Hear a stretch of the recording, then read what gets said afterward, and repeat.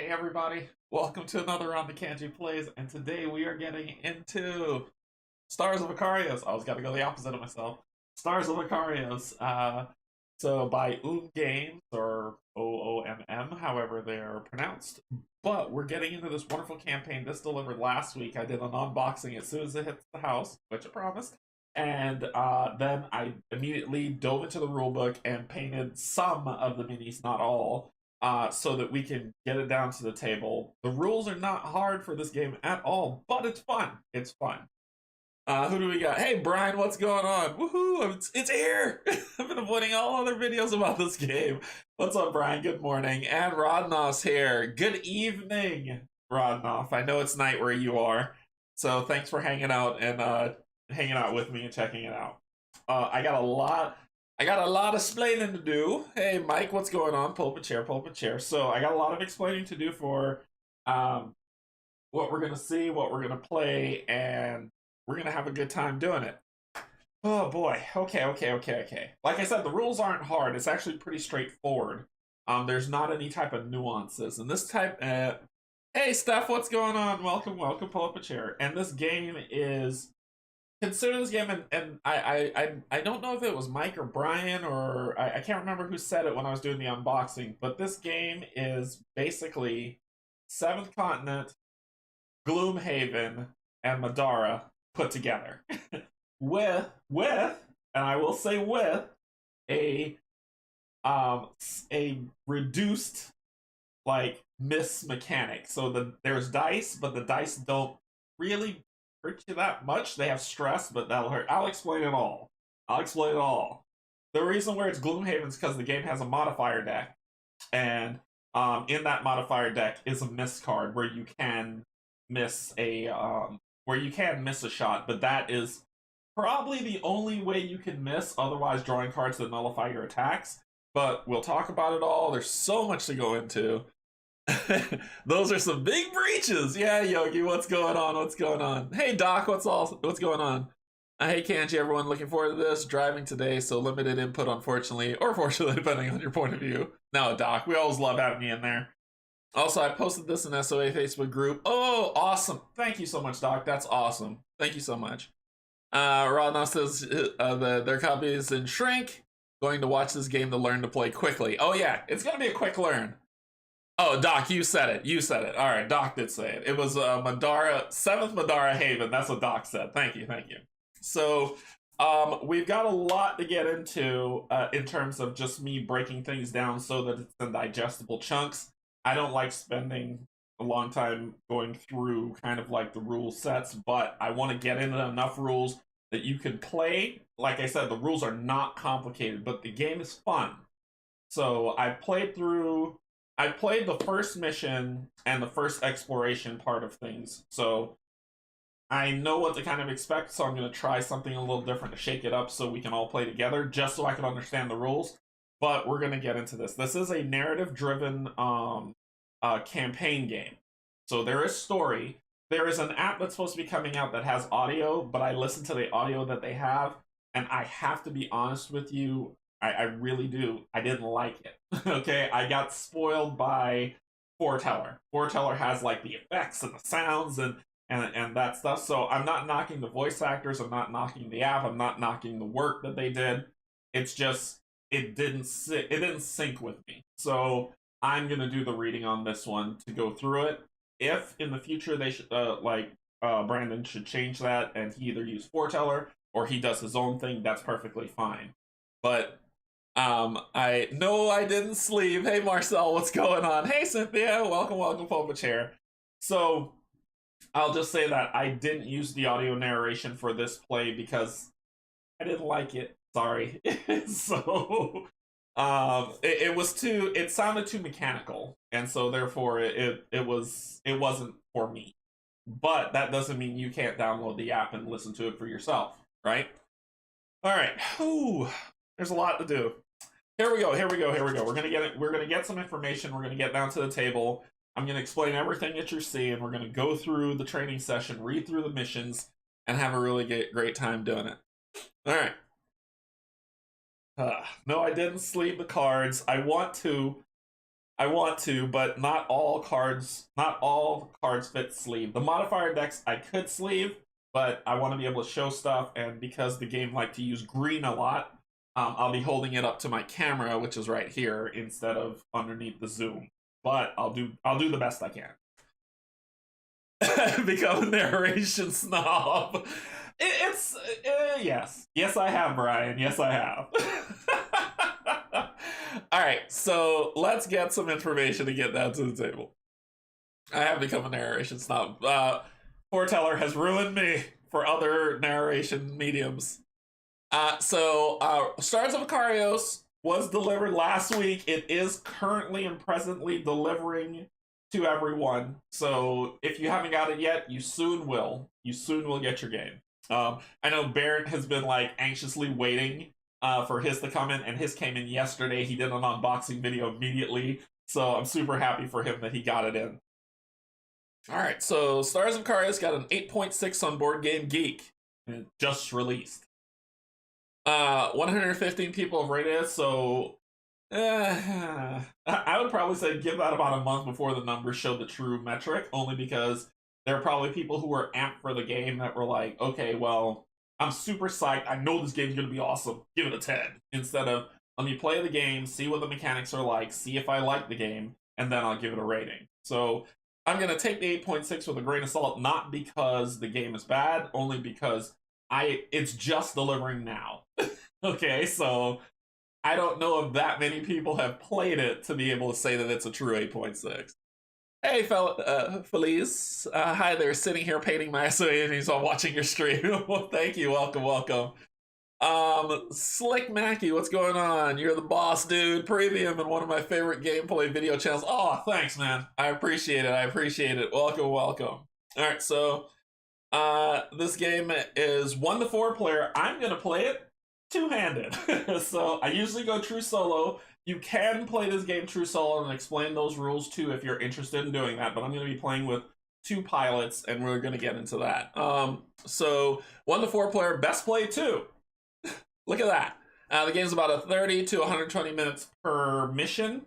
I think that's about fair. That's fair. Community says age 13 plus. The community hasn't given that. The weight's about a 3.0. Not really. This, I mean, like, when we talk about 3s, I've been noticing the bar being set for complexity, and I've seen, like, games that are really complex getting, like, 3.8s and 3.7. So to me now, 3.0 becomes that medium of complexity where it's that level of difficulty that's really up there. I think from a strategy side of things, I would agree to that, but for complexity when we're talking about rules, not really. It is straightforward as all I get all, and it's fantastic. So, yes, Doc. The intro has been done many times. Do you plan on streaming the campaign? Yes, I am. I played through the intro. I enjoyed it, but the thing is, for people, I know a lot of people online have seen others grab it, play it, go through the intro, go through the tutorial, go through those sets, and for me, I don't care. I guess that's the best way to put it. I want to do this explanation of how things go, and the best way to do it is in the intro set instead of having others just kind of be like, okay, I'm on mission 1. Let me explain 10 billion things on top of what the full thing is. We're going to go through the tutorial set so people can understand the mechanics of the game. So if it's been done to death, hey, hands down, enjoy. I don't care. I'm going to go through that stuff. So it's all good with me. There are dice, Brian, but there are no fail dice. Haha, there are no fail dice. So automatically this game was a win for me. So it ought to be good. Let's see. Brandon McCaskill created this wonderful game, and Jonathan as well. The artists aren't listed, but the artwork on here is beautiful. I think it's great. Publisher Games, and there's a lot of really cool stuff to get through. Okay, I will be playing through the campaign. As far as, like, so far from what I played, I've liked this game, so I plan to probably play through the next thing Tuesday, to be honest. So we'll see how this goes. But y'all want to see stuff. Y'all want me to get down to the table. You want me to show you all the bling, and let's do it. All right. Oh, I have to do this. Before we begin, I want to say thank you to my Patreons, thank you to my YouTube subscribers, and if you are neither, and you are either A, just found me, B, trying to, on the fence, or C, you're like, yeah, I'm not subscribing to you, but I'll watch you play. Welcome. You don't have to if you don't want to. Pull up a chair, let's just have some fun and get into this stuff. So this is gonna be good. How does this rate for you so far versus other campaign narrative driven games?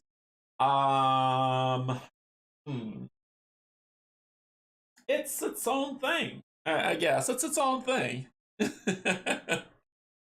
Here's where we find out that Canje can fail with no fail dice. So I painted the miniatures, as you can see, that's on here, and this is going to be the first mission. But we'll get into I'll read out what's going on, so you're not just in space and finding out. And we've got our system deck here. I haven't flipped that over, like I said. I've just done base setup, but I need to explain things so y'all understand what you're seeing. Okay? Duh, this is the Hex battle mat, so no surprise there. And there's some enemy sets. We have our ship, the Sparrow, and we have our heroes that are here. You get a log with them, which I put. You get kind of a log with them, and this is their upgrade sheet that you can have, right? Oh, that's why. I'm an idiot. And this is the box of many cards. This is the heaviest part of the whole game. Alright, so pop these out, and I will show you our sheets. So we've got our character Starla, who she gets a call sign. She's part of a squad name, so you give her a call sign that she's going to go by. She has a squad name, and then they have this trauma collection. That's not good. When you collect trauma, it makes you add cards to your deck that are not fun. Not fun at all. Trauma cards are tough. Trauma cards are these cards here that get shuffled in, and basically what you do is when you add these, when you get them, you flip them over and you do what they say, right? So these are bad effects that are happening to you. Just listened to the first mission audio and found nothing particularly off about it. Kind of like Portal Halo female voice narrative. Marcel, if it's for you, it is. Like I said, I'm not knocking the voiceover work. I'm not knocking the app. I'm not knocking any of that stuff. I'm just saying it wasn't for me. I have been spoiled by Foreteller, so it just wasn't for me. So if it's for you, it is. It go for it. It is its own thing. A very valid opinion. Thanks, sir. I will explain, and you'll see how this stuff works out. So there's trauma that you can get. So whenever you suffer trauma, and I'll explain how that works, you have to draw trauma cards. If you have one of those trauma blocks block in when you suffer trauma, you'll draw 2. If you have 2 of those block in, you'll draw 3. And if you have 3 block in, every time you have to draw trauma, you'll draw 4 and deal with the trauma that goes on for each card. So the more trauma you get, the more problems come to you. You have ship upgrade, your ship name that you'll put here, which is the type of ship that you have.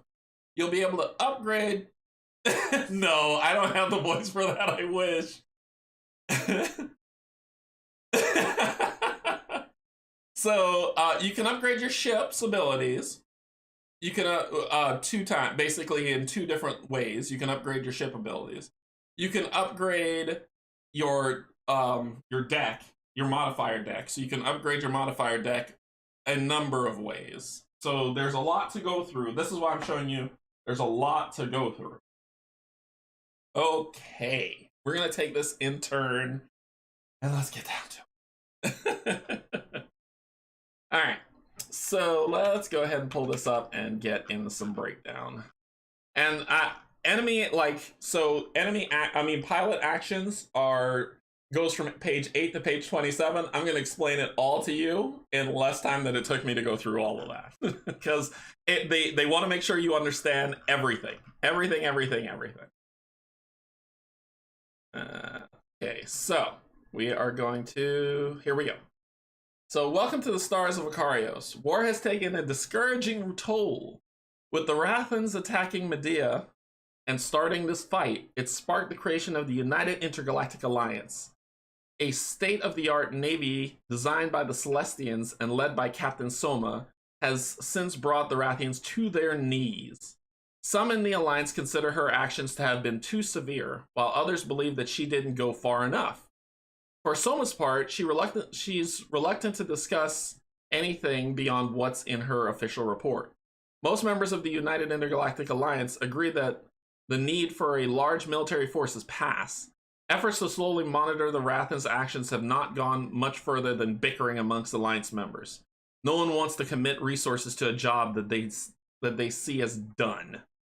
The planet Medea has been center stage in this conflict, and the Medeans have been key figures in the Alliance since the beginning. A fragile Congress of United Intergalactic Alliance meets now to discuss how necessary their military presence is going forward. Many Congress members believe the time has come to focus on their own species' interests. The isolationist Celestians are chief among these, while even reliable members such as the Yours, who helped found the Alliance, are beginning to rethink their role. Captain Soma has been a vital member of the Alliance and a senior military figure with the Akarios Institute. She preaches vigilance and remains convinced that the threat is not over. Her celebrity is a source of embarrassment despite its use as a tremendous recruiting tool for the training school. The outcome of the most recent Congress has not been reported as you enter your first briefing. You're not a graduate yet. Depending on who you'd ask, some suggest that you're not ready for live training flights. You know different. Soon, you'll get your chance to prove it. What is happening? What is happening? I have a face for radio. So then it says, okay, learn to play, which we go into our first training mission. And our first training mission, we've got our objective, and our objective says eliminate all enemy ships before they destroy the satellite. So we have our mission and what we do. So we have this story, and this is where, like, when I hit play, like I said, if you like the narration, it is not bad. It's just not for me. Okay. So the briefing room is full of chatter amongst the various cliques present. It's an uncomfortable mix of experienced pilots and trainees and a blend of the different species of the United Intergalactic Alliance. While you scan the room, you recognize a friendly face, a Medellian named Soul. He nods to you with his familiar grin. Welcome to the big time. Don't mess this up or I won't get to see you looking this uncomfortable at the next briefing. There are smiles all around at the gentle ribbing. Someone congratulates him on his promotion to lieutenant when you're cut off. Captain Soma's entrance is dramatic or loud, but her presence brings an end to chatter in the room. Attention, snaps Captain Soma in her stern Celestian accent. She has no patience for anything less than complete attention. The younger pilots have only ever seen her on news clips. The iron command in Soma's voice stops them cold. When your CO is present, idle chatter ends. Perhaps some of you require more time in training. She looks pointedly at the recruits who had failed to notice her arrival, and they sink down in their chairs. Not paying attention here and now will cost you out there, and not just you. It could be the cost of lives of others in this room. She doesn't have to single anyone out this time. I expect conduct that is appropriate of a graduate going forward. You know what it means to be an Akarios Institute graduate, don't you? Yes, Commander, the room replies as one. The best of the best. Oh, really? Soma comments as she turns to the board. The best of the best of the best, sir. With honors, anyway. The slightest hint of a smile at the corner of her mouth. Today, we will introduce students to live flight tests. You will be doing simulations typical for established pilots. Assessments will be done by the senior pilots in the room, who will monitor from Medea. As with all of your tests, you will be reviewed on technical knowledge, problem-solving abilities, and strategic acumen. Soma continues, her tone now a soft touch. A touch softer. Soft toucher. Oh my god. A touch softer. This is a different type of stream. You will have to work together without the assistance of a superior officer. I will be in orbit with a small crew aboard the Sparrow. We will be there to pick you up in case of an emergency. There is a collective intake of breath from around the room. To be monitored by an officer is one thing, but to be assessed by Captain Soma herself is something else entirely. If there are no further questions, you all have your flight times. First group, proceed to the loading hangar and get ready for takeoff. Your flight group is headed towards a crewed station that is to be Destination A for training when some hostile units show themselves on the radar. A rattle voice is heard over the radio. Is this part of the simulation, or are these real enemy ships? The Ronin are known to refit any ship that they can get their hands on, however. These are the models of the richest guilds. These are the models that the richest guilds have made for themselves. The richest and most cutthroat. Immediately, Soul reaches out. Pilots, this is not a test. This is the real thing. It looks as though someone has hired Ronin mercenaries to attack one of our satellites. We don't have time to scramble fighters, so it's up to you. Captain Soma continues in her steady tone. Don't worry, you're not alone. Rendezvous with the Sparrow at these coordinates. Stay close so that we can support you. Let's play it safe, cadets. And so we begin. So our objective, eliminate all enemy ships before they destroy the satellite. And then we have some special rules for this scenario. Enemies are disadvantaged when they attack pilots within 4 range of the Sparrow. So as long as we stay close to the Sparrow, they will attack with disadvantage. The Sparrow does not act and cannot be targeted. So where the Sparrow is where it stays. The satellite has 10 hull, which is basically health. So 10 hull. Hull is health. When you lose hull and your hull goes to 0, you have a hull breach and then you're dead. So 10 hull per player. So that means that we're playing 2 players, so it has 20 health. Okay? And let me actually get a D20. That is a perfect way to keep track of its health. And we'll get something that you all can see. So we'll use that as a D20. Okay, so it has 20 health. I'll put that right on there. Okay, and enemies can target the satellite. So this is where we begin. The next page shows you what you've seen below, and if we fail, if we win, what happened. So let us get down to business. Let's get down to business. So it's the Koibashi Maru. I know, right? They used it to replace the champagne bottles. All right, so this is where we're starting. I put a 20 health die on a D20 on here, saying that this has 20 health, 10 per player. So 20 health where it goes. The Sparrow, which is right here, which is the main ship. And let's talk about the Sparrow, because we got to go through everything. My hands are going to shake a lot, so sorry, my hands shake. All right, so the Sparrow is your starting ship. Let's remove all this stuff out so you can see where this stuff goes. The Sparrow is the command ship. That is the big beast, the behemoth, the flagship of the Federation, the Alliance, that is on there. This is the round tracker. So as rounds go, the top line, as rounds go, every round will just keep ticking up the track. Some missions are round specific, which says that you have 5 rounds or you have 7 rounds to complete the mission. This first training mission is not. It's just the round tracker. The second row is your supply. So as the Sparrow flies through the system, and we start off in the Draconian System, I'll flip this card in a sec because I'm just going through things line by line. When we start off with 5 supply, right? So we're mid. So we start off with 5, and every single time the Sparrow has to do something, it has to spend the supply. So as we travel through the Draconian System, it's going to spend 1 supply to move and do things, right? To perform actions in the system. When you run out of supply, when there's no more supply left, you can still do things, but your crew will incur stress for doing that. And stress is bad. And when we get down to the ships, we'll talk about what stress means. Because stress causes trauma, anyway, we'll talk about it when we get there. So that is what the second is your supply. So think of it as your fuel. How much fuel the Sparrow has to move, if that keep an eye, keep your eye on the Sparrow. I love it. I love it. I do love that, and it is a sun. The third is Hull. So the Sparrow actually can take damage in different scenarios and can be destroyed.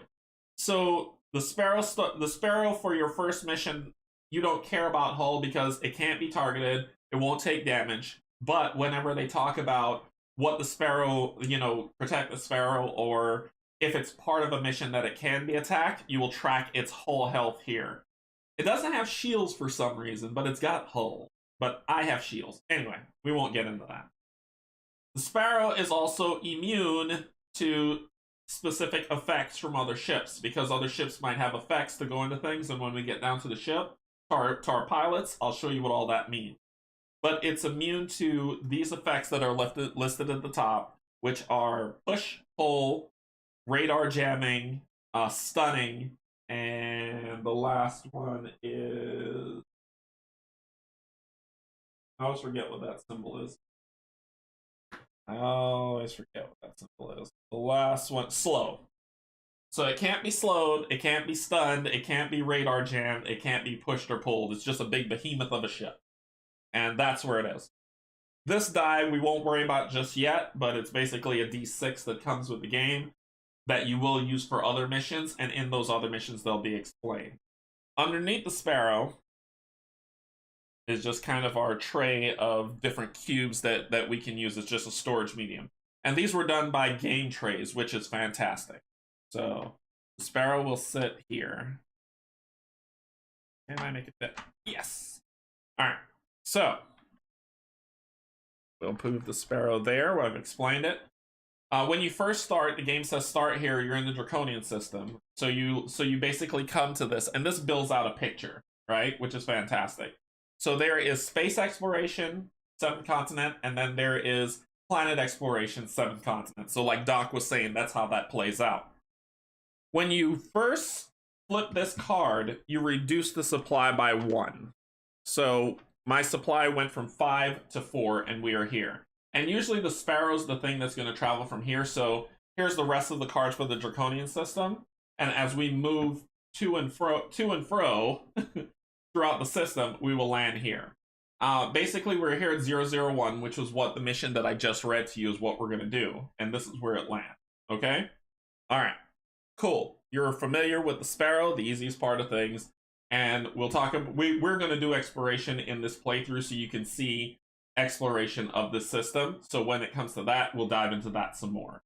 All right. Let's talk about our pilots. Each pilot... And this is what Doc was saying was the Madara feel of things, because you get to customize your pilot however you see fit. The first thing that you do is you pick a pilot. I picked Guardian and Starla as my 2, right? So these are the 2 that I'm going to go with. Starla, which is here, and Guardian, which is here. So lots of green, okay? That's why I can't show it all there. These sides that you're seeing here with all this health and all this stuff on it, these are their planet exploration sides. Because we're not starting off the mission doing that, we won't go through it, but when we get to that side of the playthrough, we're going to go through it. Oh yes, we're long playing this stuff. Flip it over. So these are what your characters look like. And you're going to place your pilots in these dual layer board pilot slots. Okay? So then it says, well, what's all this stuff for, and what does that mean? That comes in handy when you're in the ship combat mode. That comes in handy for these ships that you pick. So Starla, and you get to pick whichever ship you want. It doesn't, of the unlocked ships, let me say that.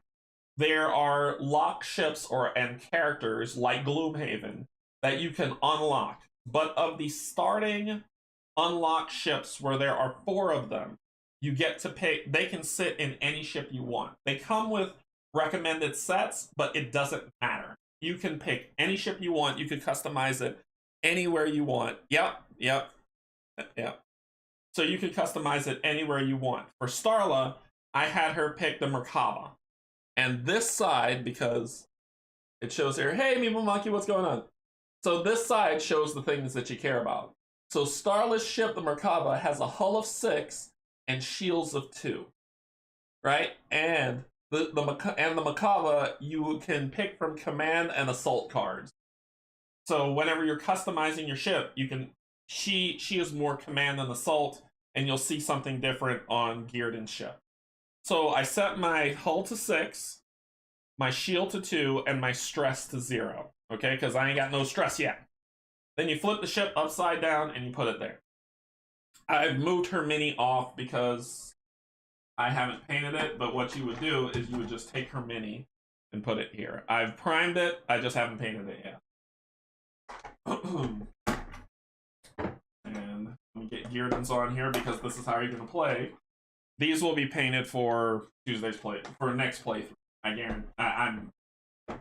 I will be doing it.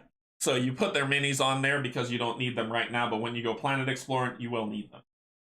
All right.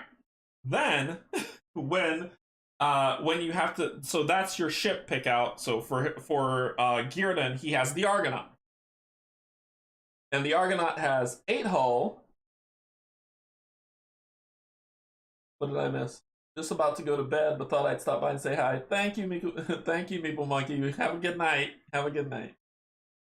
The Argonaut has 8 hull, 1 shield, and it runs from assault and heavy cards. So it's a stronger, heavier fighter, right? So 8 hull, 1 shield, and 0 stress that starts off for Geared. All right. So that is your starting loadout. You also have these basic actions that you can do, and we'll get into that. Let's go through the same loadout of what you can do. When you start the game, you get to pick from here.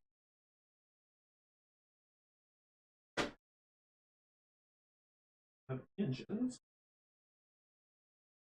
3.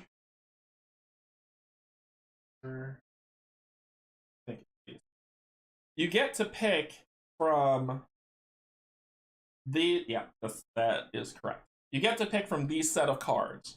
So there's 2 of each. There's 2 bank, 2 barrel roll, 2 flank, and 2 burn and flip. And on the back it says 1 to 4. So you get to pick engine upgrades from 1 to 4.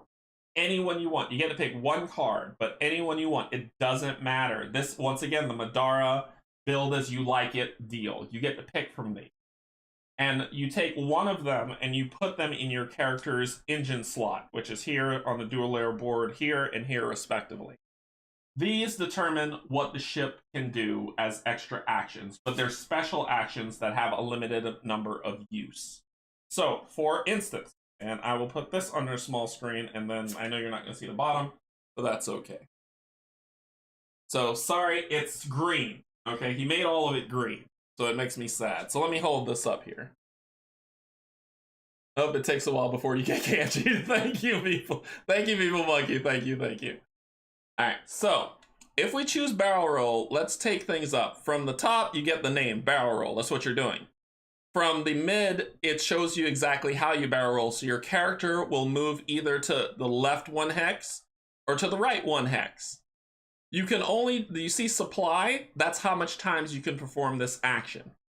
So if you commit that, you see the bottom where it has the green, that is the die you need to commit, which is a movement die to perform this action. So if I spend a movement die, if I roll a movement die, I can spend 1 to go barrel roll. It'll cost me 1 supply, because there's 3 times that I could do this. So it'll cost me 1, taking me down to 2.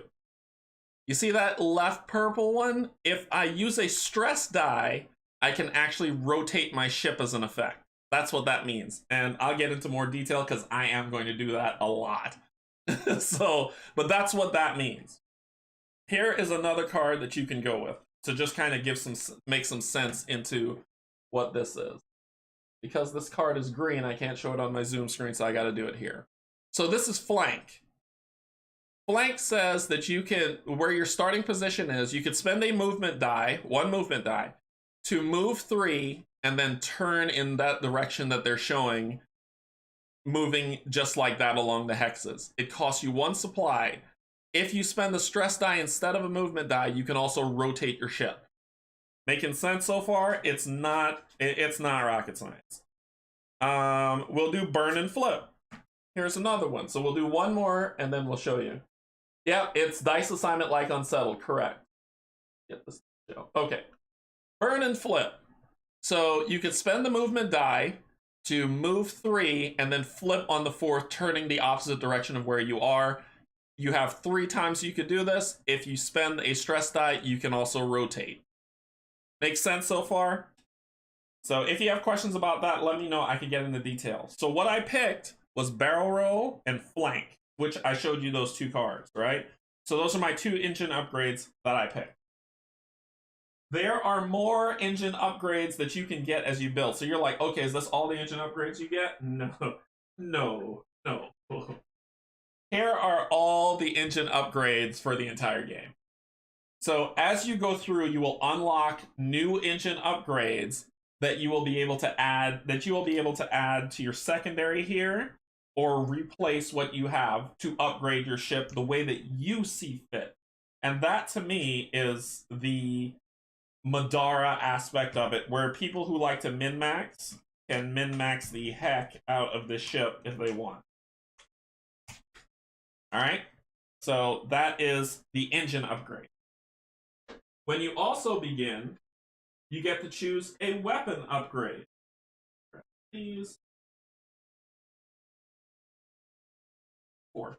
Once again, you grab cards 1 to 4, and these ones aren't. Actually, it is rocket science. It is rocket science. You're right, Brian. It is engine. Well, it's aerospace science. So you get 1 engine upgrade. So your engine upgrades give you a weapon upgrade. So engine upgrades is more for maneuverability, how you want your ship to maneuver as you build things out. Weapon upgrades is boost to your attacks. So you get the pick whichever weapon upgrade you want. And look, these are appropriately colored so I can explain. Yeah, there's key things I need to explain on this. All right, so EMP Blast. And you'll see that see-through one, which is a stun. So as an EMP Blast, if I give 1 attack die, which is this color right here, which is what you're seeing, if I commit 1, I will do 1 damage, which is the big one. And let me get my pen so I can point things out, or my pencil so I can point things out.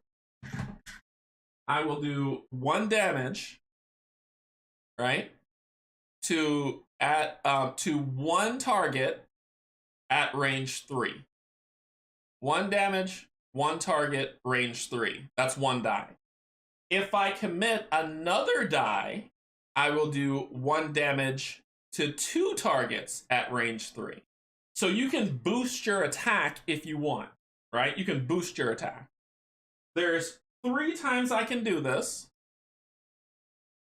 And if I'm able to hit, I stun the target. That's what that symbol is. It's just green. That's why it's see. So they used a lot of green in this game because they were like, people use green screens. Let's use green. So it stuns the target. So this just shows, okay, I'm going to EMP Blast. I commit 1 attack die. I'm going to do 1 damage to 1 target at range 3. If I commit another die, which means I'm doing 2 attack die, I will attack 1 target at, 1 damage at 2 targets at range 3. Right? And I will stun them if I'm able to hit. So that's what EMP Blast is. I want to show you these because they do some different stuff. Now, here's one that's different, and let me explain why it's different. And you're gonna see the see-through, which drives me. So, on this one, the Proton Blast, this is my ship. I'm gonna attack everything within this hex. Everything gets hit if I use Proton Blast. I have 3. Now here's how this one works. Notice that there's not a plus here, but they're conjoined. So I have to commit 1 attack die and 1 wild die, which is an attack or move. So it's a wild die. And if I do that, I will do 2 damage to 2 targets within that zone of attack. And I will radar jam them. I think that's what this is. I'll radar jam. And we'll get into what the effects are later. So, and remember, I only have 3 times I could do this. So remember the difference. One has a plus, which says I can boost the attack. This one is conjoined, which says that I have to do both these things to make this happen. Okay? Cool. So you've got these different cards for what you have. For me, I chose Long Shot, which, let me show you that one. For Starla, Long Shot, this is the one that she has, where it is, I will shoot, skip 1 hex, and then shoot these three. These 3 zones get hit. If I commit 1 die, I will do 2 damage to 1 target. If I commit another die, I'll do 3 damage to 1 target. I have 3, and it has Pierce, so it goes through shield. It shoots through shield. Your shields mean nothing when I use it. So that is Starla's ability. For what number? For Gearden, I'm using Burst Fire. This is going to be his ability. So Burst Fire, if I commit 1 die, I will do 2 damage to 2 targets within that range that you see there. I only have 2 of those. If I commit a wild die, I will do 3 damage to 2 targets. Like I said, it's not hard. That's what the approach and accessibility of this game I really like, because it's pretty straight up. So that you pick one of these, just one, and put them in the 1 slot. And once again, if you're like, oh, is that all their offer? Here are all the weapon upgrades for the game. I want to sleeve these, but I cannot because sleeve cards does not fit in the card tray. So these are the upgrades that you can pick. Okay? Then, oh no, we're not done yet. Then you pick 1 pilot ability. So your character comes with pilot abilities, and they are leveled. So pilot abilities isn't the kind of, it isn't like the weapon and the engine upgrades. They are pilot specific, and they go from levels 1 to level 4, I believe. So you grab the level 1 one, which is here, and because they're green, I can't show them on the Zoom screen. And you find the character's name, so Gearden is here, pilot ability level 1, and then you flip it over and it says Resolve. So this is his starting ability. So as Resolve, if your attack deals 0 damage, then reduce your stress by 1. All right, and there's no supply to it. You use it as much every single time you miss, it happens.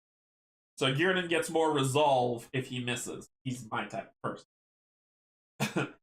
For Starla's pilot ability, if I could get it to zoom, come on, there we go. For Starla's pilot ability, she has self-sacrifice. So she can do this twice. So she gets these 2 symbols, which means basically give advantage to 2 targets at range 3. You have to commit a wild die, and you're able to do this ability, which will give advantage to my. It's basically a commander type thing. So give advantage to 2 targets at range 3 by committing that die. And the effect, if I do that, my hull goes down by 1. I lose 1 hull to do this, a self-sacrifice. So it's like, go get him! I'm gonna take the bullet for you! And that gives Gearden the pumped energy to do advantage, but she loses 1 hull. Okay? Alright. We went through the build out. So you're like, okay, well, is that all you can do? What happens if I don't roll enough to do this or this or this ability, my host? No. You have 1, 2, 3, 4, 5 basic actions that you can do. And I am going to hold Starla up. My hand is so going to shake on this, so I apologize for people who get frustrated by that happening to me. And let's make this focus. So here are your basic actions. You can rotate your ship 2 hexes. It's bolster. Sorry, it's bolster. Thank you, Felice. Thank you. So it's bolster. Sorry, I don't have all the terminology down yet, but it is bolster. Thank you.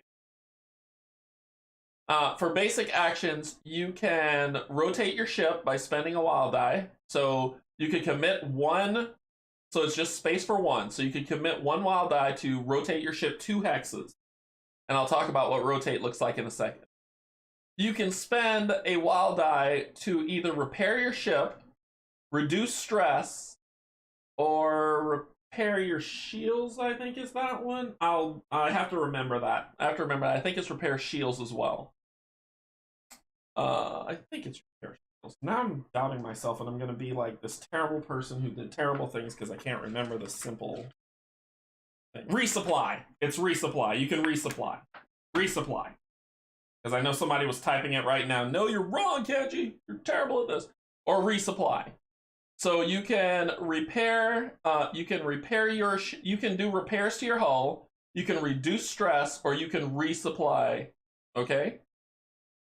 Yes. Well, it's no. It's not an and. It's an or, I believe. So you will do this as you commit die. So basically, let's go back to here. Because when I went through this, am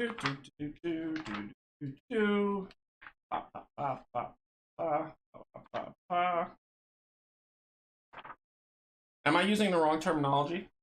So it says the basic repair action allows you to repair a 2 hull, reduce 2 stress, and resupply 2 by assigning any 3 action dice to it. So do not increase stress when using stress action die to basic repair.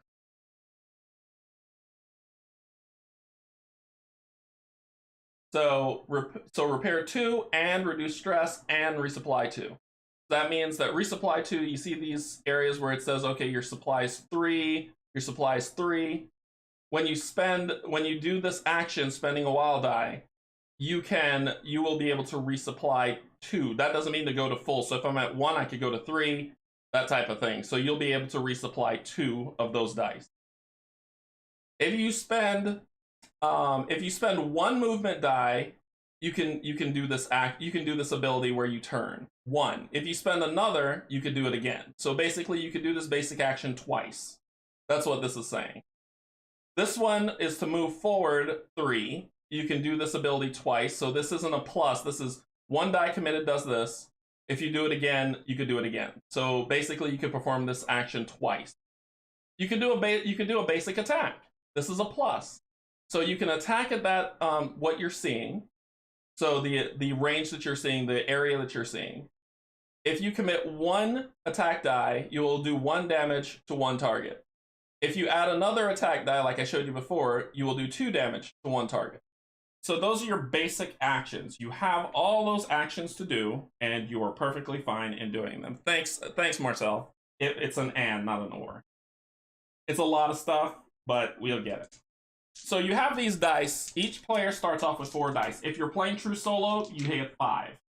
So if you're saying, okay, I'm only taking 1 pilot out, I don't care about anything else, you get 5 die. But if you're doing 2 or more, every player gets 4 dice. All right, that's the only difference in with solo versus multiplayer.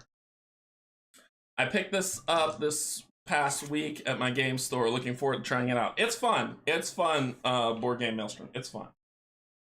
All right, so we've done a lot. I've gone through everything. You set your supply for how much you have where necessary. Your character is here. We're on the board. And we have to deal with what's going on. Every character, so let me run through this. Everybody gets a modifier deck. The enemy gets a modifier deck. Each character gets a modifier deck. And these modifier decks have the Gloomhaven typical. This is where the Gloomhaven part that Doc's talking about comes in. There is a crit, a straight up miss, so those are always there, and they have the reshuffle symbol. So if you look here on the miss, when you draw the miss on your next, you would reshuffle. So that's a reshuffle symbol. Okay? If you draw a crit, you would reshuffle, just like Gloomhaven. So there's zeros, negative ones, plus ones, there's a +2, there's a -2 somewhere in here, it's probably at the top. Oh, yep, there it is, at the top. So when you get in, you shuffle each character's modifier deck. And then I'll get onto the enemy, and we'll talk about what the enemies look like, because even they come with dual layer boards. And when we get into combat, we'll run through all of it, because we're ready to start. And when I suffer stress, I'll explain stress. Alright, so you shuffle, give this a good shuffle. Give this a good shuffle. Let's talk about stress while I'm shuffling. Is this making sense to everybody? Like, if there are any questions you have about the game, let me know. There are slight things that I may be like, but the book is there. But I think I've played, like I said, I played through this scenario, fixed any errors that I had, and it should be fixed. So if you have any questions, ask them now. All right, let's talk about stress while we're going through there. I said so stress is something that your character incurs that basically is the stress of battle is getting to you. And you start off at 0 and you go all the way to 10. When it hits 10, you take a trauma. All right, so if for any reason I suffer 10 stress, I will then take this 10, move it back down to 0, and grab a trauma card. And I will suffer whatever trauma ailment is coming of me. Yeah, no problem, no problem. I'm very interested in this game. I just have so many games I need to I have that need more plays. That's how it always is. That's how it always is, Mike. So, so you're like, okay, well, all I have to do is suffer 10 stress, and that seems fine. I won't run into any issues. Who cares if I suffer 10 stress? That's 10. I could commit so many dice. I've got my reduction of stress from doing a basic action. I don't have to worry about anything. You are incorrect, sir. You are incorrect, sir. Sir/madam. You are incorrect. So, when you suffer stress, there are plateaus where bad things start happening to you as stress builds to your trauma state. For instance, when you suffer 3 stress, you will add a miss modifier card to your modifier deck. 1. So automatically, you're gonna have the higher potential to miss an attack. When you suffer 5 stress and you haven't reduced it, you add another miss card to your modifier deck. So you're like, okay, well, now I have 3 miss cards in my modifier deck. Think of these as the curse cards in Gloomhaven. That's what these are. Once they come out, once they appear, they're removed out of your modifier deck, but they get shuffled in. These are like curse cards. Okay? When you are bolstered, and this is where Philly's corrected me, and I want to thank you for doing that. Keep me honest. When you are bolstered, you add crit cards. It's like bless. Bolster is basically blessing your characters. And so you will add this to your modifier deck and shuffle it. So that's what bolster is. So I said advantage. I was wrong. It's bolster. Wait. So does this mean that Canje is always at 7 or 10 stress? I know, Marcel. It is. So when you bolster, you add it's basically Gloomhaven's Bless. You add a crit card to your deck and shuffle. When you suffer 7 stress, you get what's called triggered. And I got it, sorry. When we go to triggered, I want to read precisely what triggered says, so that I don't mess up the wording. So, the triggered step says, when a player is triggered, perform the following steps. 1. Draw trauma cards equal to the trauma level marked on the pilot progression sheet +1. Remember I was telling you at the beginning, if you get a permanent trauma, then every single time you become triggered, you have to draw a trauma card plus the amount of permanent trauma you have. So 2 trauma cards if you have one permanent trauma. Because we're starting off, so as soon as we hit level 7, we will draw a trauma card. If the trauma deck is empty, shuffle it. If able, perform the action described on the trauma cards immediately. Players may be told to wait until the next pilot phase to resolve the trauma card, so different trauma, different abilities, and then place the trauma card in the discard pile. So as soon as we hit 7, we suffer a trauma because we become triggered. When we hit 10 stress, we are triggered, and then we reduce the stress to 0. And that is what stress does to you. So, miss card, trauma card. That's what that is. Soon, Steve. Soon. Hey, Steve, what's going on? Can't wait until I get my coffee. What's going on? All right, so does that make sense? So suffering stress and you thinking, oh, I could just take 10 stress, no biggie. No, it's a biggie. Because as soon as you suffer 3 stress, you basically shuffle a miss card into a stress miss card into your modifier deck. Okay, we've talked about the hero. That's everything to do with the hero. Once we get into playing, we'll see. I'm doing this explanation just to break down the essentials, because once we go through the first round slow, I'm going to start picking stuff up, and you'll start seeing it going a lot faster. The enemy. So with the enemy cards, they are Ronin Scouts.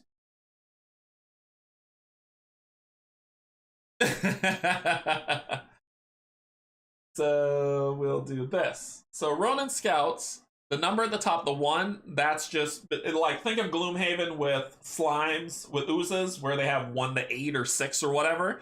This is just the first 1. This is their normal side. They have 6 hulls, 0 shields, and when they attack you, they attack for 2+ modifier. Just like Gloomhaven, right? Very Gloomhaven vibes. They have an elite side.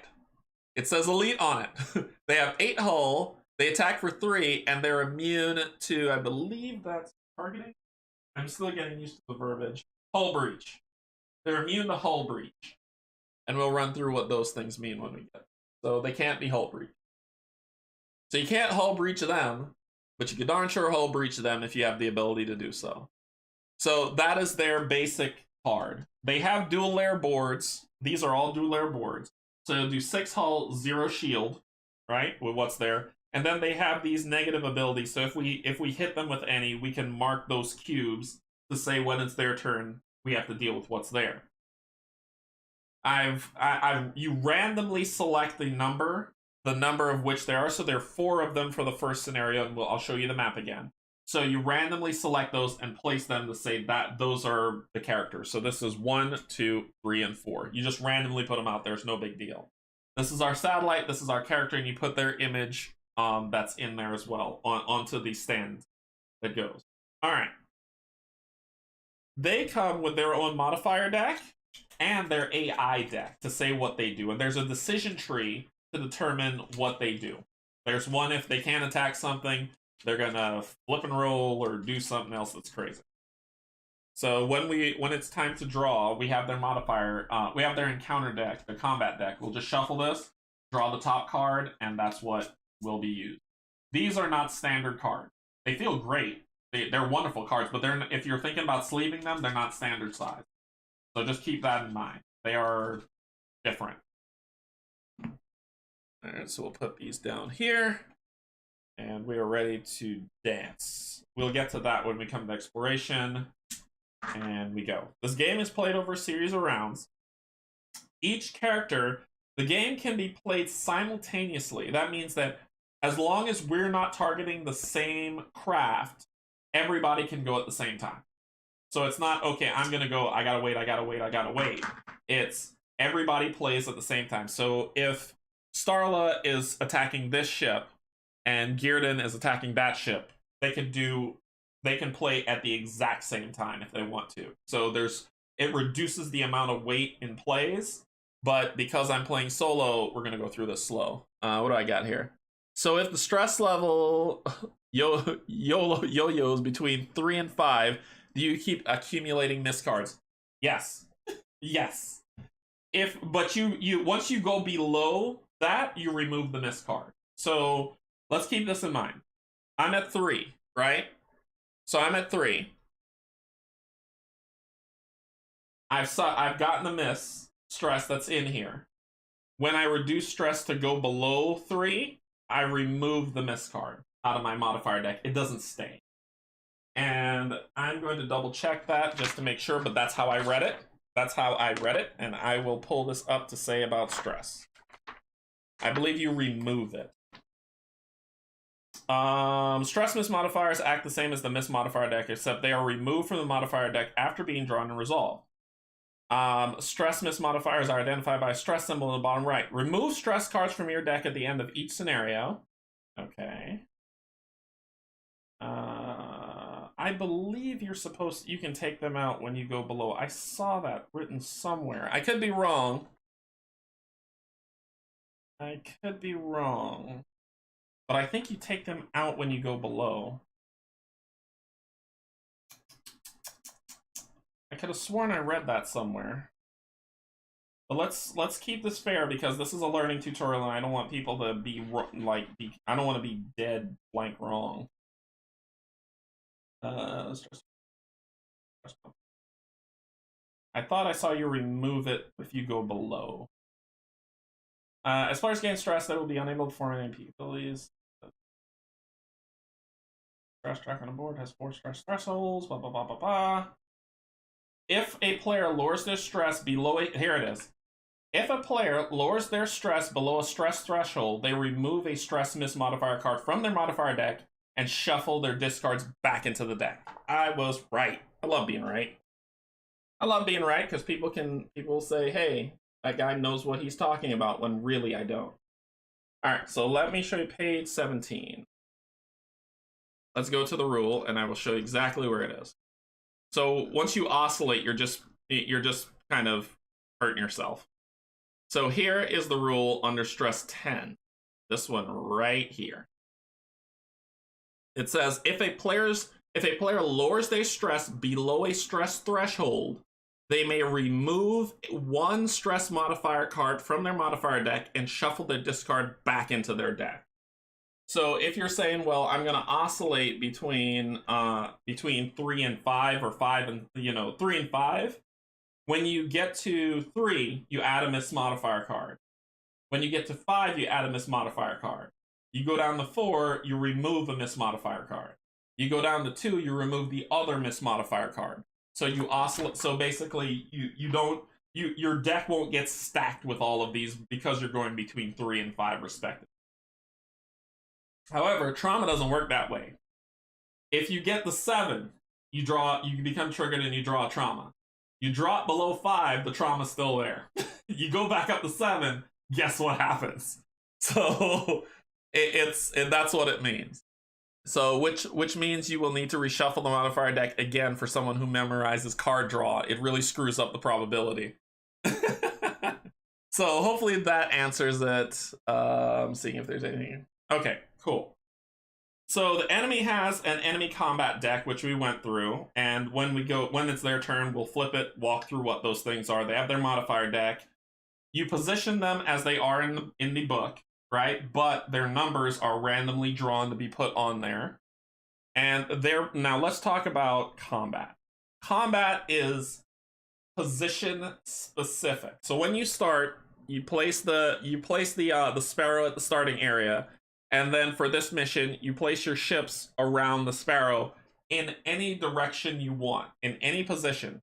I put Gearden's ship to face this way, and I put Starla's ship to face this way. Okay, and on the holder, the standee holder, there is an arrow that shows direction. I can show her. So let's get this to focus. Okay. Focus on my hand. One day it will focus on my hand. There we go. So you see her image at the bottom here. You see that arrow? So that's the forward position of my ship. Okay? So positioning is everything. I guess as the game goes on, pilots will have abilities to modify stress effects. You will be able to customize your character however you see fit. However you see fit. There's lots of variability in that. All right, so the reason why I say positioning is important. You don't have rear guns to start, so you can't shoot behind you. So you can only shoot in front of you, okay? So if you're like, well, I'm just going to put my character here and shoot at this guy, but I'm facing that way, you can't do that. You have to face a target to shoot it, all right? So if I'm going to do my burst fire ability, it's going to be in a cone in front of me. If I'm going to do my long shot ability, it's going to be a straight shot in front of me. So if my character is here and facing north, I can't attack this guy. I have to turn around to face him to shoot him. So if I use the rotate ability, I can rotate my ship 2 hexes in any direction. And what 2 hexes mean is here, here, here, or here. right? So if I'm like, okay, I'm facing forward and I want to face that guy, I'll use 1 die to rotate. 1, 2. He's still not within my range of attack to be able to do any damage to him, so I can't hit him. And I can only do that rotate basic action 1 time. However, I have barrel roll effects and flank effects that I can use to help myself rotate even more by using stress die, right? So for the flank effect, right? If I'm this character, for the flank effect, I'm going to do a move die, and I can do, well, I also have more basic move abilities. So let's say I move this move here. It'll say, okay, I'll move 1 here and then turn here. And that's where I'm facing. So positioning is everything. You have to make, so the tactical part of this game, the tactical combat is you have to face the target to hit it. They have to face you to hit you. Also, and this is where my brain got confused between bolster and advantage. You gain advantage if you are behind the target. So if Starla's ship is here, yep, that's perfect positioning, and she is right behind that target, Starla can perform long shot or her basic action attack, and she'll do it with advantage, which means she gets to draw 2 modifier cards and take the highest. You played Gloomhaven, you see how that works. So it's basically that. So if you're behind the ship, you get advantage. If the ship's behind you, they get advantage. So this is where the space simulation of tactical combat is important. Very, very important. Does that make sense? Are there any questions on that? So, but when you start off, you can position your ship, turn it any way that you want. If I want to start and be like this, I could do that if I want. Why should you want to? But you don't. So my plan is to start like this and have Gearden start facing that way. All right? All right. Let's get into the game. I've gone through everything in terms of setup. These are obstacles. So think of them, those are asteroid fields. If you enter into them, you suffer 1 damage. You cannot shoot through them, but you can shoot into them. So, another example. If ship number 1 is in this field, right? If they start off in that field, I can shoot into that field to hit them. If I'm attacking ship number 4, I cannot attack them. I can't shoot through the asteroid field. So I can't shoot from here through the asteroid field to hit 4. But if the ship is in the field, I can shoot in the field to hit them. If my ship or an enemy ship moves into an asteroid field, we suffer 1 damage. Shield or hull. Whichever. Shields go first, and then hull goes. So however you want to do it. But the enemy can shoot me in here, but if I'm here, that enemy cannot shoot me either. So obstacles matter. All right? I must leave now. We'll catch the gameplay later. Good luck. Have a wonderful day. Good luck, Brian. Thanks for joining. All right. Okay, so let's get started. I wanted to do this explanation because it's important so you understand what I'm doing and making sure the rules are not hard. All right, so let's get going. So everybody rolls their dice together, right? So I'm going to roll Gearden's dice first. He got a wild, an attack, a move, and a stress die. Does that mean he gains stress? No. You only gain stress when should you use the stress die. And let's go with Starla. Starla got a move, and 2 stress die. And stress die are considered wild die. They're wild. That's why I said the no-fail die. They are wild, but you just get a stress if you use them. So now we begin. Any player order, it doesn't matter. I could start with Gearden for round 1 and then Starla for round 2. It doesn't matter. And like I said, if you're not attacking the same target, everybody goes at the same time. Players always go first. All right, so for Gearden,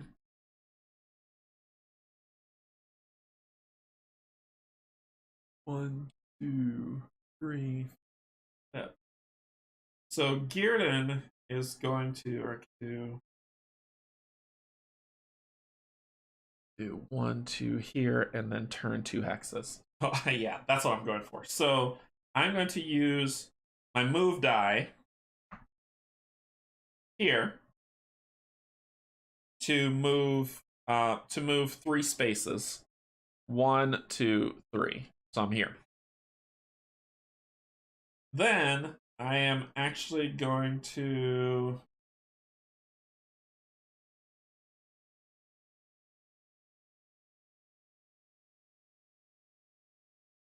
oh, sorry, did I miss a question? In fact, I just checked and some pilot skill trees show an ability to lower stress. If you're in the asteroid field, can you shoot someone outside of it? No, you can't. If you are in the asteroid field, can you shoot someone outside of it? Yes, if you're in it, you can shoot out. If you're out of it, you can shoot in. You just can't shoot through. All right, so I move there.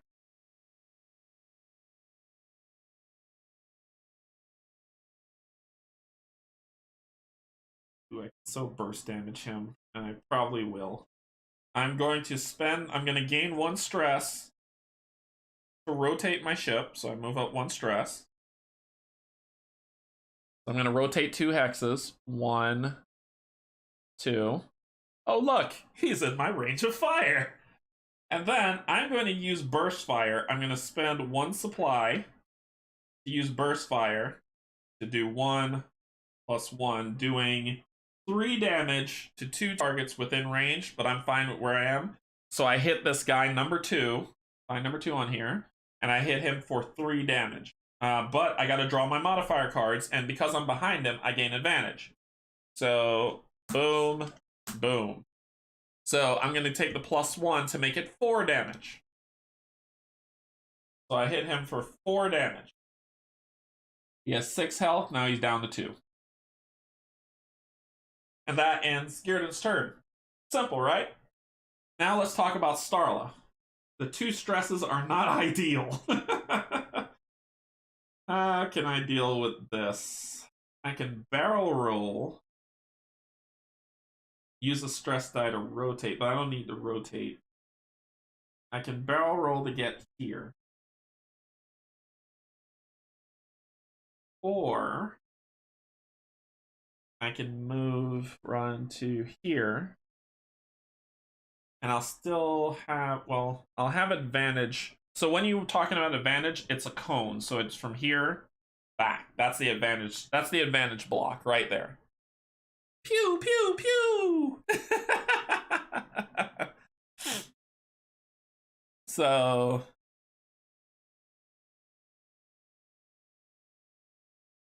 all right, so let's see. What am I going to do for you? Those 2 stresses were unfortunate, and I want to use them for attacks. But I need to get behind you. I can barrel roll here, move 3 here, and I'll be in the cone to shoot him with advantage. This guy can get advantage on me, though. So here's the tactical part. When this comes, it's enemy's turn, if I pull a specific action card, he could get advantage on me and, like, beat the brakes off me, and it would hurt. So I gotta be careful. I think I'm gonna go after this guy. I won't get advantage, but at least he won't surprise attack me. So I can rotate here, move here, and then just shoot him. Or I can take here, so I'd be facing this direction. He's still not in my line of fire. Well, he could be, right? Here. I shoot 3, 1, 2, 3, 1, 2, 1, 2. So, nope, he is not in my line of fire. I could, like I said, I could barrel roll.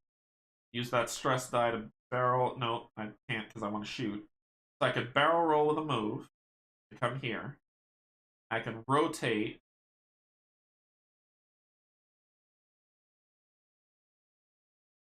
That is not ideal. This guy is gonna like punish me if I go after this guy. Beat the brakes off him, Canje! The stress die hurt my plan. They hurt my plan bad. But let's do what we came here to do.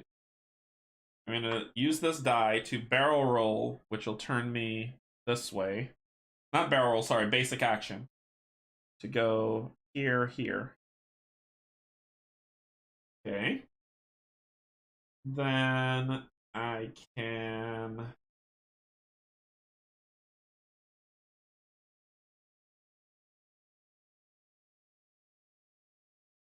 I'll use another movement die to barrel roll here, using one supply.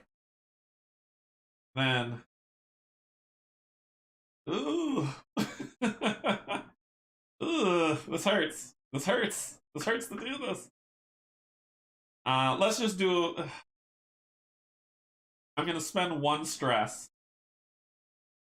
We could do one attack or two. Let's do two. So I'll spend one stress going up by one. You do not have to spend the die if you don't want to. And yes, I can re-roll for cost of stress, but I don't want to do that. And I will shoot him with this, which is enough space to hit him. It's not with advantage, so I draw one modifier card. So it's 2 minus 1, 1. So number 3 goes down. Hey, where'd that thing go? Where'd that go? Did I lose that? There it is. So you go to 5.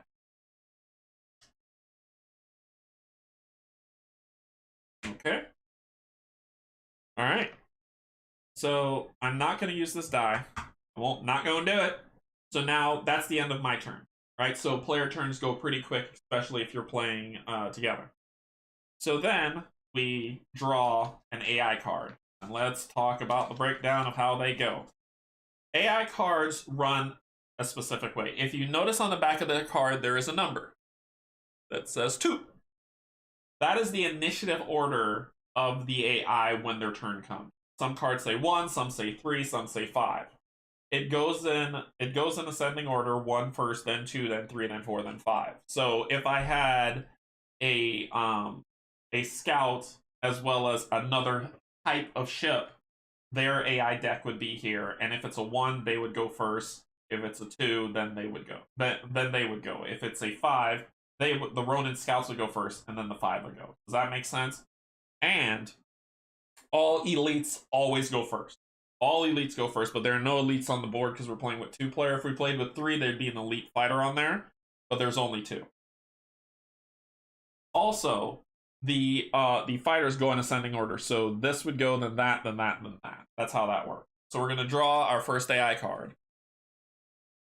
And they love to use green, so I can't put it under my zoom screen or else you won't be able to see anything. All right, so this is their move action. So if it says to move, this is what they're going to do. If it says to attack, this is what they're going to do. Here is their decision tree. So they're going to each do the same thing. They're going to rotate to the nearest target, and that's the character with the highest hull. They're going to attack. Were they able to attack? Yes, then they'll move. Were they able to attack? No. They'll move, rotate, and then attack again. So the AI is pretty straightforward. So they are going to, starting with number 1, their closest target with the most hull when they rotate is this guy for number 1, is the satellite, because they want to destroy the satellite. So he's going to rotate 2, but he just needs to rotate 1 to get to his target, and then he's going to attack. No, I didn't. I'll grab this guy. Here is my paint job. It's not great. I don't think I'm a professional. I suck at painting, so don't judge me too hard. But that is my Ronin Scout paint. I think I posted on Instagram.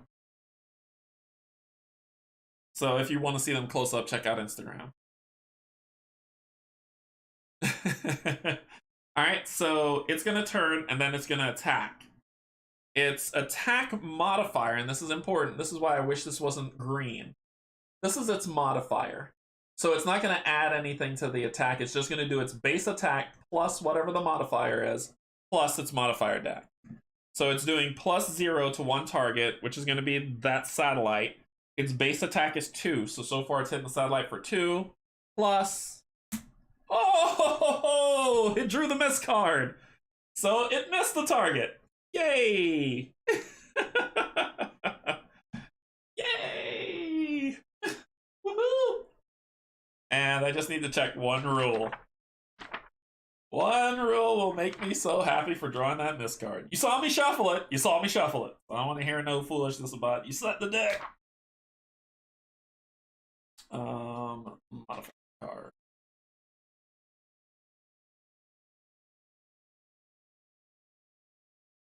Okay, so it says if a player draws a shuffle modifier card, resolve the current action's attack, then shuffle all discarded modifier cards back into the deck. Miss modifier cards cancel the entire attack, including the combat effect, and attacks can never do negative damage. Okay, so it looks fine to me. So it missed the target, and then after that's done, we shuffle it back in. It's not at the end of the round you shuffle. You just shuffle it back in because that ends its attack.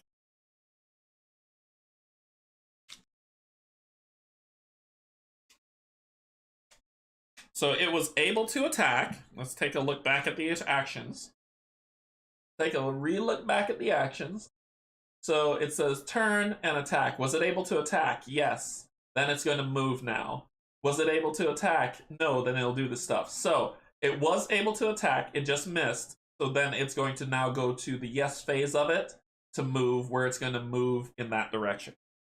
So where it's facing, it's going to move. If something interrupts movement, I think you would suffer stress, but with them, it just kind of you can move through spaces. So here's how it's different from here's how things are different from Gloomhaven. I just spurted a lot of trash at you. Let me explain what I just said. You look at this map and you're looking at it from a flat perspective, but this is space. Space is 3-dimensional. So you can move through enemy and allies because it's like you're flying under them or over them. You're not flying through the ship because it's 3-dimensional space. So when this enemy has to move, it's moving past the satellite. You'd be like, well, it can't do that because it's going to run into the satellite and die. No. What it's going to do is it's going to fly under the satellite, 1, 2, and then turn. So it's this way, 1, 2, and then it's going to move here, but it's going to turn this way. So that's its action. Next, so then we go to number 2. Number 2 is going to perform the same thing. It's going to rotate to the closest character with the highest hull. Thank you, Marcel. So the closest character with the highest hull, this is 1, 2, 3 away. He is 1 away, so it's going to rotate 2. 1, 2, which is facing down. It is within the range of fire for the Ronin Scout, because the range of Ronin fire for the Scout is 1, 2, 1, 2, 1, 2. So it can shoot him. And it's going to shoot him. It does not have advantage, so it's going to do an attack, modifier 0, and it's doing 2 damage to him. Let us shuffle this up. I want to make sure I shuffle it properly. Let's see what happens. 2 damage, -1. 1 damage is coming to him. So 2 -1 for the modifier with +0 for the enhancer. So therefore, it's just 1 damage coming to him. He has 1 shield. So his shield will get knocked down first. Not the hull, the shield. That's it. Then it was able to attack, so it's going to move. So it's going to move 1, 2, and then turn that way. They can't attack the ship, so they can't attack the Sparrow, so it doesn't matter. Then we're going to deal with number 3. It's going to do the same thing. So you see the AI, how this stuff works? I'm taking it slow so you can see a turn go through, and then I'm going to start speeding stuff up. So number 3 is it's going to rotate, but it doesn't need to. Its closest target's here, but it's not within range to do an attack. 1, 2, 1, 2, 1, 2. So it doesn't need to rotate because it sees its character. It sees its target, but it can't attack because it's not, the target is not within range. Oh, and you hit me, there's an effect. Sorry. There's an effect. There's an effect. That effect is push. You're going to push me. You're going to push me 1.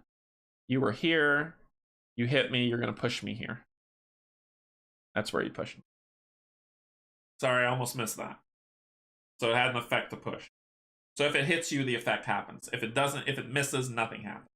If it hits you for 0, like it pulls a modifier that reduces your damage to 0, the effect still happens. So when how effects implement push or any other implementation of an effect, if it hits you for damage, the effect happens.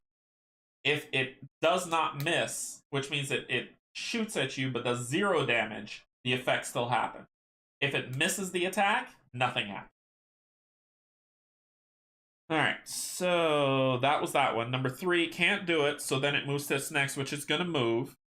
1, 2, and then it's going to rotate this way.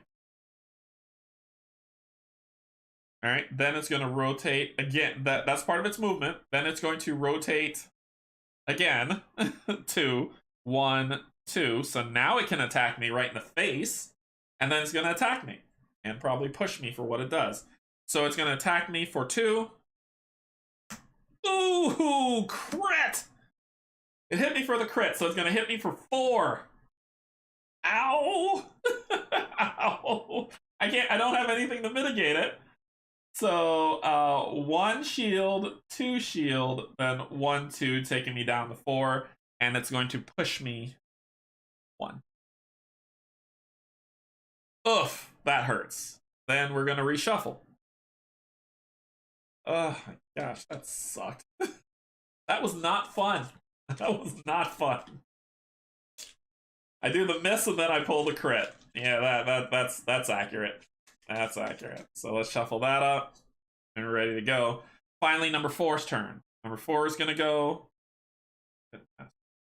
So it's going to rotate to attack something. It doesn't really need to rotate. It just has to get there. So it's going to attack. It can't, so it's going to move. Well, I'll say it'll rotate here. Nope, it has to go here. So then it's going to move 1, 2, and then turn this way. It'll then rotate. It wants to attack, hit that for sure. So 1, 2. And then it's going to try to attack, but it's not within range. So therefore it doesn't do anything. It's just setting itself up for next time. I am not doing that. We're not there yet, Marcel. I am taking my time. Yeah, I'm taking my time explaining this because if I'm like, okay, but you can nullify this damage by doing this and this type of thing, is going to confuse a lot of people. When I get to those areas where I'm like, okay, I am suffering, so I need to do that, I'll explain it. Yeah, I want to take it slow. I definitely want to take it slow. And that's the end of the round. So then we go to round 2. Yes, you can mitigate damage, like in Gloomhaven, by burning cards, you're burning abilities. But I don't want to get into that until we get to that part of where that's necessary. So we discard this enemy AI card, and now we're on to the next round, where we shuffle our dice. So we're going to roll for Gearden. What is with the stress rolling, people? Then we roll for Starla. No stress, no stress. 1 stress. I can work with this. I can work with it. All right. So let's take a look at the board and see who we want to activate first. That number 4 is bothering me because it's gonna go for the satellite next. But we know that number 2, I'm gonna have Gearden take that fool out and see what happens. I just have to hit him for 2 damage. 2 damage. I think Gearden's gonna go first.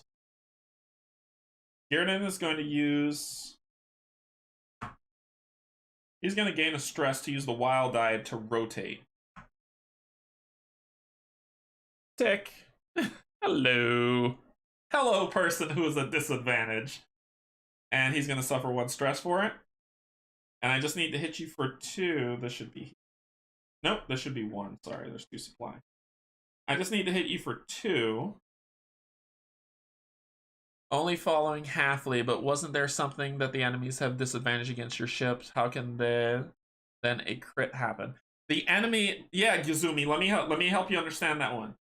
The enemy has disadvantage from your ship if you are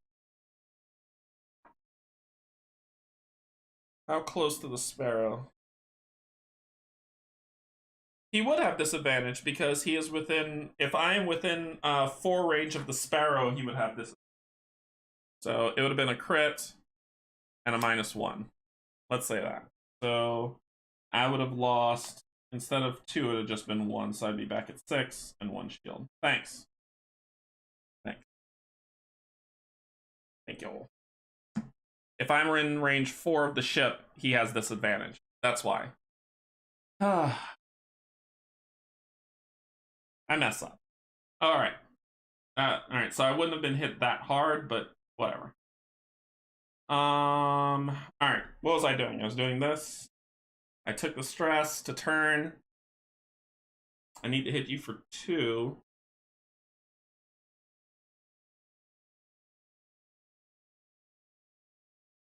I'm going to use Burst Fire one last time, using up that supply, and I'm only using 1 shot to shoot him for 2 damage. +1, 3. Is with advantage, so let's see about the crit. So it'd have been 0, but it's 3 damage, which is enough to destroy you. Number 2 is dead. It explodes in 10 billion pieces. Then I think I'm going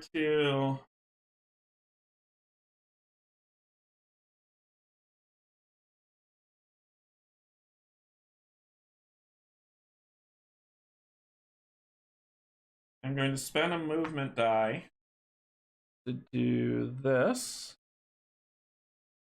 To do a basic action to turn.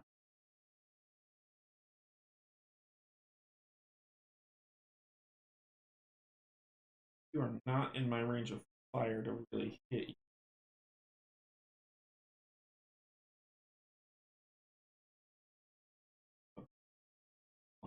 This is gone.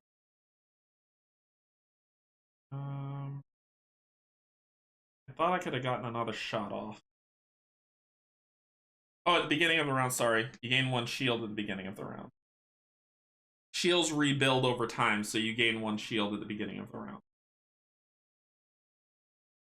It's not hard, it's just I should have just stuck with 1. Alright, so do I want to spend that stress on anything?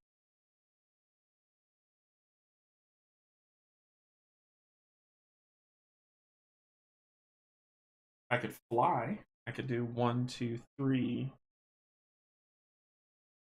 1, 2, but I would be in a bad place for number 4 to gain some advantage on me.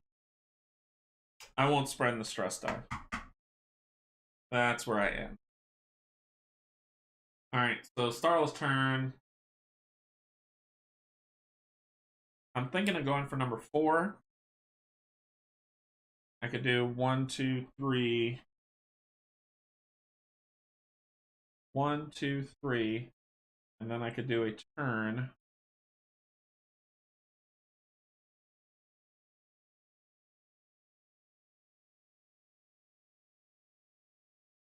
Yeah, and that turn would face this way, which should be in the cone of advantage for that. So let's do it. I'm gonna do a move to drop her and she dies. To move 1, 2, 3. I'm gonna gain a stress to rotate. Do I want to rotate? I gain a stress to bank. So it'll turn me this way. I will then do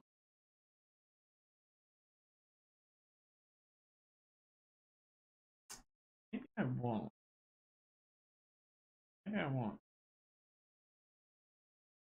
Here. 3. I won't.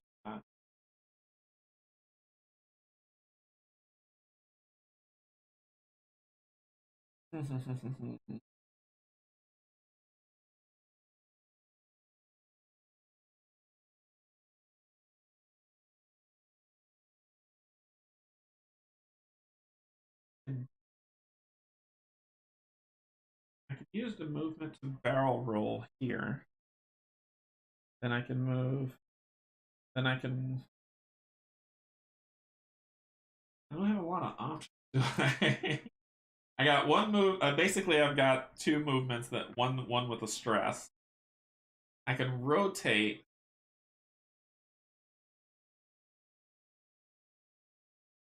Move, suffer stress.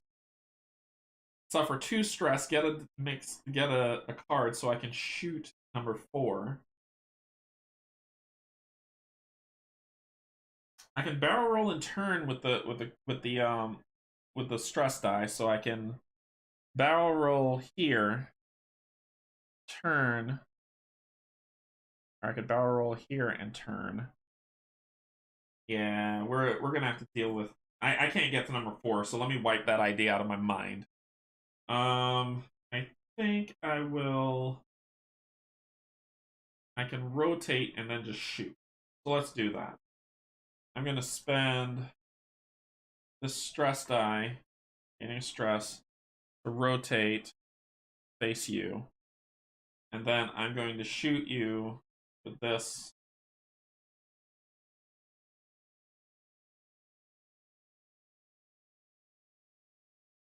You don't have any shields. Actually, let me do this and this, spending 1 supply. And I'm gonna shoot you for 3 damage. 3 damage! +1, 4. So I hit you for 4 damage, number 3. 1, 2, 3, 4. You're down to 1 health. Ugh, so close. And then I am going to do something with moving.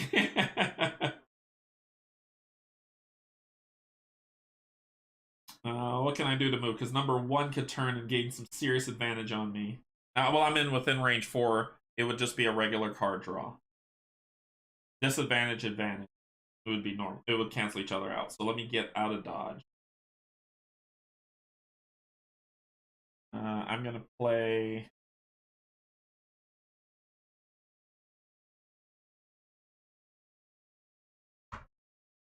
this here. Boom. I'm going to go there. Ugh, that puts me in a worse place. I don't want to get too far out of the system. Let me barrel roll. Spend 1 to barrel roll. I'll barrel roll that. Alright. Also, keep in mind the players get advantage when attacking from the rear. Yeah, I already did that. We did advantage. The thing that Gazumi was saying was, if I'm within range 4 of this ship, they get disadvantage on attacks on me. Alright, their next AI. So their next AI card says that player number 1 is going to rotate twice to and then attack a target. The closest target with the highest hull. The highest hull is Gearden. So it's going to turn this way. Because it can't attack behind it. So the closest target is a satellite, but it can't attack behind it, so therefore it's going to attack Gearden. And then it's going to attack. It's going. Oh, actually, yes, it can. This card lets it do exactly that. Look at that. So it's going to rotate to the closest target with the highest hull, and then it's going to attack behind it and in front of it.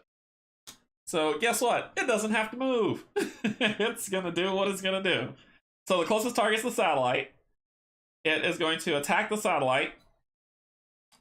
The satellite is within range 4. And let me just make sure it just says all just allies or just that. Enemies are disadvantaged when they attack pilots within range 4. The satellite is not a pilot. So it is going to shoot behind it for 2, -1, 1 damage, taking this to 19. It does not have disadvantage on that attack. I'm reading now. We're good. Okay, so 1 damage on that. Then it was able to attack, so it's going to move. So it's going to move 1, 2 turn, so it's here. Number 2 is dead. Number 3 is going to rotate to attack closest target, which is to attack forward and back. No attack was made, so now it's going to move 1, 2, turn. Uh-oh. It's going to rotate. Uh-oh. And then, because I'm within range 4, 1, 2, 3, 4, it's going to be with disadvantage. So a 0 or a +1. So it's a 0 because it's disadvantaged. So it's going to hit me for 2 damage. So she suffers 2, 1, 2. That knocks out her shields. It's hull time. Next, number 4, closest with highest hull. 1, 2, 1, 2, 3, 1, 2, 3. But it doesn't need to rotate to attack you. It could rotate to attack me. When they're at the same, I believe they go for the objective.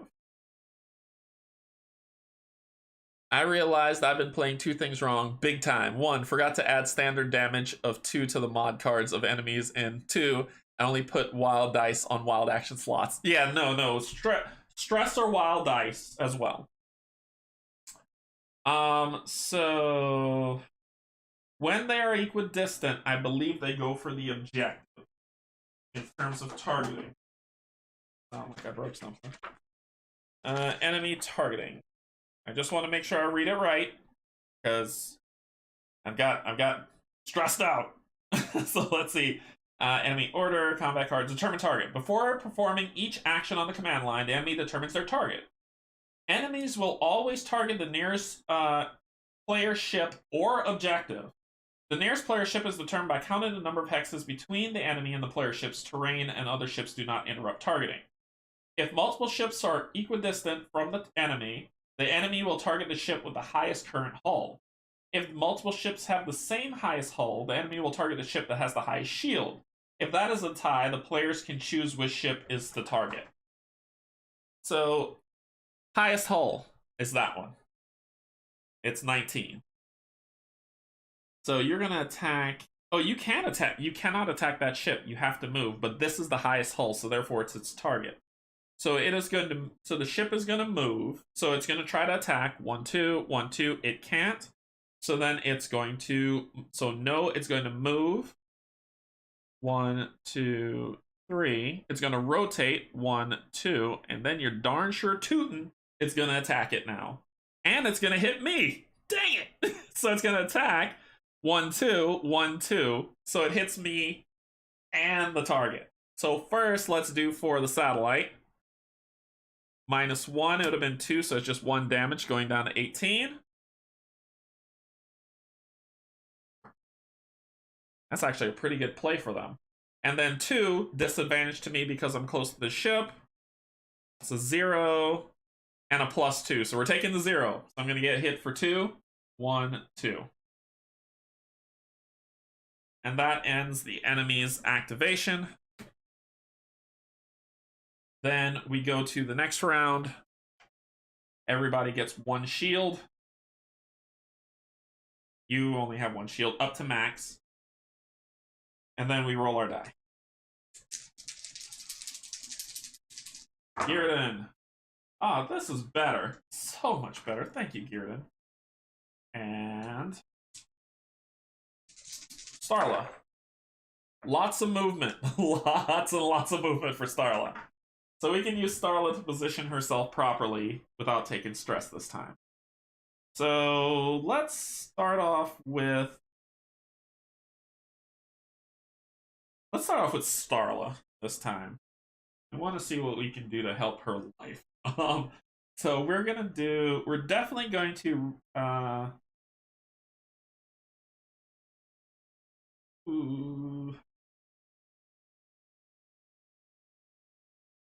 I'm going to rotate. Sorry, I need a while to rotate. Can't rotate, but I got a lot of movement. So I'm going to move. Boom, boom.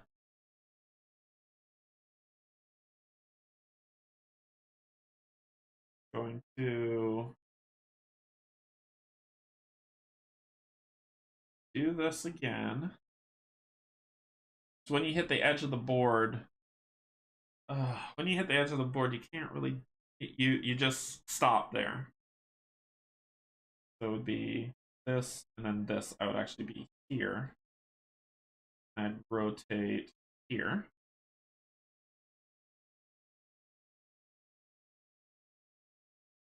Can't do jack. Actually, let me take all that back. Let me take all that back. What can she do? I can rotate face this way. How about that? I could do this, and I turn here. So if I spend this move, I'd go here and then here this way. I would then do it again. One, and then here, turning that way. Okay, better. Lot better. You need to take care of that. So I am going to then spend this to just shoot. So I'm going to shoot. You're within range. So let's see what we draw. Oh, no. Goose egg! It was just 1 damage, and I goose egged it. Alright, we're getting out of here. So I'm gonna jet. So it goes 1, 2, 3 to where I'm here. Woo! That sucked. Alright, your turn. You, sir, have a job to do. Scout number 3 is down to 1 health. Can you take him out? Yeah, that -2 sucks. Can you take out scout number 3, position yourself for 2? You don't have long shot. She has long shot. Long shot would have been perfect in this instant. But we need to get you there. So you're gonna move. We're gonna use a movement. Have you move 1, 2, 3. We're then going to use an attack die. Shoot it. Oh my gosh. Please. Oh, it was only 1 damage. It was only 1 damage. Dang it. I should have added another die. I can't do this. This is exhausted. And I can't attack again. Oh my gosh.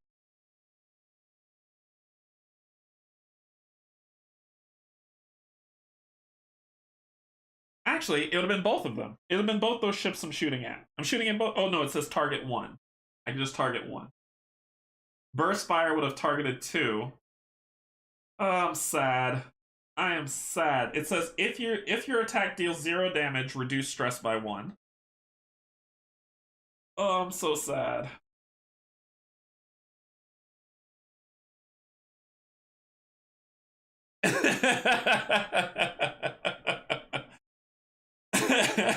Rip up them cards. What can I do?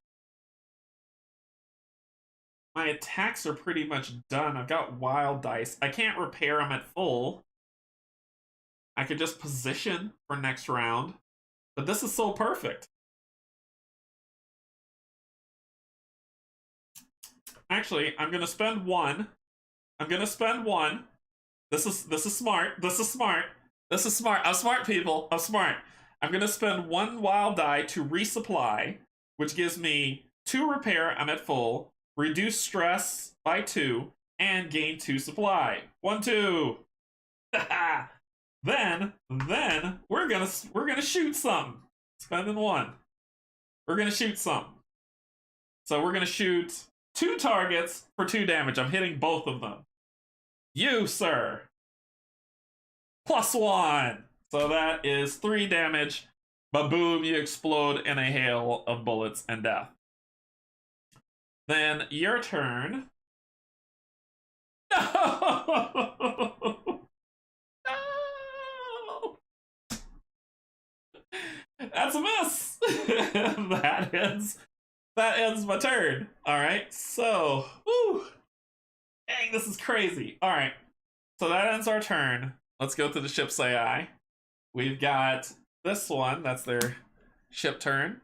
So they're going to attack, then rotate, then move, then rotate, then attack. There is no decision tree on this. Let me hold this up and show you what's happening here. Eject, see, eject! So they're going to do all these actions. They're going to attack, rotate, move, rotate, and attack again. They're just doing all of them. So let's start with ship number 1.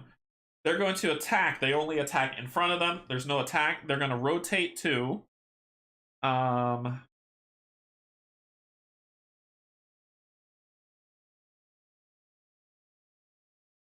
one to the character with the most hull, which would have been him. 1, 2. They're going to move right here. They're going to rotate if they need to, but they don't need to. And then they're going to attack. So they're going to attack him with disadvantage. 0. And the miss. Woo! Woohoo! Yeah! So then we shuffle this modifier deck. This makes me happy.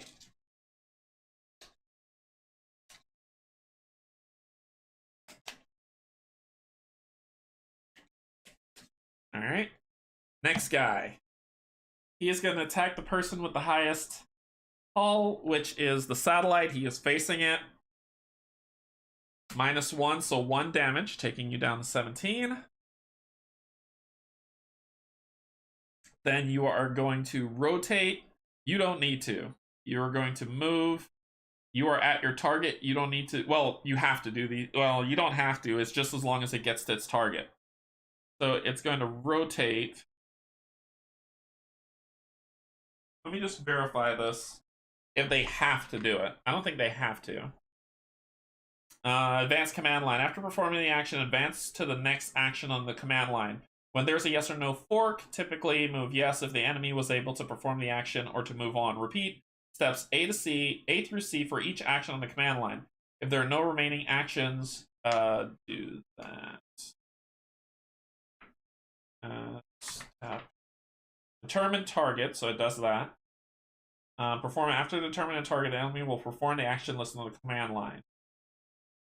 If there are multiple spaces, the enemy can rotate in order to perform the attack on the target. They will choose to rotate, so that they are forward-facing. If 2 rotate options do it. If an enemy cannot perform the action after a rotate, they will rotate in a way that their move action will bring them as close as possible.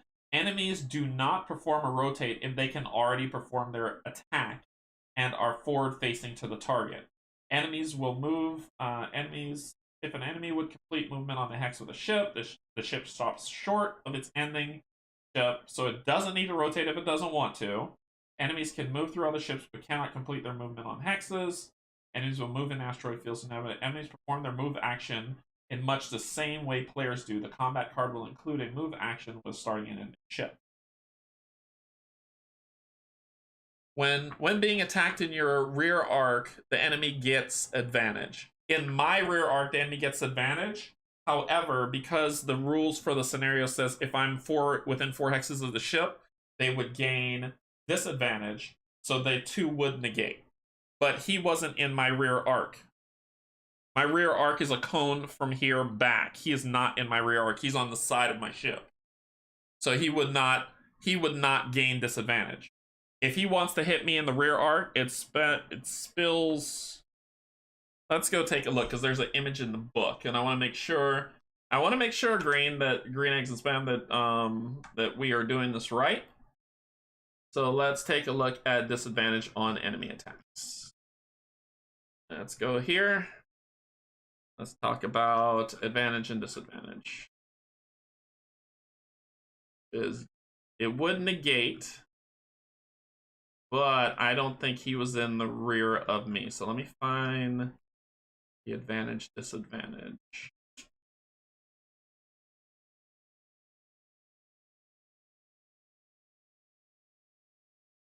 Here it is. So he is at the side of my ship. He would gain advantage. If I'm facing straight forward, let's look at this, and let me zoom in, make it clear. He would have advantage, so it would have negated. So this is the forward part of my ship. That means that he would, if the 3 hexes in front of my ship are not advantage. The 3 hexes behind my ship are advantage. So we're facing here, so 1, 2, 3. Oops, sorry, you can't see anything. So we're facing here, so 1, 2, 3 are not advantage. 1, 2, 3 are advantage, according to how this. So it would have been advantage, and I'll take a damage for it. I don't care. So he would have hit my ship. It wasn't the crit. It was 0, I believe, is what I drew. So 1 hull, 1 damage. There we go. All better. All better. Can always rotate 0. Yeah, so it's gonna attack that, not rotate because it has its target. The thing I was looking for is if it had to move. That was the important piece. So let's just make sure that it had to move. Enemies perform their move action in much the same way players do.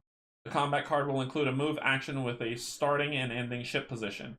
Enemies can move through other ships, but cannot complete their movement on a hex. So it says they don't have to rotate, but it looks like they have to move. That's what that's telling me. There's nothing saying that it doesn't have to move.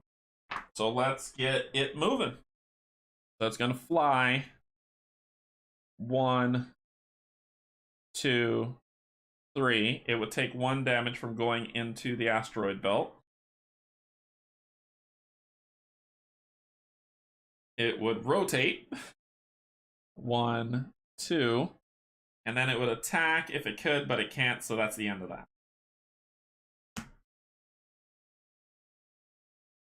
Alright, so end of round. Next round, we each get 1 shield back. You get a shield back. And then we will roll our dice.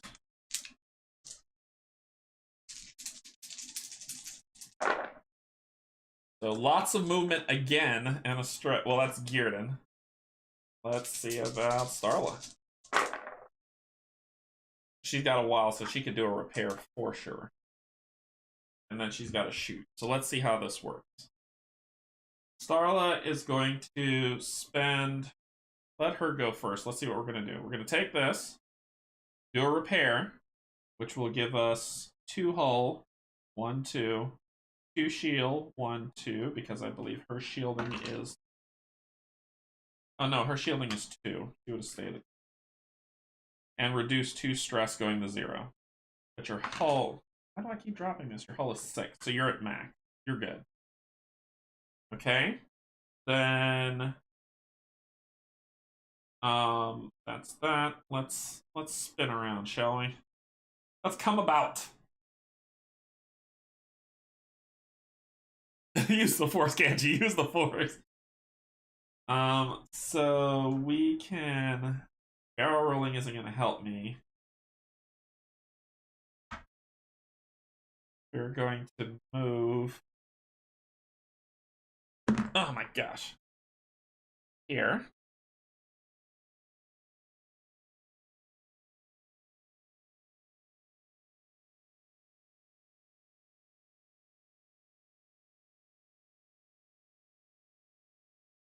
We're then going to move again here.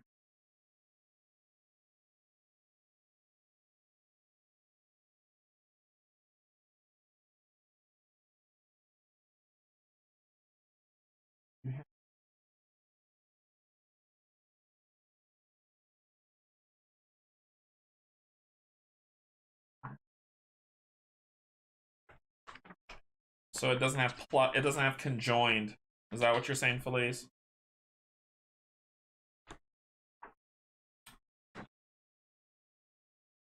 Repair 22.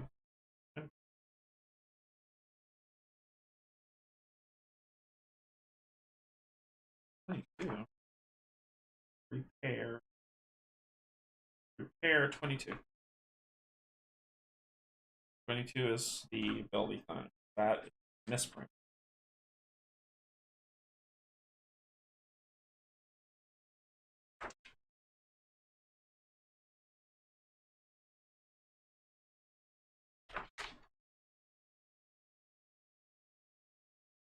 Basic.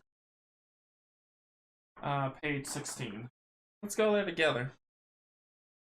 I don't mind keeping my die. Let's go there together. Page 16.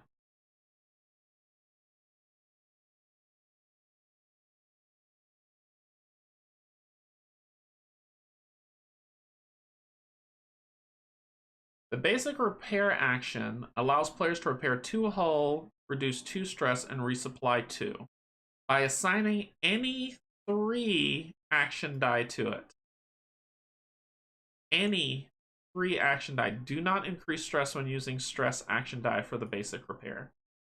Any 3 action die to it. Okay, so let's start over. Any 3 action die. Which is funny because it's showing wild. Players can never repair above their ship's starting hull. Okay. And then let's go to BGG. We want to do these rules right. Stars of Akarios.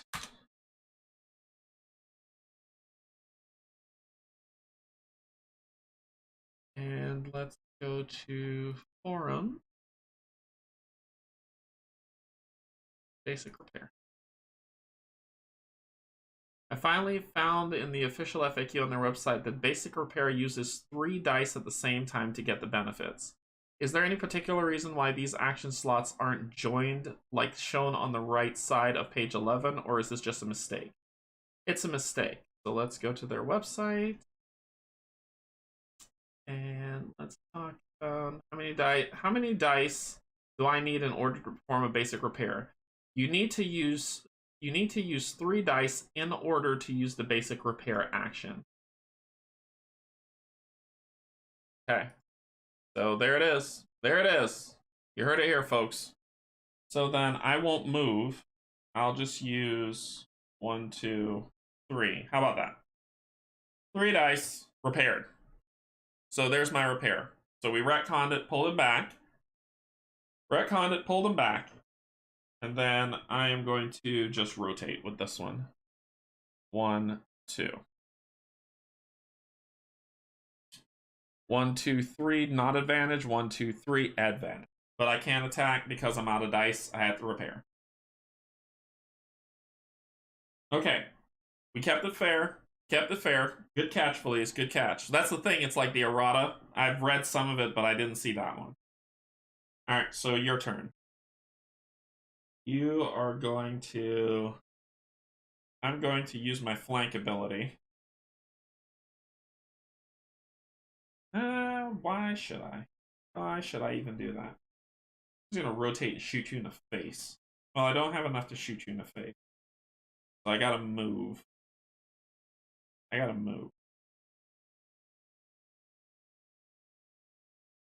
Yeah, let's do it. I'm going to use my flank ability. 1, 2, 3.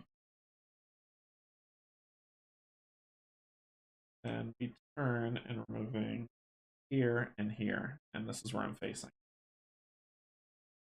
All right?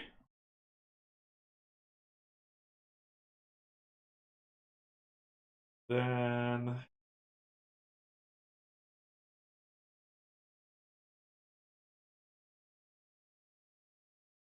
I'm going to use a basic action to move and turn right in your face. I'm going to take a stress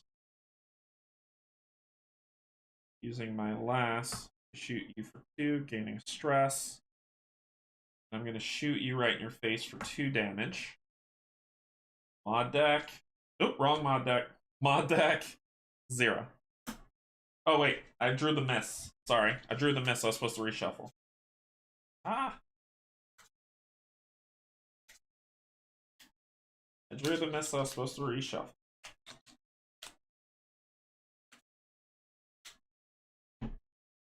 -1. 1 damage on number 1. Going down to 5. Okay. I got another move die that I could use. I'm not going to use it. Staying where we are, so we're done. Hey Frank, what's going on? So we're done. Alright, enemy AI card. So it's going to move, rotate, and attack. It has to move. That is the weirdest symbol I've seen for a move. Look at this. I'm going to have to look this up for its move. It's not a push. It's just something weird that happens.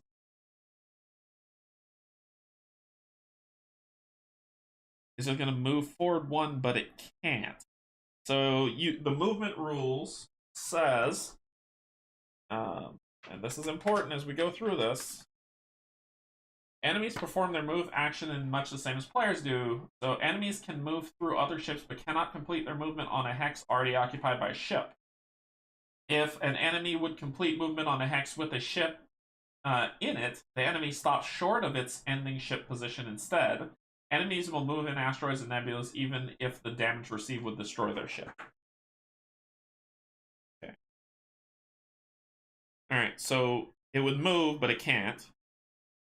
So it's not going to move. It would rotate. Person with the highest hull is still Gearden. That's closest in range. And then it's going to just attack Gearden. We are within range 4. It is 1, 2, 3, so therefore it is not advantage, but it will be disadvantage because I'm in within 1, 2, 3, 4 of my of the Sparrow. So -1 and a miss. So it drew the miss card. It doesn't because it drew the miss. It's not going to hit me with that ability, and that ability is Hull Breach. What does Hull Breach do, you ask? Let's take a look. Let's take a look at what Hull Breach does. Go out. Scroll down. Whenever you start off any game, this is going to be your life. Going through the book back and forth. Alright, so let's look at Hull Breach. If the target is dealt hull damage, they are hull breached and receive 1 hull damage at the beginning of each of their action phases. Remove hull breach when the target is repaired. Use a red cube to track. Hull breach is wound. So for Gloomhaven people, hull breach is wound. Basically, you are wounded, and you will take 1 damage every round at the start of every round when you're hull breach. So thank the gravy that he drew that miss card, because no effects happen when you miss. Woo! Alright, so that ends his turn. This guy's turn. He's going to move 1, take a damage. You're number 4. Then you're going to rotate. Beep, beep. And you can hit me. This is going to be your target, but you can't hit that target. But you can hit me. 1, 2, 3, 4. His attack hits 4 at... let's reshuffle this.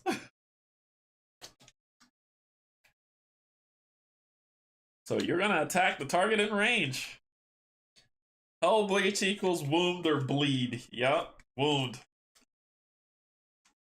So you're just kind of venting atmosphere. Alright, so disadvantaged. 1, 2. So I am going to become hull breached. Let's lift this up, grab a red cube. And he hits me for 1, which knocks out my shields, but he does hull breach me. The effect happens. I am hull breached. Awesome. Next round, round 5. We gain 1 shield back.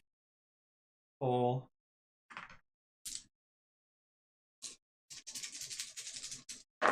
Gearden. Alright, Gearden's gonna blow something up.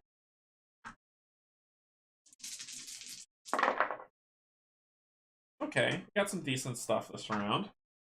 So, let's let Starla go first before I take the damage off of him. So Starla goes first. She is in advantage range to shoot number 1. And she dang sure gonna do it.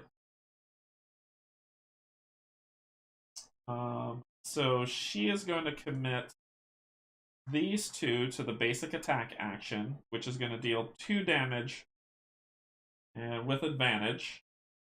With advantage. So 2 damage to number 1. 1, 2. And we'll reshuffle this.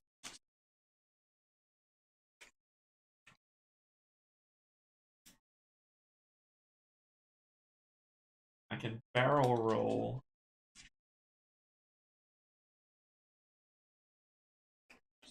Help. Ooh. And I can't attack him again because my long shot.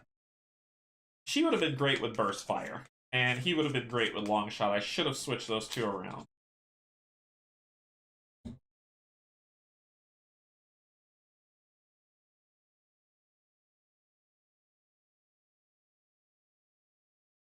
I'm gonna let Gearden finish that ship off. Let's deal with the next thing. She is gonna rotate. 1, 2. And then she is going to bug out. 1, 2, 3. I'm still within range. 1, 2, 3, 4. I'm still within range 4, so disadvantage on attacks. But she's going to start heading for number 4 to deal with number 4, who is at 2 health. Okay, then Gearden's turn. He's going to take 1 hull damage, start of his turn, because he is hull breached. And then he's going to shoot the snot out of number 1. There's 4 health left. I can repair getting rid of the hull breach and then shoot the snot out of him. Let's do that. Let's play that forward. So I'm going to do 1... yeah. I could flank. Nah. 1, 2, 3. Repair his hull. So 8. So I get rid of hull breach with a repair. Do that. Reduce stress. My shield is where it needs to be. I'm going to resupply 2 on my burst fire shot. And then you know what I'm going to do? A burst fire shot. So we're going to do that with this. So that is 2 damage coming to you, number 1. Hey, number 1. 2, taking you down to 3 health. I could have done a little bit more, but that'll do. That'll do. Okay, so that ends their turn. Enemy AI. Alright, we're back to the yes-nos. So enemy AI is going to rotate to attack the character with the highest hull. Well, this is the closest character, 1 blank, so it would be him. Closest character with highest hull. I think was the order of operation. Enemy attack. Draw a card. Determine enemy order. So determine target. Performing targets. Enemies will always target the nearest player ship or objective. The nearest player is determined by count the number of hexes. If multiple ships, highest hull. So nearest player, which is you, you're going to rotate. Tick, tick, tick. And you can shoot outside. And 1, 2, 3. So you're not at advantage. So you'll be at disadvantage straight up for your shot. So there's a +1. And a -2. I'll take that. That's a miss. So then you will move 1, 2, turn. So you're there. That's where you land. That was number 4. I was supposed to do number 1 first, but who cares? Closest character is this one. So you're going to rotate. You don't need to. You're just going to attack forward and back. I'm within range 4. 1, 2. So you get the 0. So 2 damage on me. 1, and 1. And then you're going to move 1, 2, turn.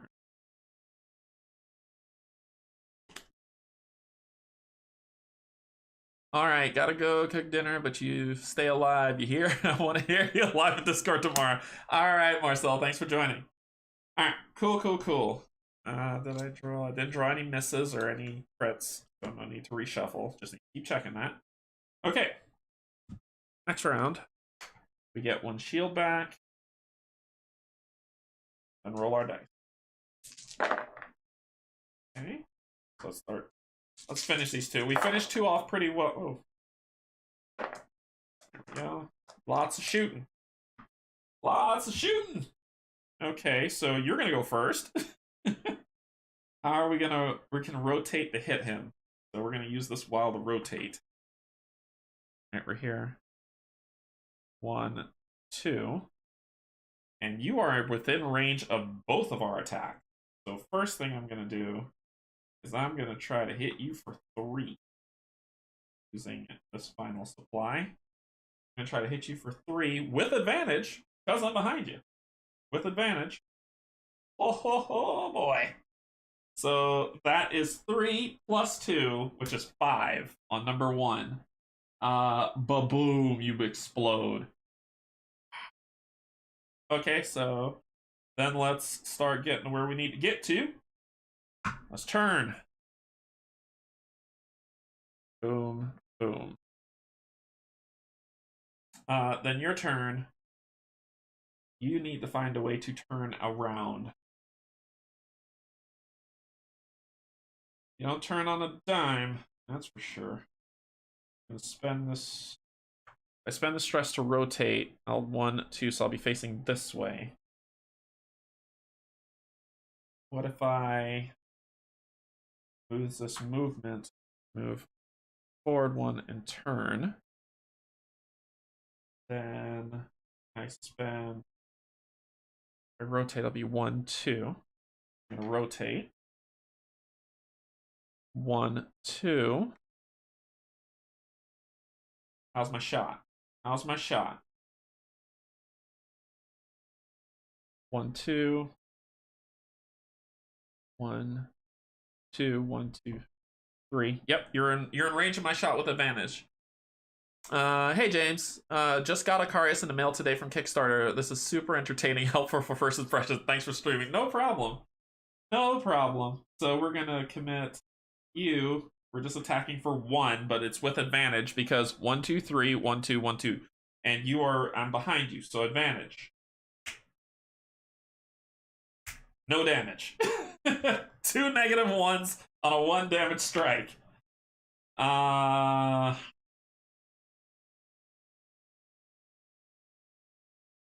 gonna go here to move here, here. That's where I'm done. Enemy AI. Typical of what it did last time. Burst fire is going to be a little bit different. So it is going to rotate to closest target.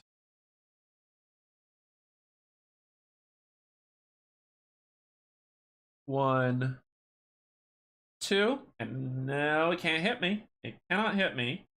So it would be here. That would be the closest target. It would try 1, 2, 1, 2. It can't. So then it's going to move 1, 2, 3. It's going to rotate, and it's going to get advantage on me. 1, 2, 3, 4. I'm too far away from the ship. So it's going to get advantage on me, and it is going to... Well, it could rotate. Okay. It doesn't need to rotate, so it's going to attack, and it's going to get advantage. I'm far enough from the ship that it's just going to hit me. So advantage. There's the crit. That's 4. So, yes, I just checked it. 1, 2, 3. Disadvantage. 1, 2, 3. Advantage. I am 4 away from the ship. 1, 2, 3, 4. It does get advantage. It did just crit on me. So it hits me for 4 damage. So there's 1, 2, 3, 4, knocking me down to 3. That sucked. that was not fun. Not fun indeed. Oof. All right. So we reshuffle this. So it does get the crit.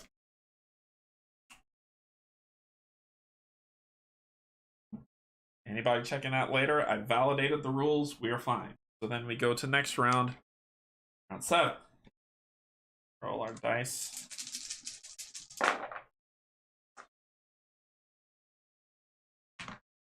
Roll our dice.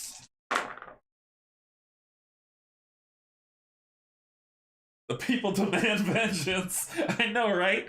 So Starla's gonna go first until I figure out what to do about this guy. Starla's gonna go first. She is going to. I think I'm gonna spend my last barrel roll so I can get where I need to get, and I'm gonna.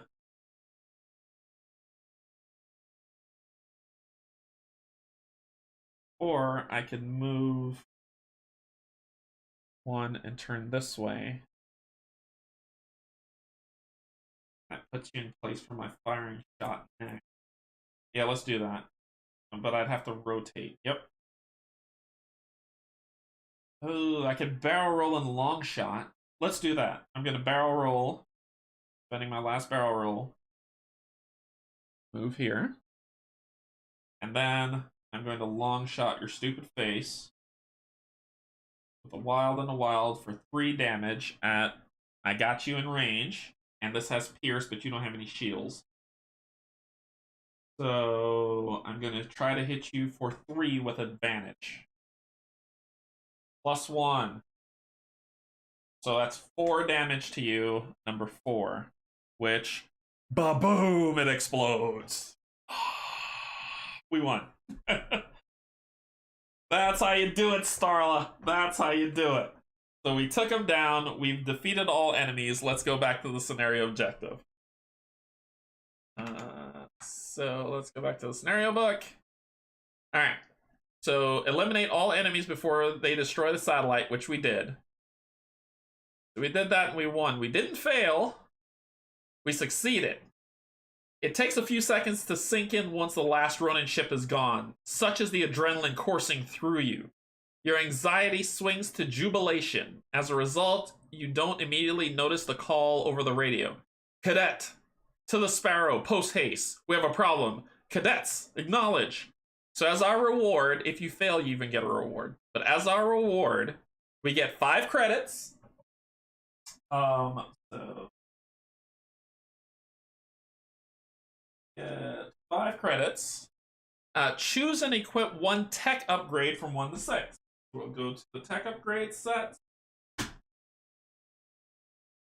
Grab tech upgrades 1 to 6. And then go to conclusion. So let's choose our upgrades first. Let's talk about what these upgrades look like.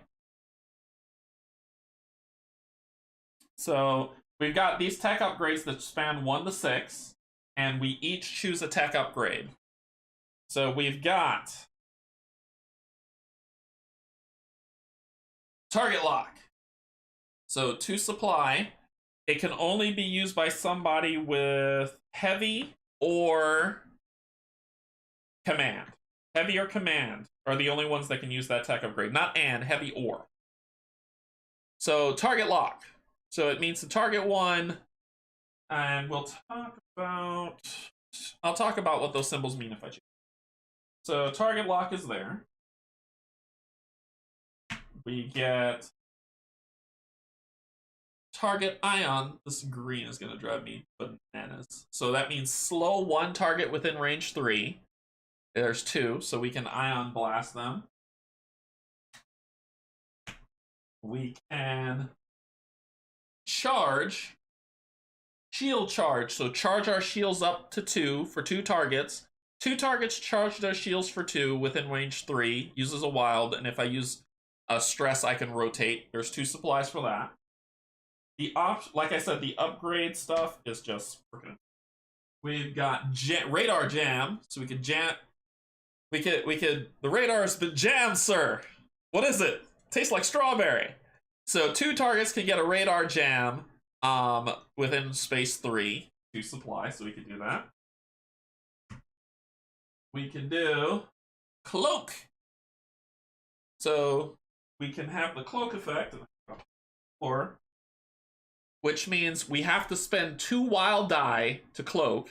And if we look at, go back to the book here, stealth. Pilots or enemies in stealth use the following special rules. Use a red cube to track. Remain in stealth until the end of the next phase. So it's like disappearing, basically. It's disappearing. So we've got cloak. And we've got repair. So do a hull, 2 hull repair to 2 targets within range 3 using 1 wild die.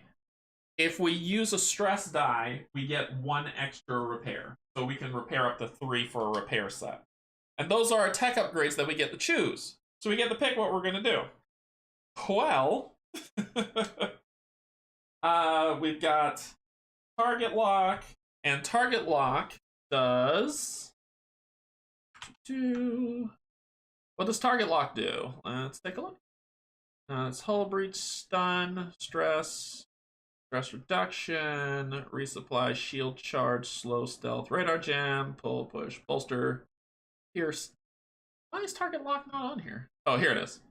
When a ship attacks an enemy with target lock, they have advantage regardless of what direction they attack from.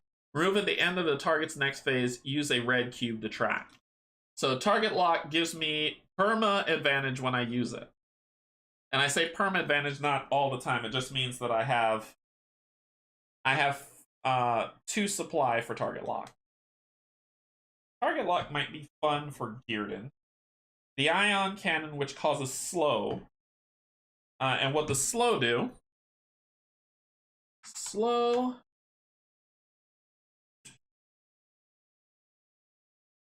Slow. The target is unable to move or use engine upgrades on their next action phase, but they may still rotate and attack. So slow might be cool. Slow might be a fun one to go with. We have charge, shield charge, which will recharge our shields. We have jam. I don't know why I'm so silly with that jam stuff. Jam. Radar jam. Target is disadvantaged in all of their attacks until the end of their next action phase. So there is radar jam that does that. There is cloak, which makes us turn invisible. And then there is a beam repair, which helps repair stuff. So let me put the question to you all in terms of which tech upgrade we're going to take. So I'm going to put a poll in first for Starla, and then for Gearden. Starla has long shots, she has barrel roll, she is more of a command style. The only cards that she can use are repair, jam, or target lock. So which one does she get? And I'll run through those 3 again for her. Tech upgrade for Starla. It's either gonna be repair, R-E-P-A-R. Yes, I am. I'm running through it all. Oh, this is just a yes, no. Boo. Boo. The poll's only yes, no. So let's just say for Starla, there is repair, jam, and what other symbols does she have? She has an A as well. So she can do repair, she can do target lock, she can do jam, she can do shield charge, and she can do ion. She cannot cloak. He cannot cloak, so cloaking is out. None of them have an S. So cloaking is out. Let's put that back.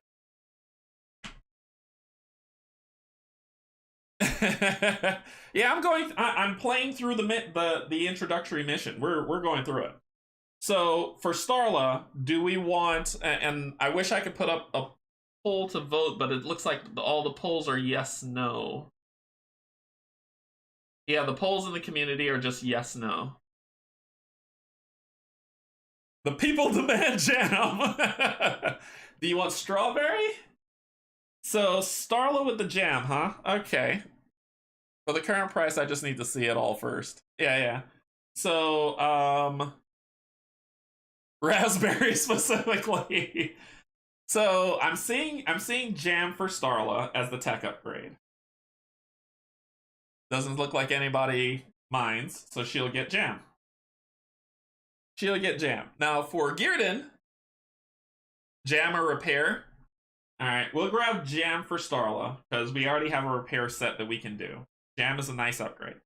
For Gearden, he can only do, what's it, H and A's? So he can't do Jam. He can't do Repair.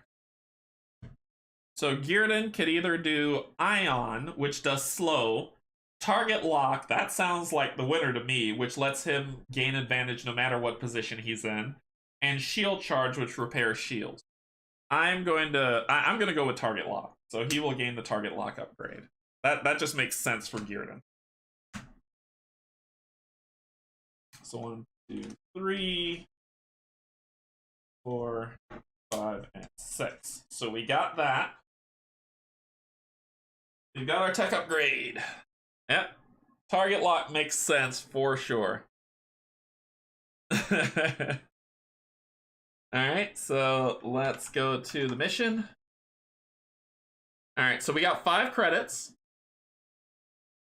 And choose and equip 1 tech upgrade, go to conclusion.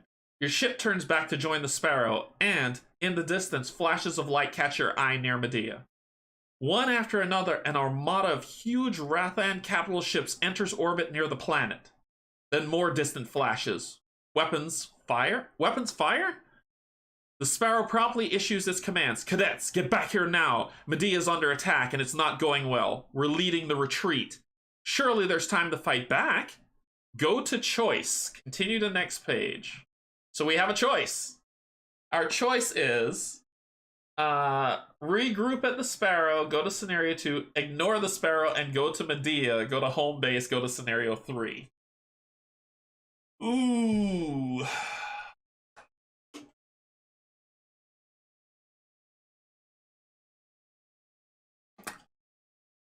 So scenario 2 looks like another ship battle. Scenario 3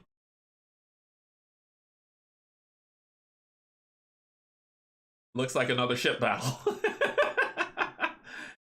So now for you all to decide what we're gonna do. I don't mind either way. This is new. This is I'd skip ahead to the land and then exploration. So what do we do, cadets? Or what do the cadets do? What will the cadets do? I can speak English! We'll either regroup at the Sparrow or go to Medea. Alright, let's post that. And you vote on what we do.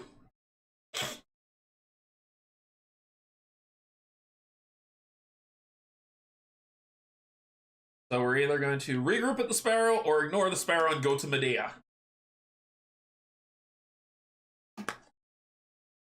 I just put that up in the chat for you to determine how we're going to do the thing. And when we win, just while that's going on, I'll close this off. When we win, we basically reset our hull. We reset our hull to full, which is 8. Reset our shields to 1. Reset stress to 0. Because that is the rules of the game. This goes back to 6, 2, and stress to 0. We get back. We do resupply everything.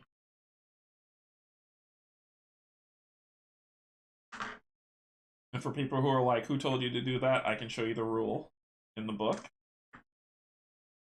So we go back to full, we go back to everything. My heart says regroup with the Sparrow, but my head says birds can't be trusted and to ignore the Sparrow, so I'm not helpful. Pick one. Just pick anyone. Whatever y'all want to do. This is our adventure that we're on. We're going to figure this thing out. We're going to reshuffle our modifier decks. Well...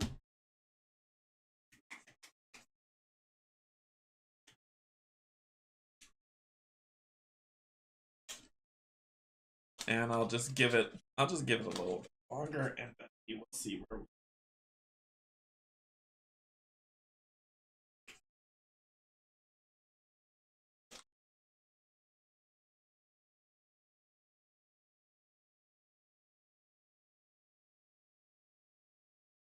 Okay.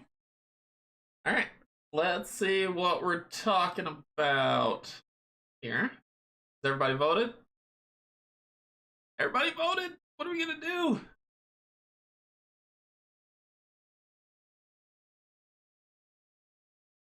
All right, I'm gonna end the poll. Last chance to get your votes in. English speak you good today, good. yeah, I know. I'm sorry, Doc. Get your votes in. The poll's gonna end. So, are we gonna regroup in the Sparrow or go to Medea?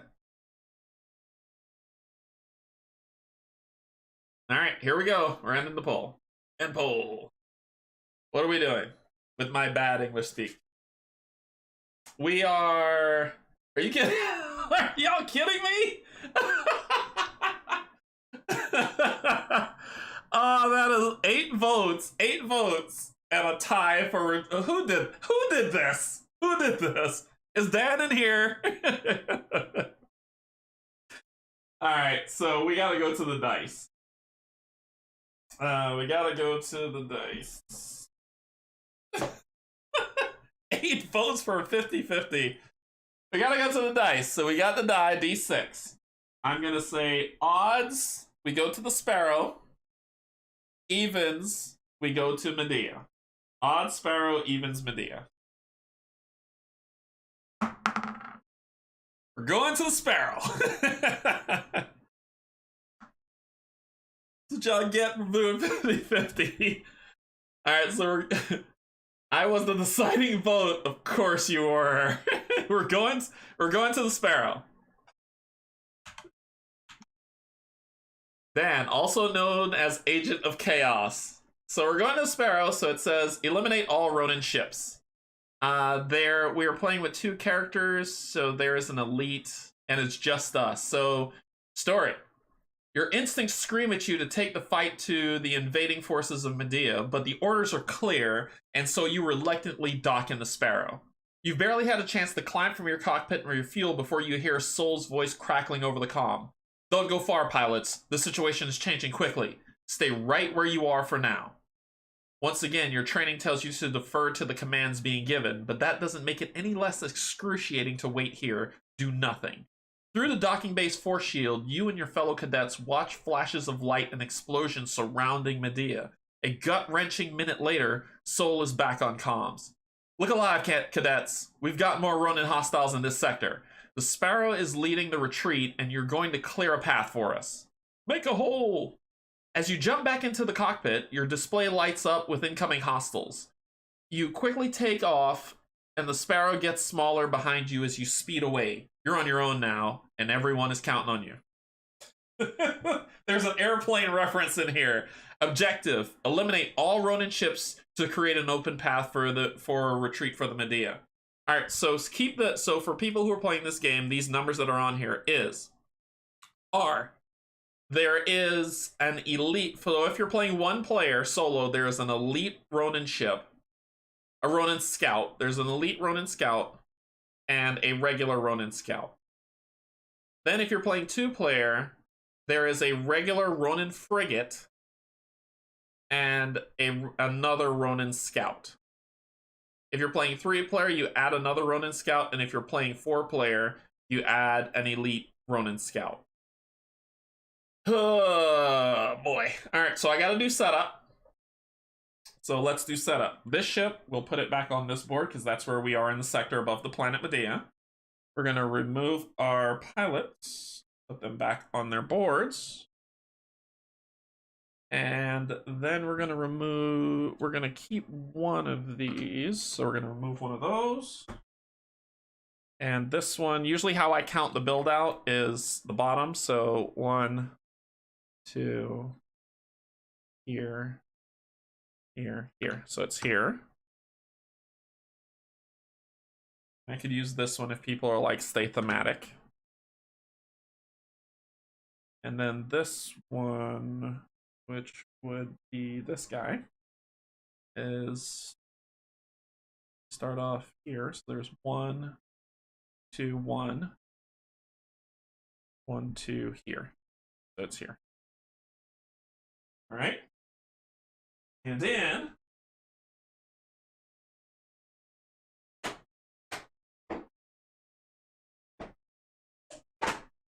I'm gonna grab.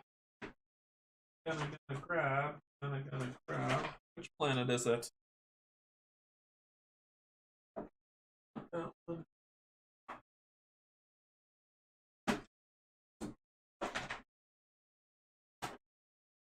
I'm gonna grab the nebula, which is 4 above.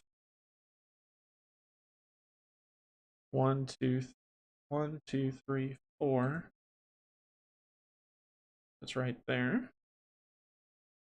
Then we're gonna grab the planet.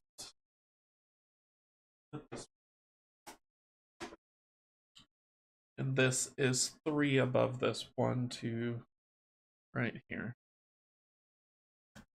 Boom. Okay. Then we're going to get an elite Ronin Scout. So when you do that, you take that out. You put the 1 there so it lets you know it's elite. This one faces this way, so you are elite. The next is the Ronin, the other 2 Ronin Scouts. One will be here. One will be here. No longer here. And then we just... Oh, there's the... That's only 4-player. Then there's the frigate.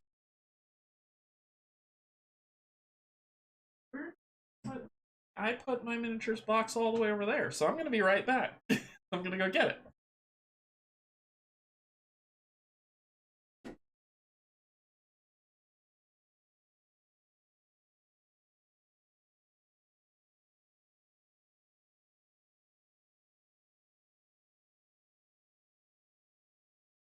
Okay, so I haven't painted all the miniatures. I just painted that one for the first mission.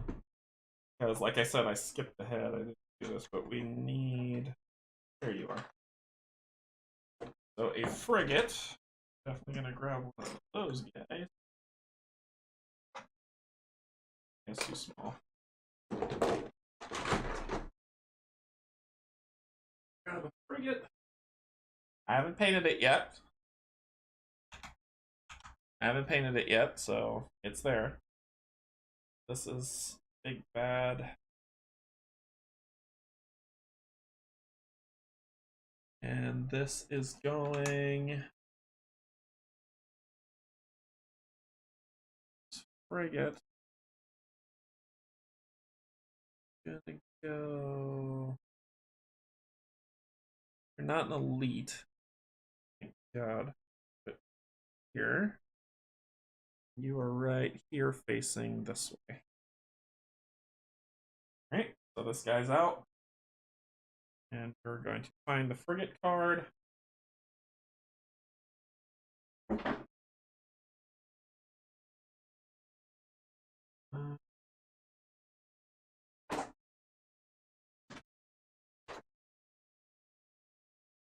Enemy cards, Ronin frigate. I'll show you that while I set that up. Then we'll get the frigate combat cards. Frigate 2. Okay. All right.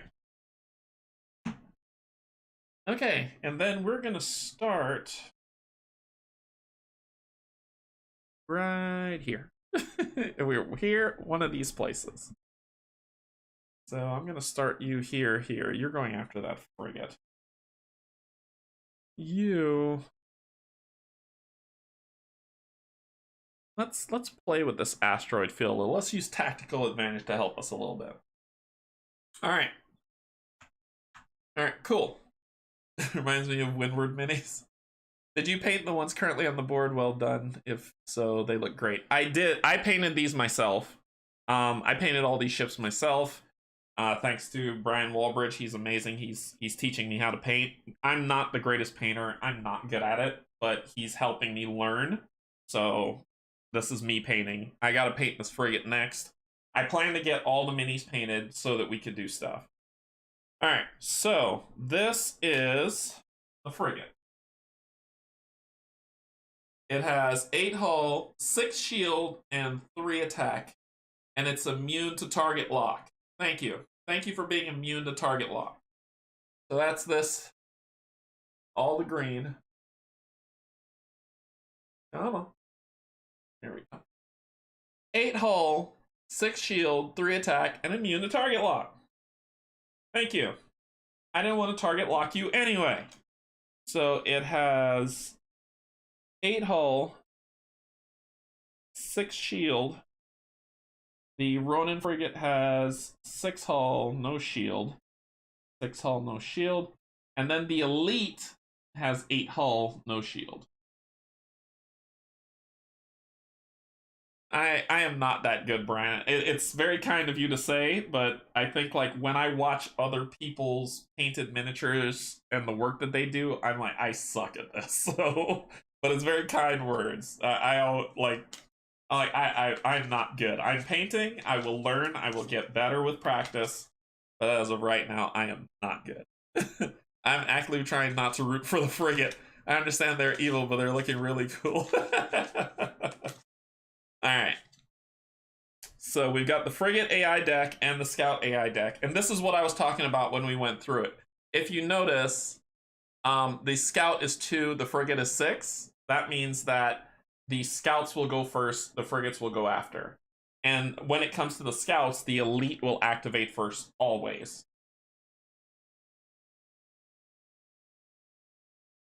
Oh, thanks, Mike. That's kind. I'm harder on myself than I probably should be. All right. You ready for this? Here we go. So let's roll it up. We go first. Get it in. Do it.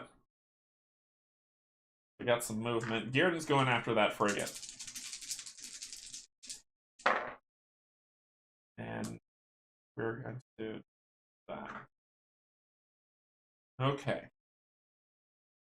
So, I'm going to let Starla go first.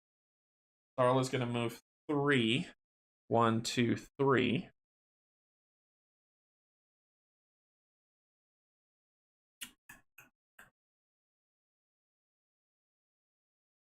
Starla is then going to boom, boom. Starla is then going to rotate.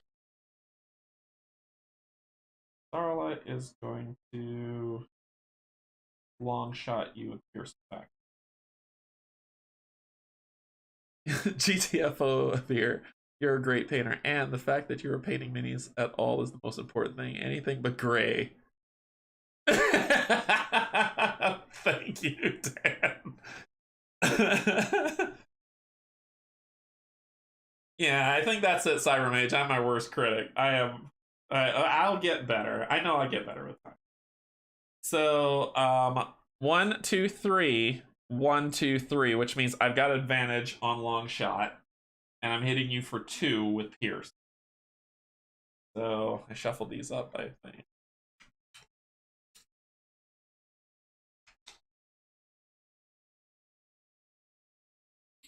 Of 1, no, don't want that. 2. So with the advantage, I'm doing 2 damage to that elite ship. That goes to 6. And that's that for me. For you, How the heck do we get to that ship? It does 3 damage. I don't need it getting advantage on me. Maybe I might change where I started. To be honest, we can play around with the a head-on assault, maybe? Do you think? Because I would do 1, 2, 3, rotate, 1, 2. I can then flank, which is 1, 2, 3, and I turn here.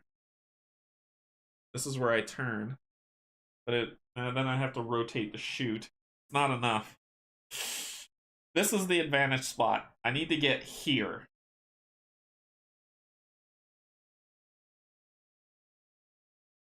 I can do 1, 2, 3, rotate, move again, 1, 2, 3, but then I'd have to rotate to be able to do anything. Or I could use my stress to be able to rotate with flank, and I could do 1, 2, 3. Boom, boom, I'd be here.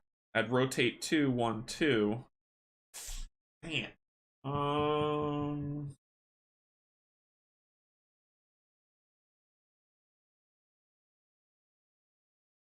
Huh. Frigate makes me nervous for shooting. It could probably blow me up. Oh, just to let y'all know, if one character blows up, you lose the mission.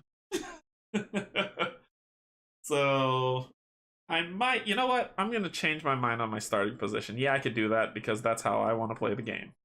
I'm gonna do that and face this way instead. Let's use the asteroid fields to get the frigate in a good place to come at it. How about that?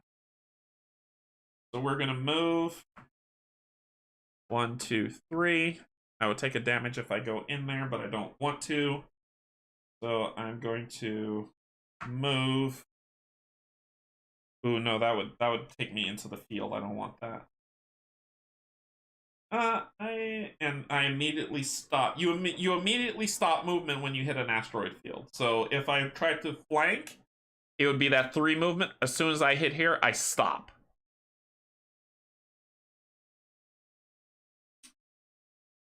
So do I want to do the 3? 3.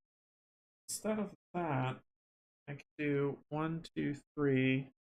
I would hit that asteroid. No, I wouldn't. I'd go here, and then I'd flip that way.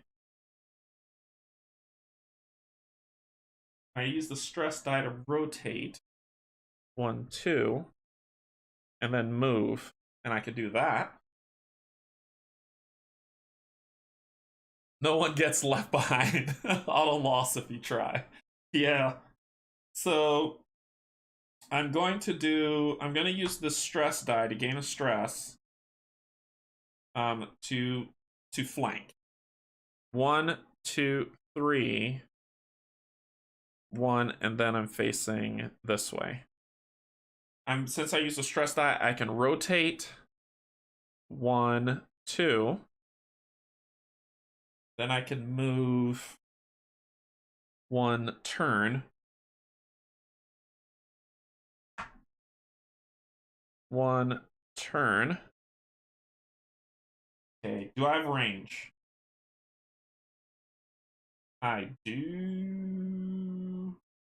Nah. Do I? 1, 2, 1, 2, 1, 2. No, I don't.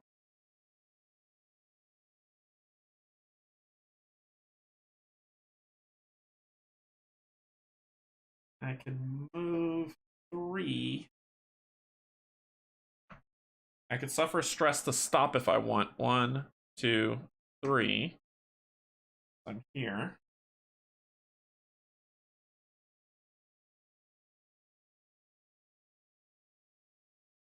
And I think that's all I got. I gotta get into positioning for this. I'm gonna target lock the heck out of that guy. Oh, and I forgot to put my cubes there. Sorry. Round 1. And I need to get, it said use. So there are 3 for target lock, 2 for jam, And we could target specific thing, or we could target for this. Okay. We can target for this.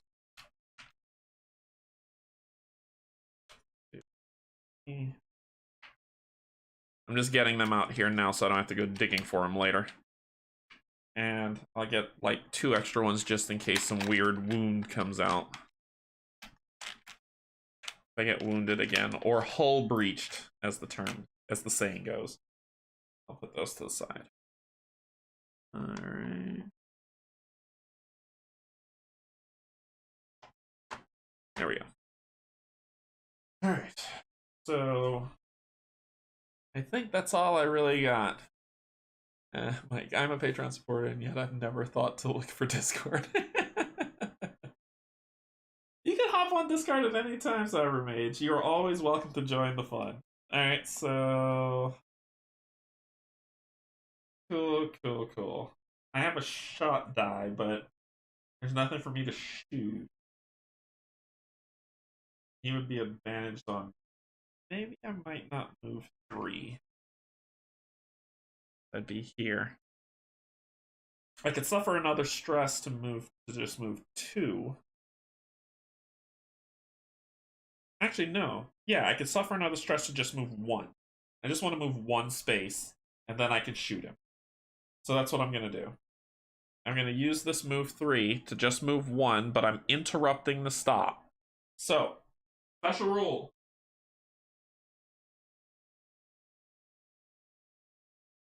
In terms of movement, you can move up to that space, but if you interrupt the movement, you suffer a stress. And let me find the precise things for movement that says that. Movement.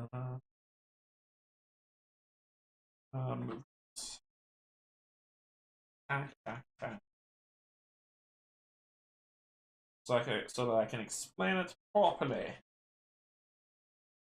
So I said, each movement action is described by the starting and ending location of a ship, including the ship's orientation. When performing a move action, player must align the orientation of the ship with the ship's forward-facing direction. A ship's forward-facing direction is direction in front of the ship. Duh. Basic movement. Ship movement. Interrupt movement. Here it is. At any hex during a movement action, players may increase their stress by 1 to interrupt the movement action and stop the movement before reaching the ending location. No stress action die is needed to interrupt movement. So we are going to... I'm just going to move 1 to interrupt movement, taking another stress. And then... pew pew pew! Spending 1 of these to do a burst fire. Doing 2 damage. And because... Remember... Where is it? 1, 2, 3. Ooh, where does that land? Let's look at the advantage rules, because I might have advantage from this thing. So let's look at the advantage rules. I just want to make sure, because I gotta be right about this. Here we go. So there is the advantage rules. So where is that? Alright, so I'm looking at him. He's facing this way. So 1, 2, 3. But what about what's next to that? Is behind. I don't know. Are y'all feeling like this is at advantage? Because I think we're behind him. So it's 1, 2, 3 at the back. And then this one. Are we here or here? We're not here. We're here. So this should be with advantage. We're right in this position, right in the advantage slot. So this is going to be with advantage. If you disagree, let me know. So we're going to shoot him for 2 damage with advantage. Here we go. 1. To who? It's still just 2 damage going to that ship, which is the elite. 1, 2. And we're done. should have target locked him. I might target lock him. I'll get advantage anyway, so I'm fine because where I was. I won't target lock him just yet. Maybe I should have jammed him. That's okay. We'll do it next time. All right. So, out of who goes first, the Ronin Scout deck is number 2 in the initiative order, so they go first, and the Elite goes first, which is the one that we were attacking. So let's draw their card. We've got Ronin Scout. It's going to rotate, and then it is going to fire. So rotate 1, 2. Person with the highest, but the closest person there together, the person with the highest hull is who it would attack. All right, later, Felice. Thanks for joining.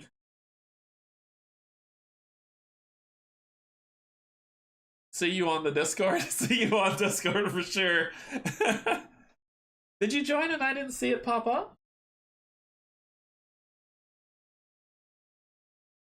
Did I not see it pop up?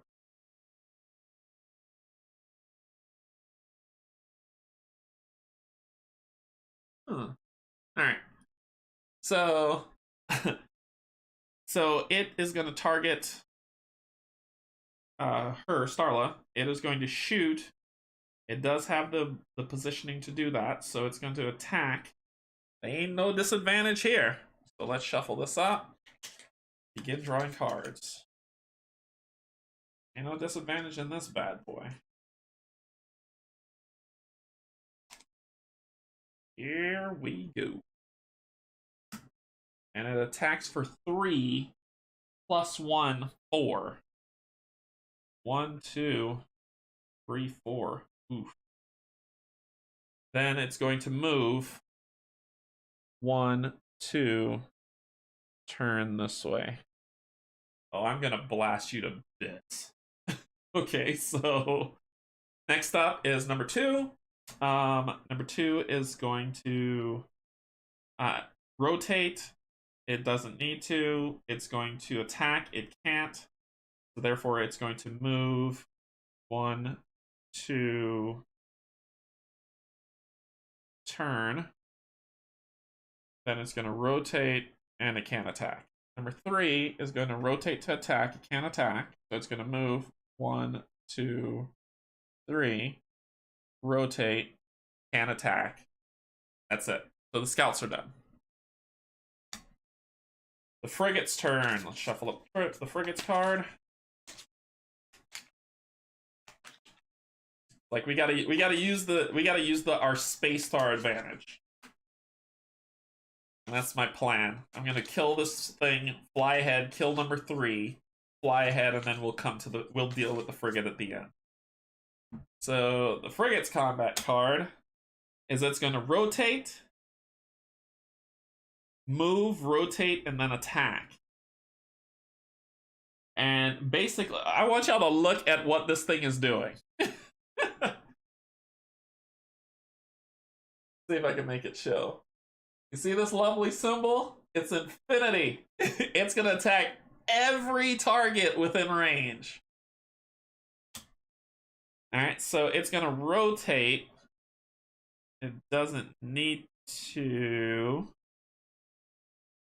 It's gonna move 1, 2, 3. It's gonna rotate to avoid the nebula, and then it's gonna attack, but nobody's there to attack. That ends its turn. Alright, so next round, we each gain 1 shield. And we roll our dice.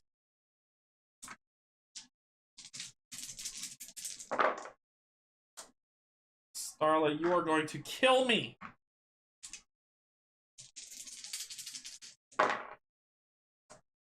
We're going with Gearden first, because Gearden's going to obliterate. So Gearden is going to rotate. 1, 2. Gearden is definitely in advantage zone.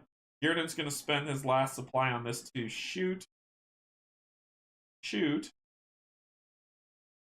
do 3 damage to this thing with advantage. 1. 2. So that's 5 damage to you, sir. 1, 2, 3, 4. Ba-boom! You're dead. And then he is going to...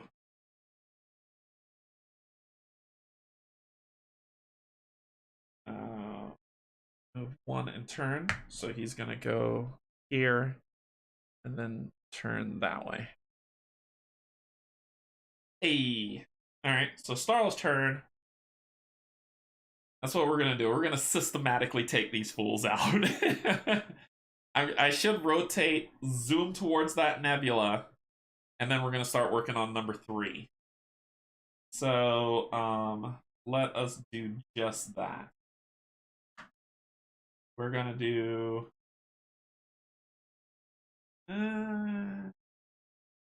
yeah, they're getting close. They might have a big boost of speed. And then I'll repair next round. So I'll rotate. We're out. 1, 2, 3. I might stress move to move a little bit further. Yeah, I am. I'll gain 1 stress to move 1, 2, 3. Come get me if you can. Catch me if you can. And then I might take another stress to barrel roll and rotate. I will. Barrel roll and rotate. Actually, barrel roll here and rotate. And I get a stress for that. Hey. Alright, that ends her turn. Then we go back to the scouts. They're going to attack. Nobody to attack in front of you. You're going to rotate. Closest person. 1, 2. You're going to move. Boom. Boom. You can't shoot through a nebula, so you have to go to it. And nebulas, what happens when you go inside a nebula? Can't shoot through it, so you gotta go. You can't shoot past it, through it, so you gotta go into it. And let's talk about what nebulas do.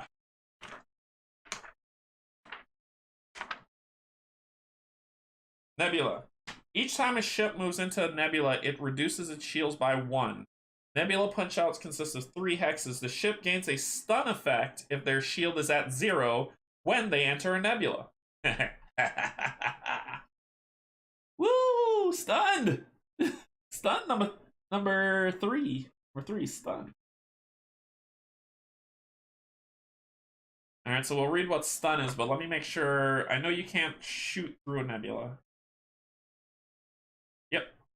So they gain a stun effect. Stun effects. Oh, I think that might end your turn, good sir.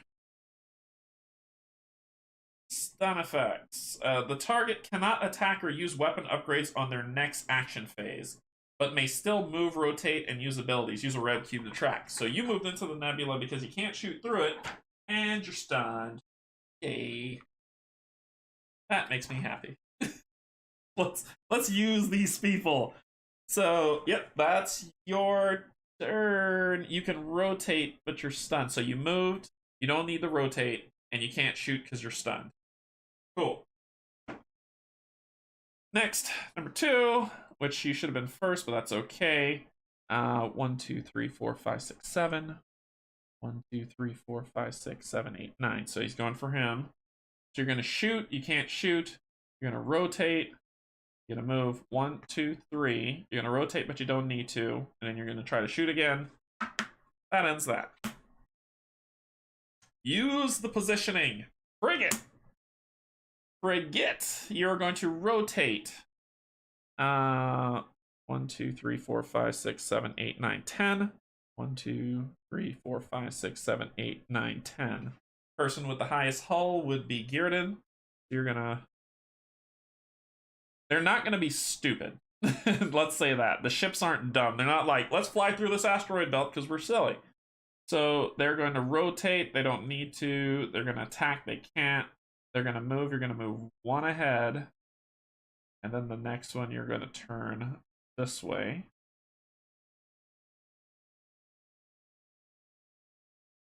This way, sorry. Then you're going to rotate 1. Then you're going to move 1 and turn that way.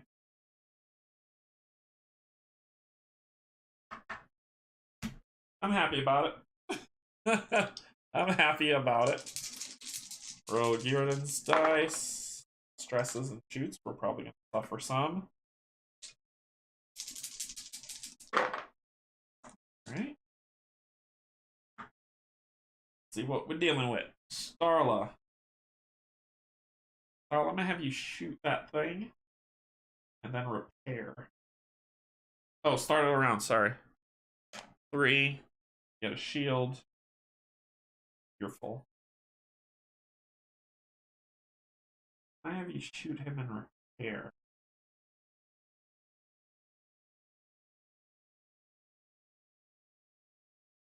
You can also long shot. You don't have to repair. But you should, shouldn't you? You get another hit like that or a crit, you're through. I think she has to repair. But she'll radar jam somebody. So I'm going to use at range 3. 2 targets at range 3, the radar jam. What does radar jam do, you ask? Radar jam. Ooh, that's fun. Target is disadvantaged in all of their attacks until the end of their next action phase. Use a red cube to track. So I know I'm going to save a radar jam for that frigate. You can't be target locked, but you darn sure could be radar jam. Maybe I might save both of them for that frigate. I'm thinking I'm just going to shoot you. I'm going to hold on to my Pierce shot. Well, let's do this first. I'm going to spend this to shoot you. Oh,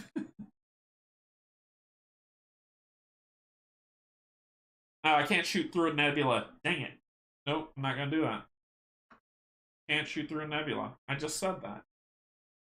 So we're going to do this, this, this to repair.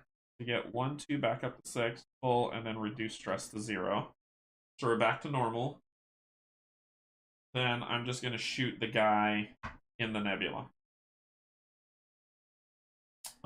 For 1 damage.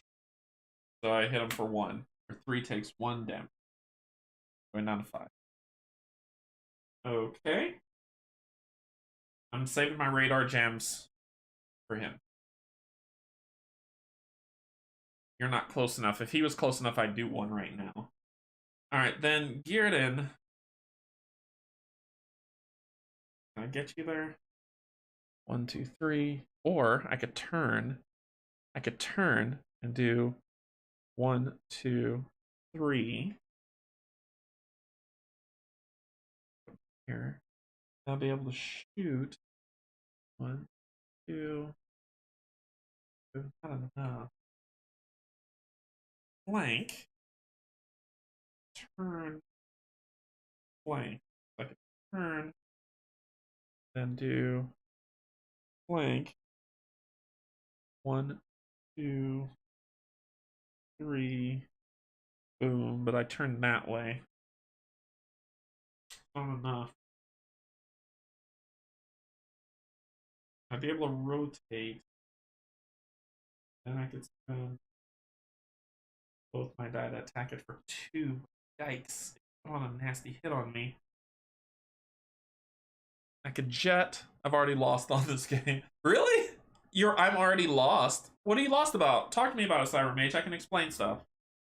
If you're lost on the game, let me know. I can tell you what's happening. 1, 2, 3. 1, 2. And then I could flank. 1, 2, 3. Flank. 1, 2, 3. Boom, boom. And then I should be able to hit it. Okay, so let's do that. if you're confused about something, let me know. I will explain it all. So we're gonna do. I'm gonna put the flank here to take my third stress, which is my first stress. I'm gonna grab a miss card, shuffle it in. Yeah, if you're lost on the game, let me know. I'll explain. If you have any questions, I can explain movement. I can explain everything you need to know. Shuffle it up. All right, so I got my third. Let's jet. Oh, I was supposed to do the move first, wasn't I? I was supposed to do the move, then that. So let's do this proper. That would be that to get that. 1, 2, 3. Then I'm going to use this to flank, and I'm using the effect to rotate, which will give me another stress. I'm at 4. 1, 2, 3. Boom. Boom. With the rotate. It's just because I missed the entire first part of the video. I'll have to go back and watch what you're trying to do. It is just... Is it just space battle? No, it isn't. It's space battles, planetary exploration, and space exploration. So we're just doing the space battle now, so I'm showing that off so you can see it. But it's more than that. Then I'm going to shoot this guy for both of these. 1, 2, 3. With a 1, 2, that's where he lands. So I'm doing 2 damage to one target. -1. So 1 damage to number 3. Going down to 4. He would have lost. So then that's gone from him since he wasn't able to attack last round. So he can attack this round. We draw. The AI cards, which at the bottom tells you what they do. Number 2 goes first, so it would rotate, then attack. No one to attack within range. It doesn't need to rotate because it's targeting the person with the highest hull. 1, 2, 3, 4. 1, 2, 3, 4, 5. So it would be him. It's going to move. That's as far as it can move. Then it will rotate if it needs to. It cannot shoot through the nebula. I'm safe. I'm safe. It can't shoot through the nebula. It would rotate, but then it would try to shoot, but you can't shoot through nebulas. Canje makes my wallet sad. Or happy. I make your wallet happy. Because it's like you're purchasing an amazing game. You can shoot into, out of, but not through obstacle.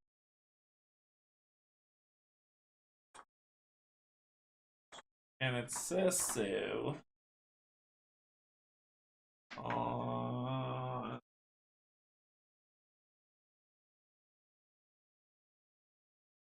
Yeah, difficult terrain is what it's called. You can shoot into or out of, but not through. So it cannot shoot me. You cannot shoot through. That is your turn. Next up, the frigate. Okay, so the frigate's gonna rotate. 1, 2. The frigate is gonna attack, but it can't. The frigate's gonna move. 1, 2.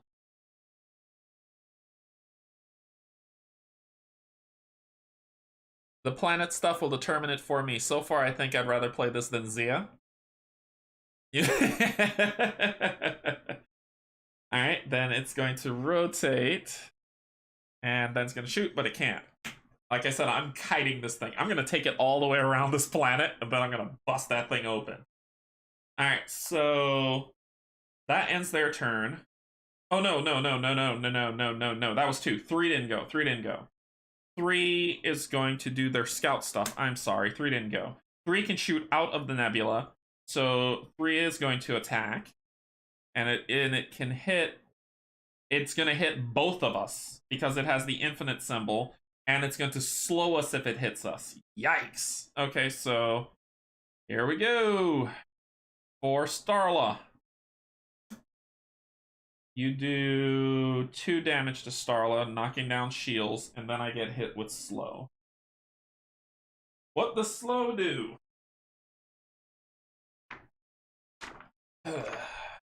Slow sucks, that's what it does. Sucks.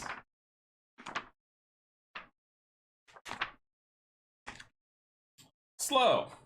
The target is unable to move or use engine upgrades on their next action phase, but may still rotate and attack. Awesome. Thanks for slowing me. And then it's going to attack him because... Oh, no, it's not. Wait, yes it is. It's in range. It's in range. Then it's going to attack him for 1 damage and slowed. So I can't move this round. That sucks, because I wanted to get right here, but that's okay. That's alright. That's where it landed. Sorry, slow on me, not him. On me. Alright, and that ends the scout's turn. Okay. Next round. We each get 1 shield. We're doing okay. We're doing alright. We're staying away from the frigate. They can't attack us through the nebula. Just give me a bunch of attacks. That's all I need from you. A bunch of attacks. That sucks. I could reroll doing taking on stress. I'm gonna take a stress to reroll. Let me see if that's just 1 die or a full reroll. Rerolling.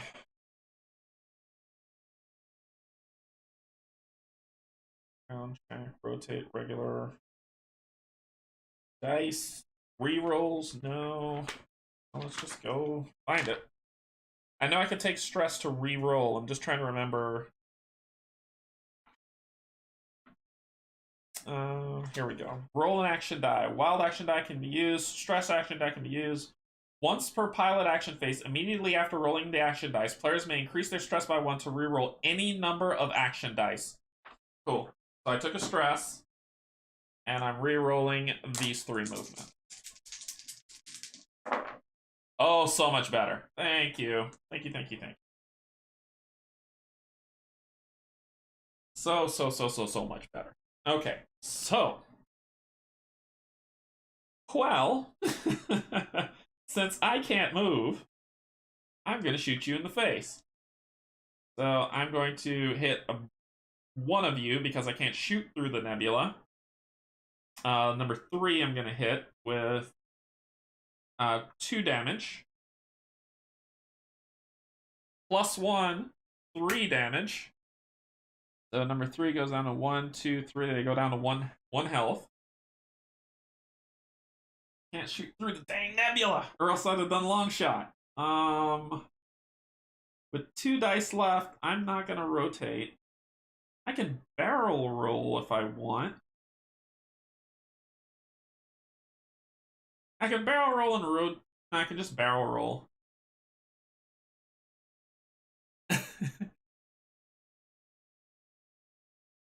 I could. Nah, I'm gonna stay where I am. I'm gonna stay where I am. I'm good. I am good. All right, so then we'll go with so slow falls off.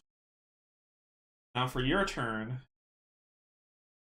I could resupply and then shoot for 1 and hope I don't draw a -1 card. That would kill number 3. Or I could just attack for 2 and hope for the best.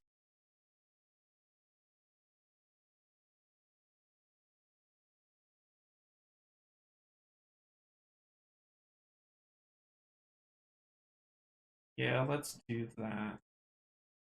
I can kill him straight out. Let number 2 come in to get stunned. And then we'll do it. So let's do that. I'm going to spend a shoot and a while to do 2 damage as a basic action. There it is. Should have done 1 and then repaired. Whatever. It's dead. Ba-boom, it explodes. Then I got 2 dice left. I can't move because I'm slowed.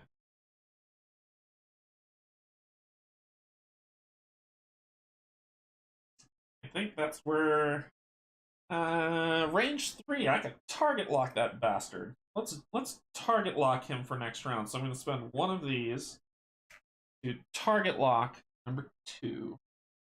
You are target locked, good sir. And this goes down to 1. And I think that's it.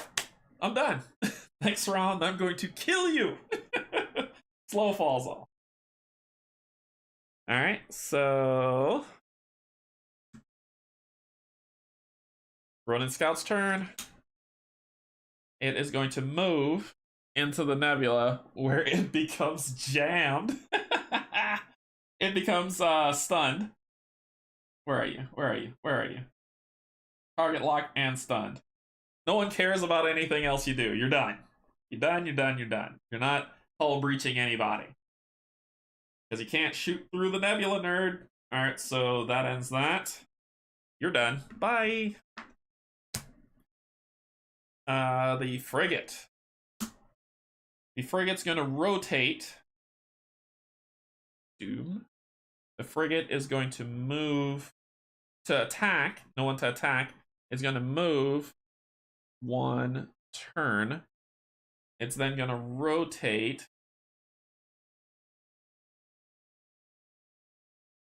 And then it's going to attack, but nobody to attack.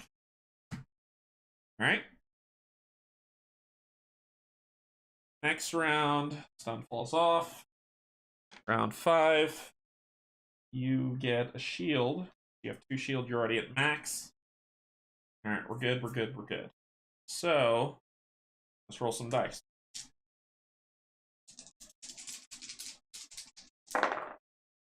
Oh, beautiful. I'm not mad at that.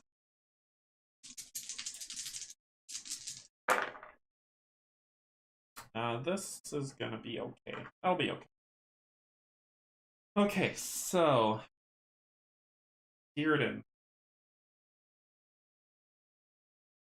I want to resupply you for the frigate fight. I really do. I think I'm gonna do that. I'm gonna do these 3 to resupply you for the frigate fight. Removing stress 1, 2, which will get that stress miss out of my deck. And then I reshuffle everything.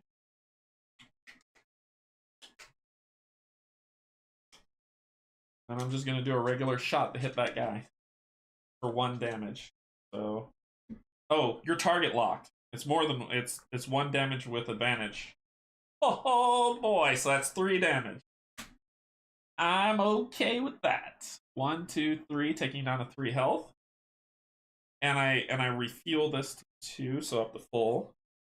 And we're good. We're ready for the frigate fight. You. Can you kill this thing? Can you do 3 damage? Can you do it? Boom. Boom. And I might radar jam you while I'm at it. I think I might radar jam you while I'm at it. I can radar jam the frigate, but let's see. Radar jam, radar jam, radar jam, radar jam. That's a disadvantage, I think, is radar jamming. Radar jam. Target is disadvantaged in all attacks until the end of their next action. Let me shoot you first.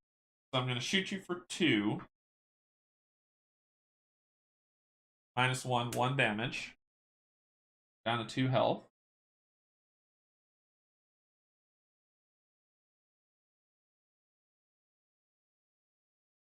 No, we'll save that for the free.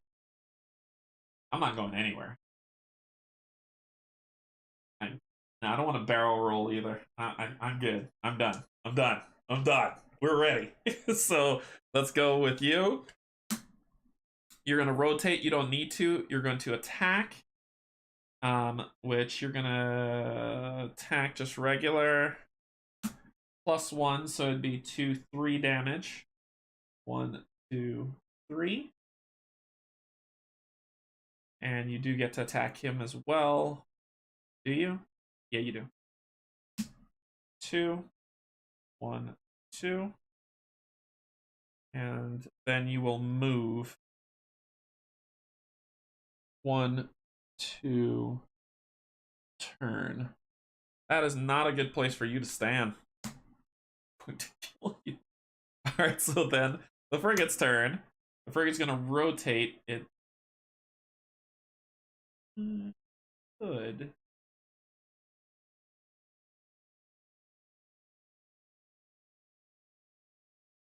It'd have to hit me to slow me.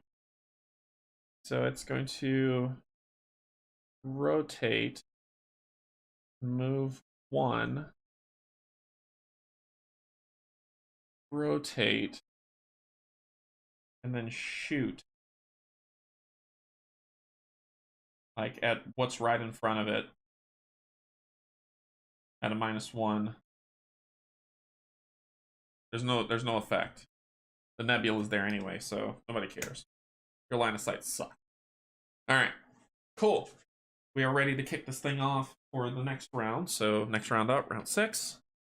We gain a shield back. I use target lock on you, that falls off.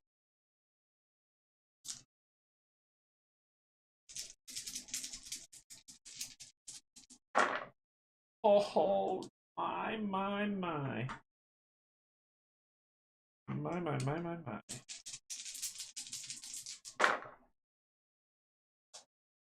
So that ship is dead. Ship is so dead.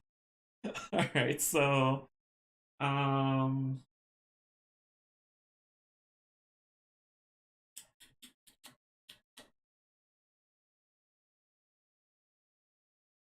rotate with this. 1, 2. Shoot it in the face for 2. -1, 1 damage. It is barely staying alive. Oh, that is upsetting. That is upsetting. It is barely staying alive. I should have target locked it before I shot it. I should have target locked it. Ah, well. Alright. That will end his turn. My turn. I'm gonna rotate.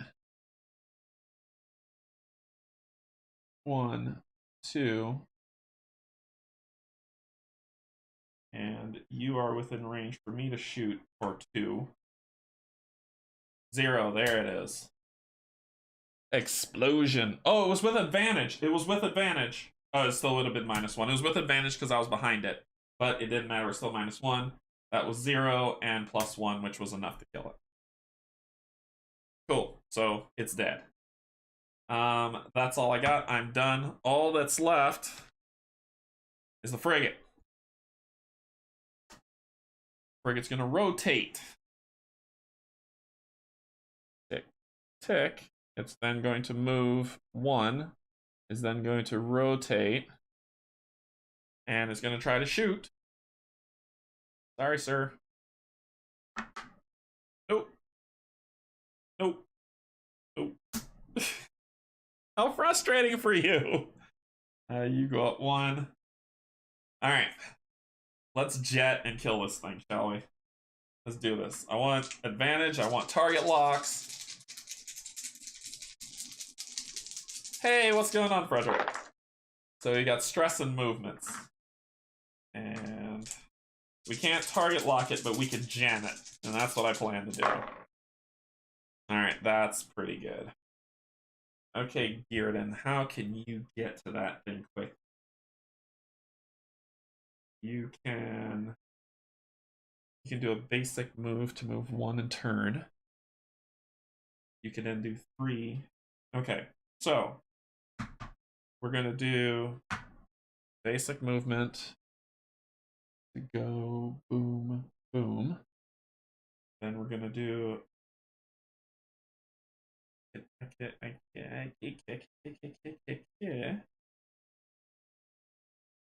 I do it again, I'll run into him. I can do a flank. No, I'll hit the, yeah, I can do a flank. 1, 2, 3. And I'll be there. Yep, so I'm gonna use my flank. Do 1, 2, 3. Move here, then move here. You are in range. I'm going to use this. Do that to hit you for 3 damage. With advantage. So just straight 3 damage. So shields go down to 3.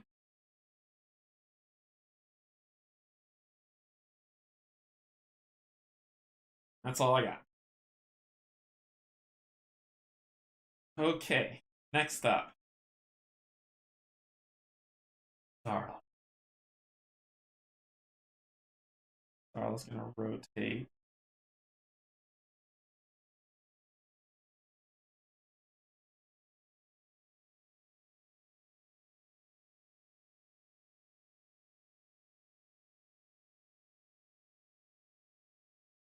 Darla can move. Stop.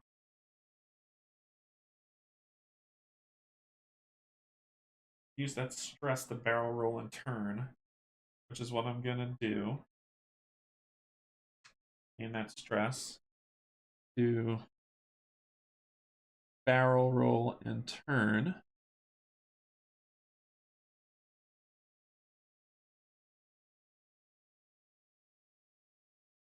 Darla is going to jet. 1, 2, 3. Darla is going to turn. 1, 2. Darla's going to jam. Radar jam. Darla's gonna radar jam it. Yeah, this is time to beat the brakes on this thing.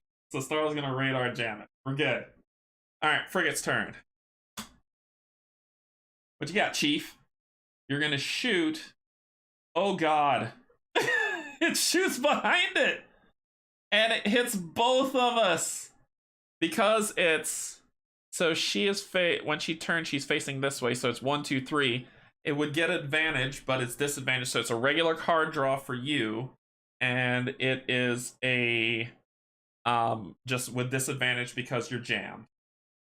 So it's going to be a regular attack for Starla, dealing 3 damage plus whatever's pulled. You suck. Go. Oh my god. 1, 2, 3, 4, 5. Wow. And then disadvantage for you. So 2 damage for you. 1, 2. It's then going to rotate and move. So it's going to... It's going to rotate. If it rotates to the left, it's going to just stop. Right? So if we put it here... Direct hit, Captain! So I'm trying to think of the rotating. The enemy AI is not supposed to be stupid.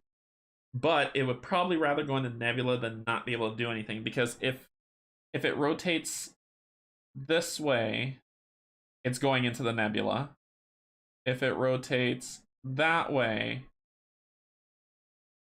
it's going here. So it would rotate that way and go this way outside of the Nebula. And that'll end its turn. Damn, that hurt. That hurt. Round 8.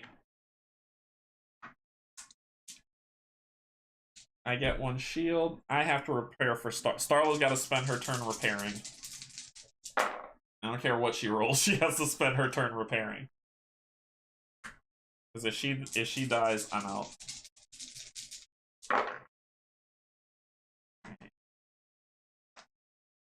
We're gonna see what we can do for. Okay, so what are we gonna do?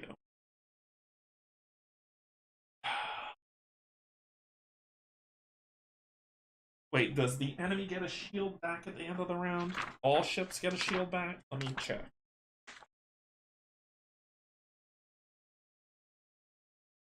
all ships get a shield back at the end of round, even enemies? After the pilot's and enemies' actions perform the end, resolve any end of round effects, special effects, players collect their assigned dice, increase the round mark of the spiral mark by 1, repeat all phases, so it's at the beginning. Now let's get scenario set up. Increase shield by 1 pilot action. The pilot action phase consists of 4 steps. All player ships are equipped with a regenerating shield. At the beginning of each pilot action, it says all player ships. At the beginning of each pilot action phase, players increase their ship's shield by 1. Okay, so let's look at the enemies to see if they get shielding back. Enemy phase. They do not. Okay, they don't. They don't get shields back. Just me. Alright, so Gearden, we'll deal with you in a second. So Gearden, I think we're gonna have you do this move. We're gonna go here and here, right behind that bastard. And then use your last to unload 3 into him. With advantage. With advantage. +1, so that's 4. Where are you? 1, 2, 3, 4. We're finally hitting the hull. And your radar jam came. Alright. I have a stress, but I'm not going to take it. That's where we're going to stay. You, my dear friend, are in a world of pain. We're going to do 3. 1, 2. Heal, stress reduce, 1, 2. And you're already full on. Oh, no, you get back to fly. So we're flying the jam. Then range 3, 1, 2, 3. You're out of my range. I can't jam you again. But I can barrel roll you. Move you here. It would be here. That's where you get barrel roll. Okay. You're going to rotate, then move. If you rotate that way, you're going into the nebula. If you rotate this way, you'd head this way. So rotate 1, 2. Then you're going to move 1, 2. Then you're going to rotate. Oh, God. Oh, God. 1, 2. Oh, no. And then you're going to attack. All right, I gotta read specifically if that's just local area, not in front of you. If that's like around you. Let's go to enemy attack.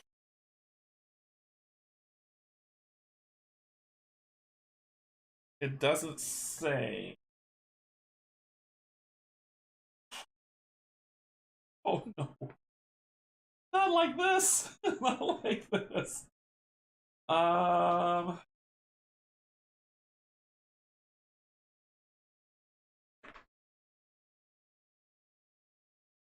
Might lose this one if I'm not careful. I'm gonna flip a thing so I don't take damage if I don't want to, but I need to know what that means. At range, any target at range 4. That's what it means. Every target at range 4. Every target at range 4. Oh. No, she wasn't in range to do the jam. But when I did barrel roll, you were. Sorry. When I did barrel roll, I could radar jam. Alright. So now you're gonna attack Starla with disadvantage. So -1, so it's 2 damage, which is shields.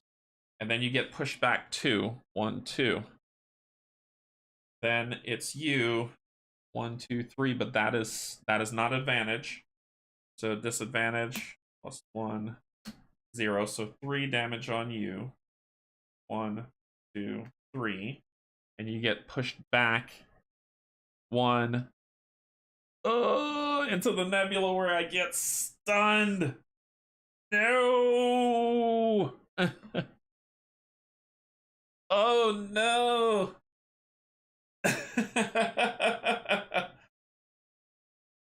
I hope everybody's liking it. I really do. So, then that sucked.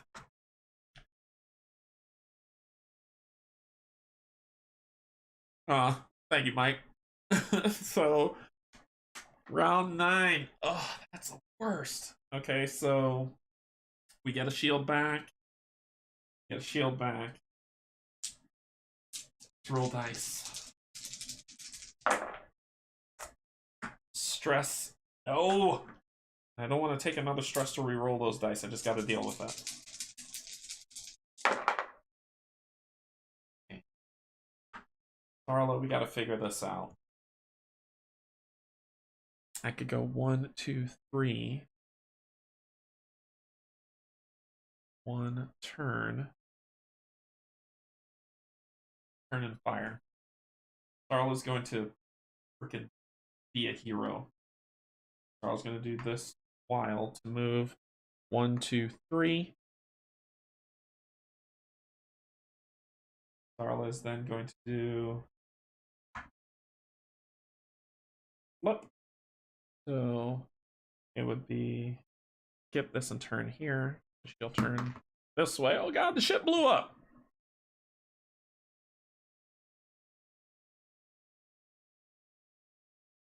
And then she will spend this to rotate. Fire in the hole, Captain. Dude, no, I can't. I can't. It's too close. It's too close. Sorry, let's pull that back. Let's pull that back. So it was 1, 2, 3 to get here.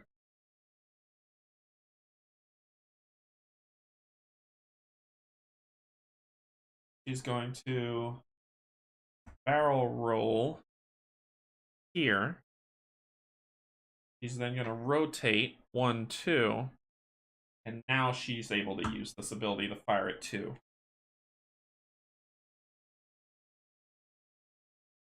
And the radar jam is off because that ends your round, but I'm going to dump it on you one more time. So she's going to attack. That is with advantage because you're facing this way. So 1, 2, 3, 1, 2, 3. She has advantage. +1, +1. So she's doing 3 damage to you. 1, 2, 3, taking you down to 4 health. She's then going to spend her last die to radar jam you once again. And that's the end of her turn. You are stunned, sir. You are stunned. Ah, stun. They use the self-destruct, I win. So let's see what stun does. Let's see what stun does.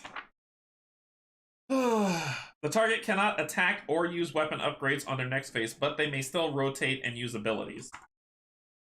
Okay. So I don't want disadvantage on me. So I'm going to do this to rotate.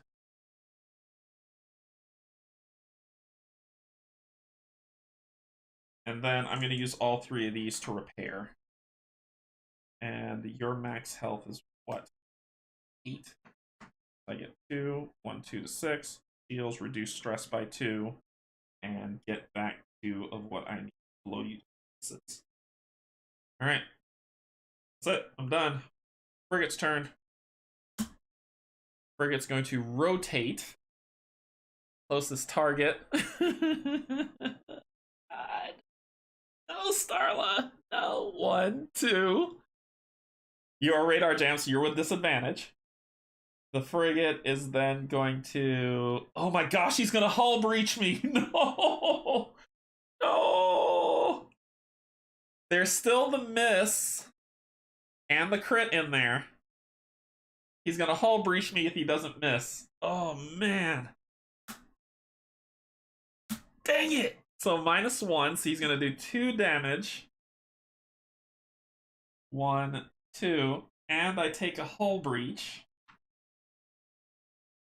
He's then going to move here. That's as far as he can. And that ends his turn. Oh, this is the worst! Okay. Round 10. Get a shield. Shield. Oh no, you only have 1. Sorry. And I'm gonna reroll the 4. We're taking it out this round. We're taking this thing out this round. This is happening. This is real, people. I gotta suffer stress if I gotta suffer stress. Alright, so.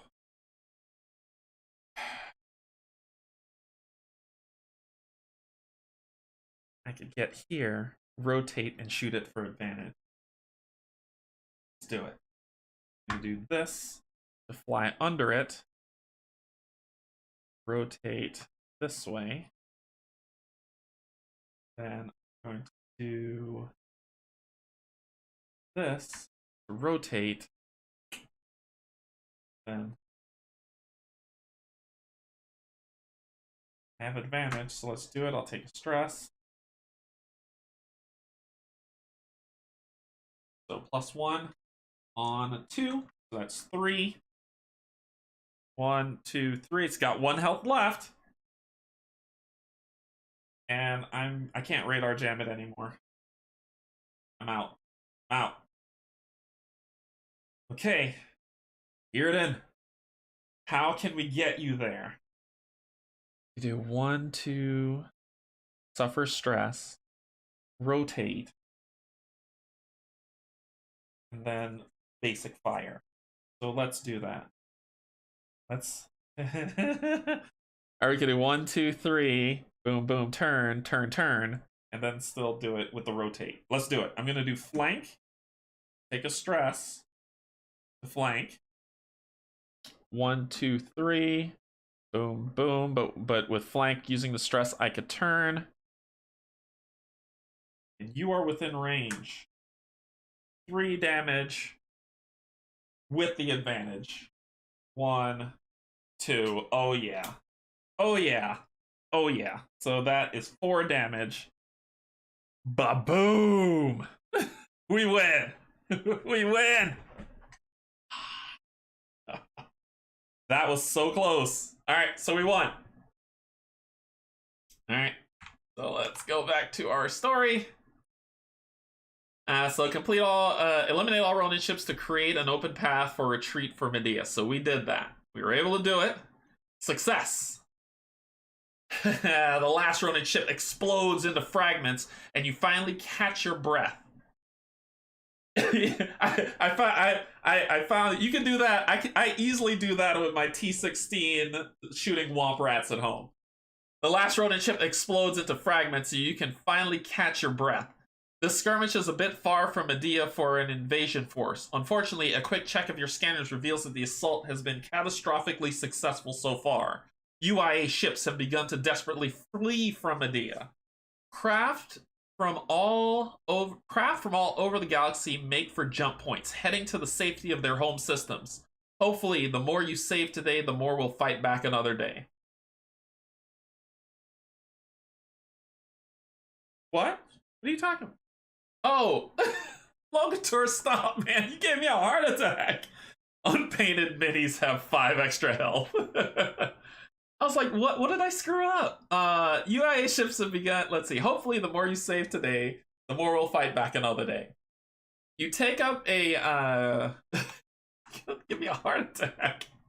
You take up a holding position near the Sparrow.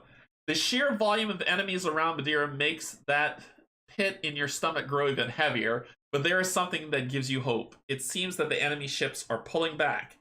Reward! We get a pilot skill, we get 10 credits, and we get a ship upgrade. Each pilot may purchase 1 weapon upgrade for 5 credits or less, and we go to scenario 4. Alright, so let's take a look at what we got. So we're going for We get a pilot skill, we get 10 credits, and we get a ship upgrade.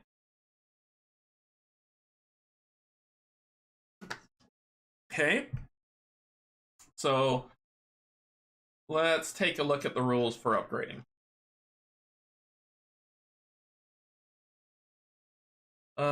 Man, almost gave me a heart attack. It's like, no, he's not dead yet. What? No, no. Say it ain't so. All right. So pilot skill. Each time a player gains a pilot skill, mark a spot in one of the pilot skill trees on the pilot progression pad. It takes 2 pilot skill points to unlock a modifier deck upgrade. Cool. So that's the squad name. So pilot skill.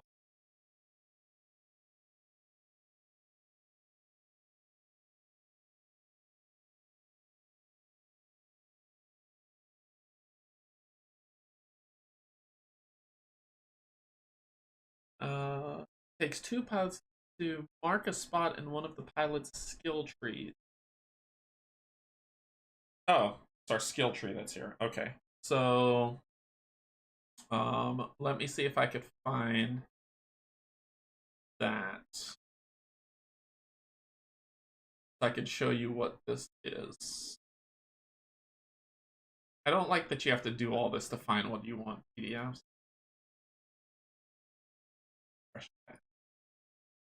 Pilot path. Alright. So this is what a pilot looks like. This is Starless. So I can show you what this looks like. So it says the rules say for this is each time a pilot gains a pilot skill point, mark a spot in one of the pilot's skill trees on the pilot progression pad. So, and it says it takes 2 to get the upgrade. So you see these ones here at the bottom? You see that those little medallion things? We just shade in one, and that's what we get at the bottom. So, and you can pick whichever one you want. For Starla, I'm gonna get her a plus. I'm gonna get her a rare. Starla, I'm gonna go along the path of target lock. So she will get that, one of those. And Gearden,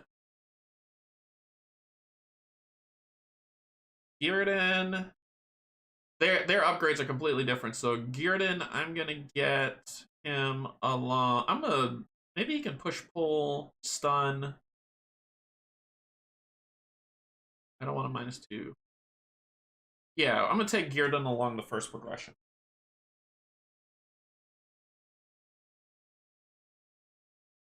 Okay. So that's what we get for that one. I wanted to show y'all these up close. The next thing we get is 10 credits, and we get a ship upgrade.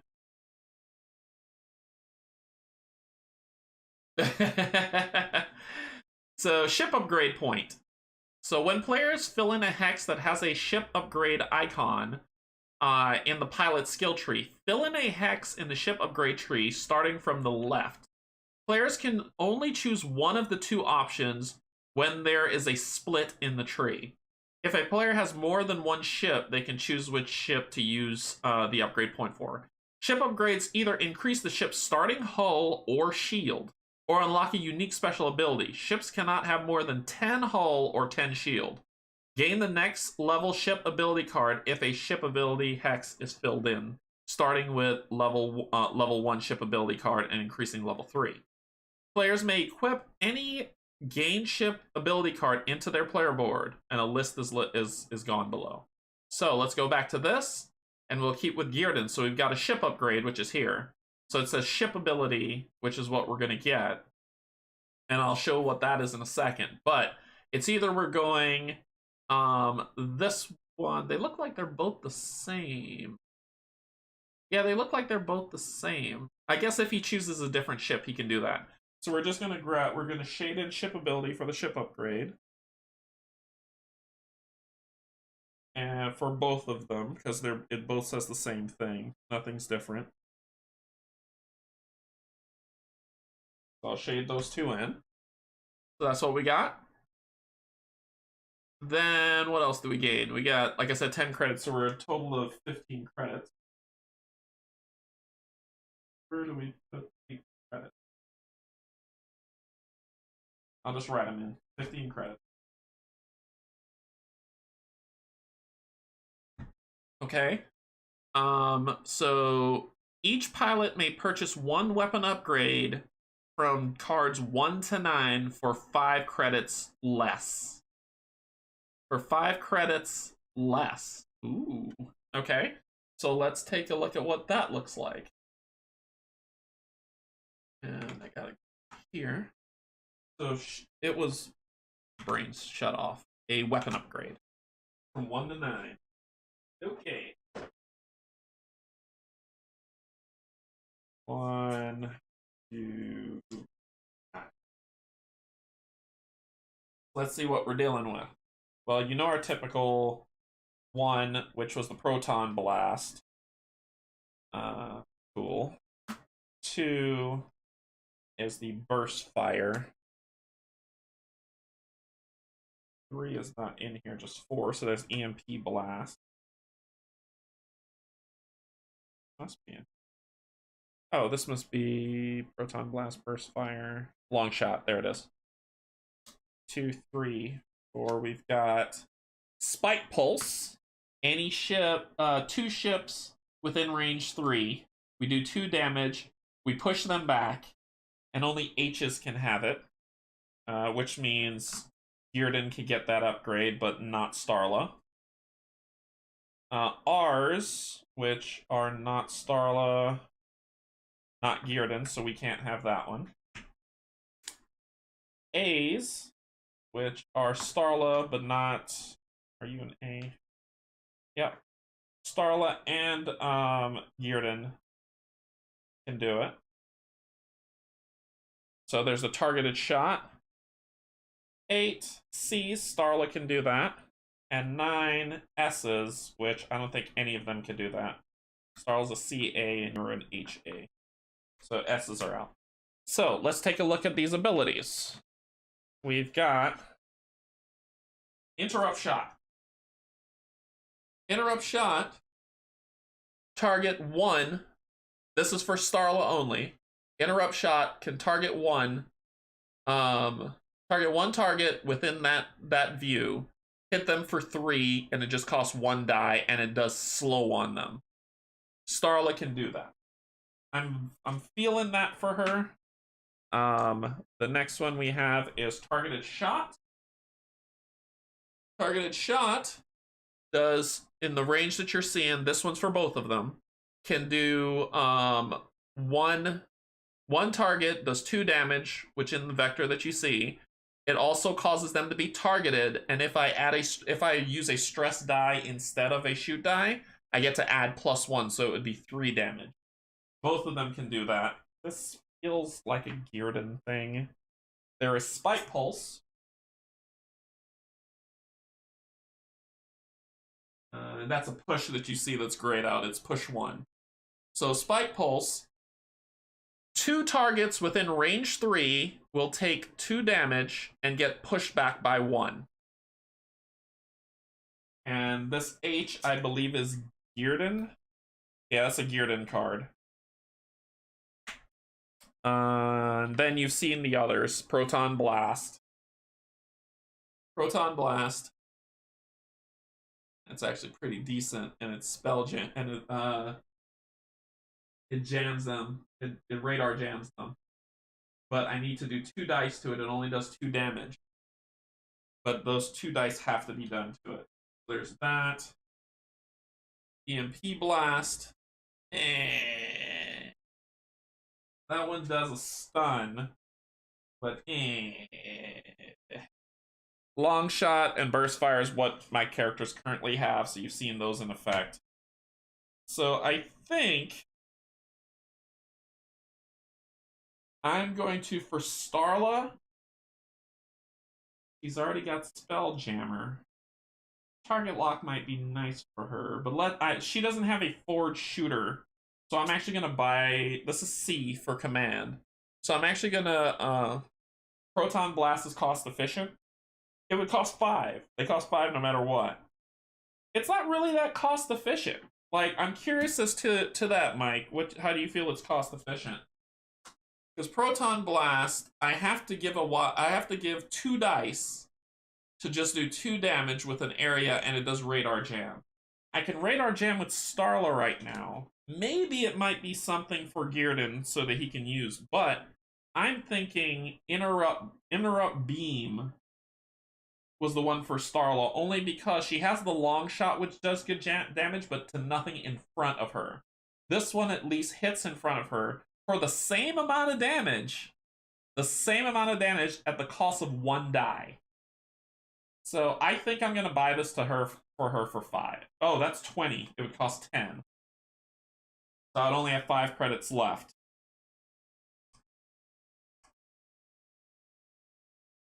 I might have the Proton Blast for him.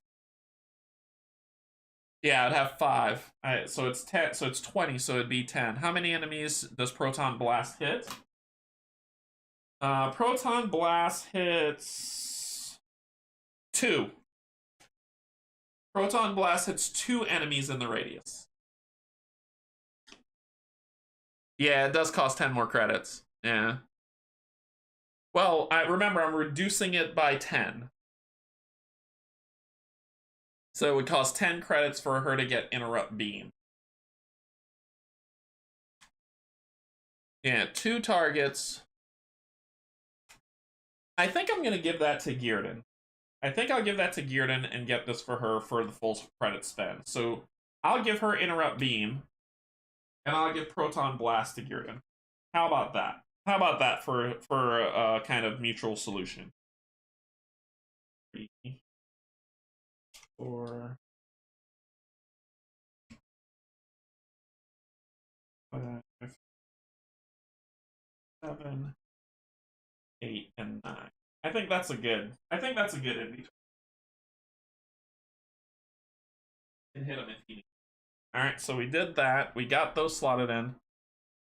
Yeah, it's an AoE for 5 credit. I grabbed it, Mike. I grabbed it. Alright, so what else are we looking at here? So we did the pilot skill, we got the credits, we bought what we needed to, and now we're going to scenario 4. So we're going to scenario 4. As soon as we finish, wait, is this scenario 4? Yeah, this is scenario 4. Here it is. Scenario 4, the end of Medea.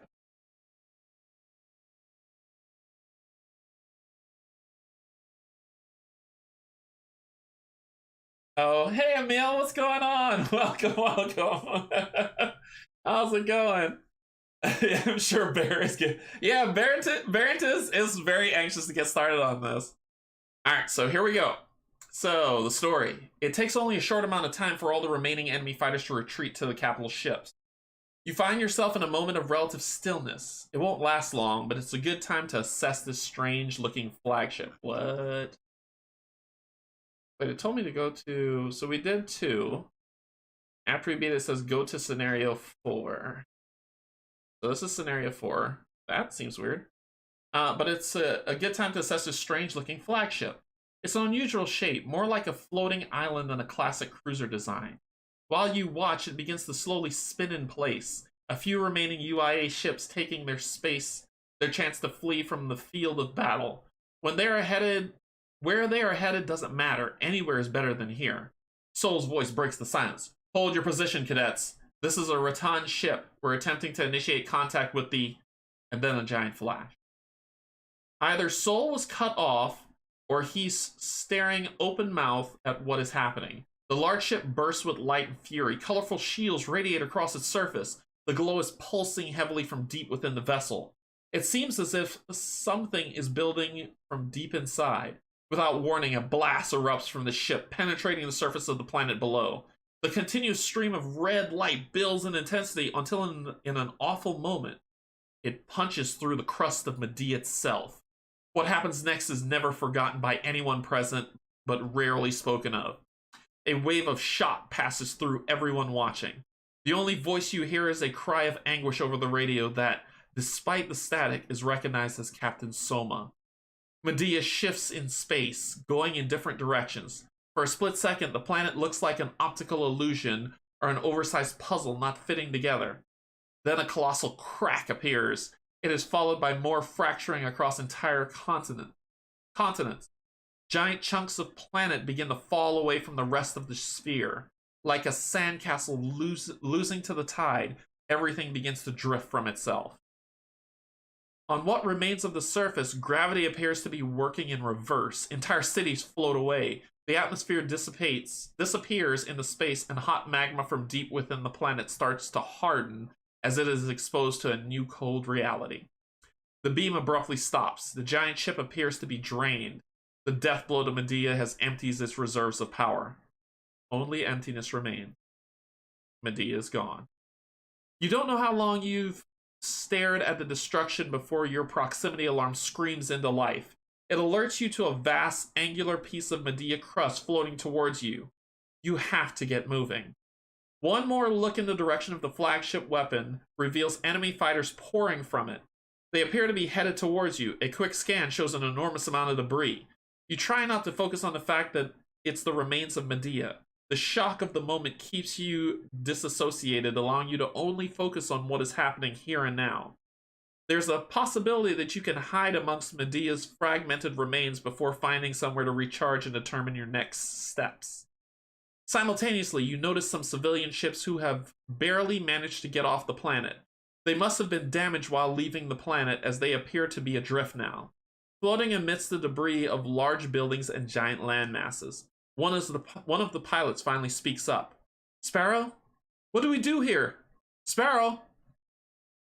Choices. All right, let's get back to the boat, and let's not tie this time. We can help the civilians, turn and fight the invaders, or flee to fight another day.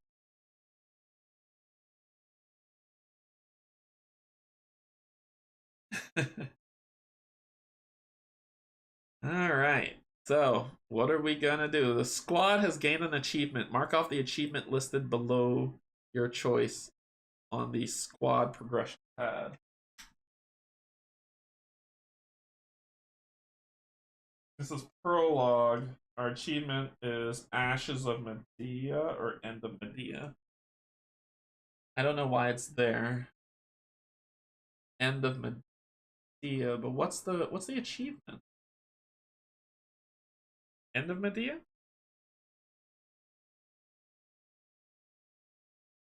I don't know what the achievement is.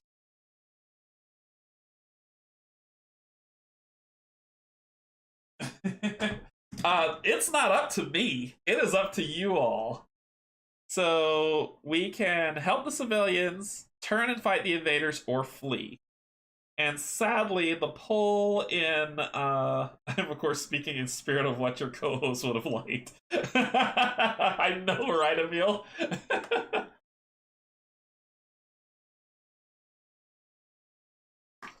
Alright, so quit the force, go be pirates. Alright, so I can't do the poll because the poll only allows for 2, not 3. I'm assuming you get 3 when you get bigger in the streaming. So I don't know how to make this work. I would love to go to the planetary thing and do that. But I don't know what that means. All of it's go to scenario 5. So we're gonna be going to scenario 5 no matter what. Let me take a look and see, because I want to show y'all more than just ship combat. So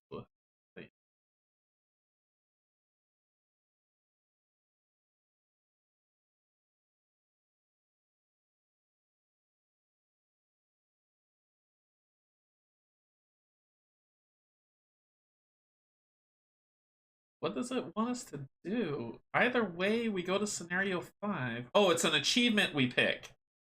It's an achievement we pick. That's the achievement that we're gonna do. We're going to scenario 5 no matter what.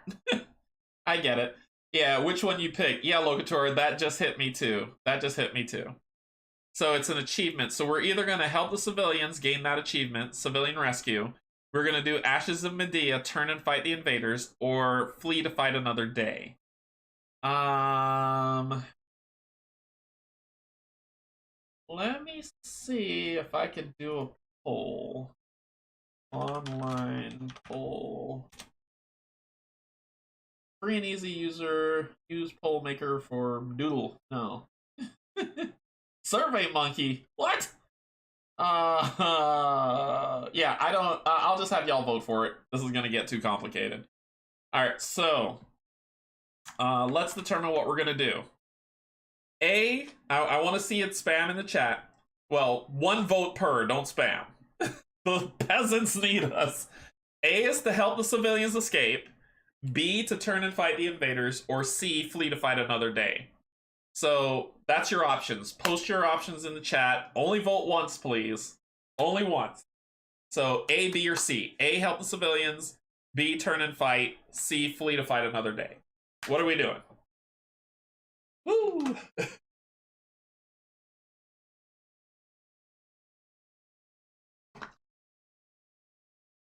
We got 2 A's. Oh, there we got a B. 3 A's and a B.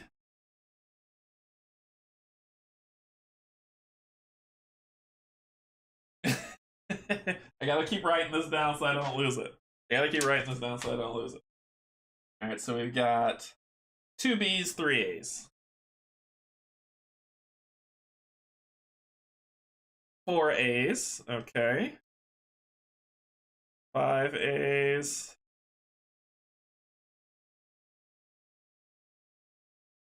You got 18 viewing, so I'm keeping it open just in case it swings wildly. So we have 7 people, 5 A's, 2 B's. I'll just give it 1 more minute, so if I don't see anything come in, we'll press ahead. Looks like we're going to civilian rescue.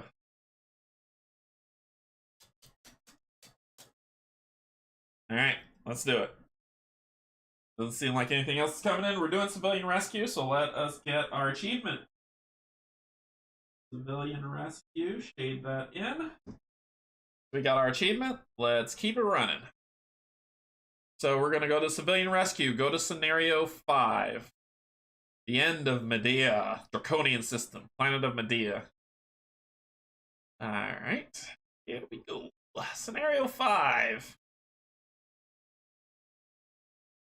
Escort the Sparrow out of the system. So more ship combat, but this time the Sparrow is involved. So now that you are going to leave, it won't be easy. Soul's voice crackles from the radio. Stay alert, pilots. The enemy is targeting the Sparrow. We're going to need you to fight them off as we find a clean exit. Even through the frustration, his humor remains intact. I hope you didn't have plans tonight because we're not out of this yet. Waves of fighters come in hard and fast behind them. You can see the giant ship that destroyed Medea powering up again. Doubtless they'll turn their attention to you soon, but in the meantime, you've got to focus on these fighters. This time, it's This time, it's Captain Soma on the comm. Her words barely getting through her gritted teeth. Cadets, stay close to the Sparrow, and we can get out of this together. Whoever is responsible for this act will pay. I will not stop until that happens. She wants to stay and fight as much as you do, but it will have to be another day. Your dashboard lights up with alerts. Taking a deep breath, you head back into the fray once more. Objective: escort the Sparrow out of the system. So it's not to fight, it's to escort the Sparrow out the system. Okay, what does that look like? Learn about spawning. Okay, so we got spawn points. Learn about spawning and the Sparrow rules. We'll talk about spawning and what that means. Remember, the Sparrow's immune to all combat effects, and a pilot can damage their ship ability to ignore 1 attack on the Sparrow. Okay, so no combat effects. They can't be stunned. It can't be jammed. But it can be hurt. The Sparrow starts with 10 hulls, so let's go ahead and get the 10 hull on there. The Sparrow starts with 10 hull. At the end of the round, the Sparrow moves forward 2 hexes and pushes any ships from the final movement hex. You succeed when the Sparrow moves off the board. Are you freaking kidding me? Okay. Enemies can target the Sparrow, Spawn at the end of rounds 2 and 5 adjacent to 1 or 2, whichever closest to the Sparrow. For 1 player, 1 regular synthetic fighter. For 2 player, 2 regular synthetic fighters. For 3, 1 regular, 1 elite. And for 4, 2 elite. Civilian, if you chose to use civilian rescue, each pilot begins with +2 stress.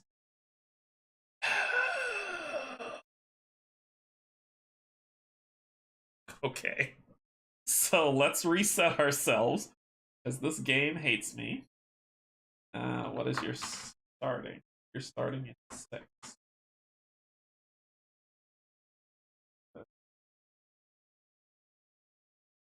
Here, 2. You start off resupply. I'm just resetting everything. Start off resupply.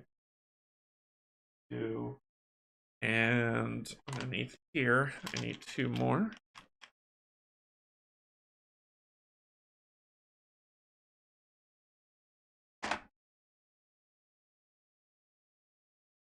So you get resupply for that.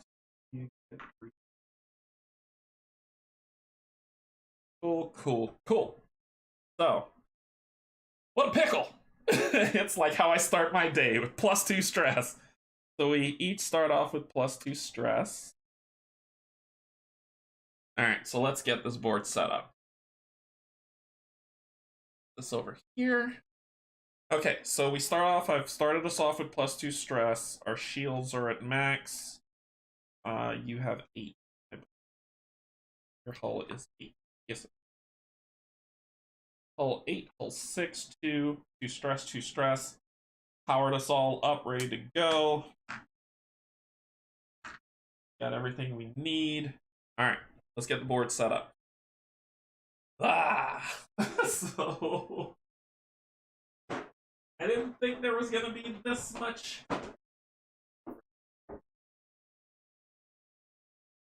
play.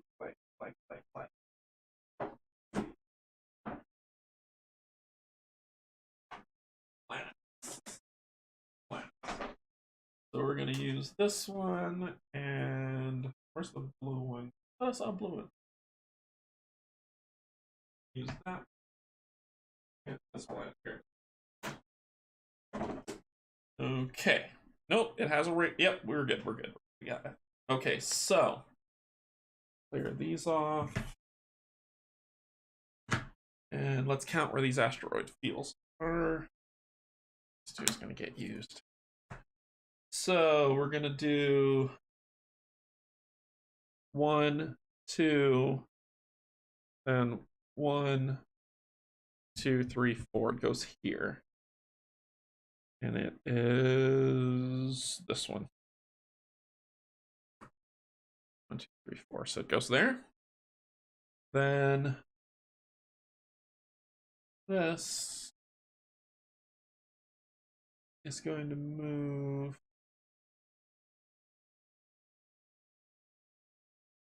three up. 1, 2, 3, right here. Okay. Then we've got planets now. This one is going to be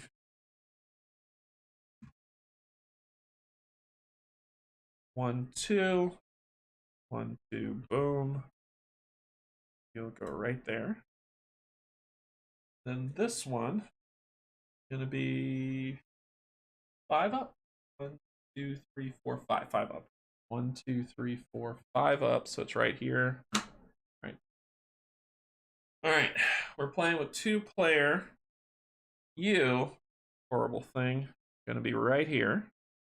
We are going to be around it, but I'm not going to say where we're going to be positioned right now. Let's deal with our enemies. 4 enemy ships that I have not painted. Why must you do this to me, game? Now, what do we got? We've got...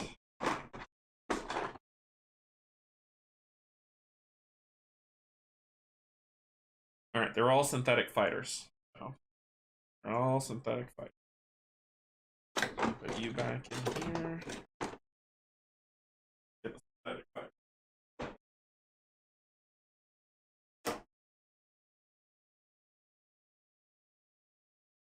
That's these. Like I said, I apologize. I have not painted these because I didn't think I'd be playing with these. But I will have them painted for next time. See like 10 people dropping off because they're like unpainted minis. Forget you, Canje. Alright, you are gonna be here.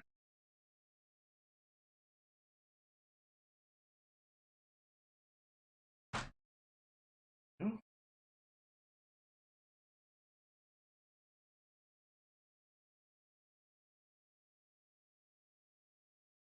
You are gonna be here. That's 1, 2. We've got an elite.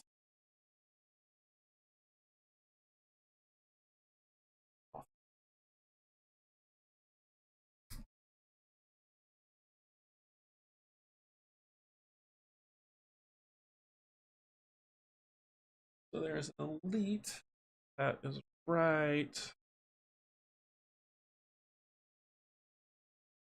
here. Here. Yep, right there. That way. And there is another regular one.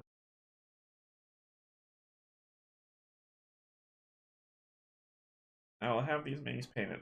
Promise you that. Our regular. Are right here. So 1, 2, 2. Okay. Then we need our spawn points.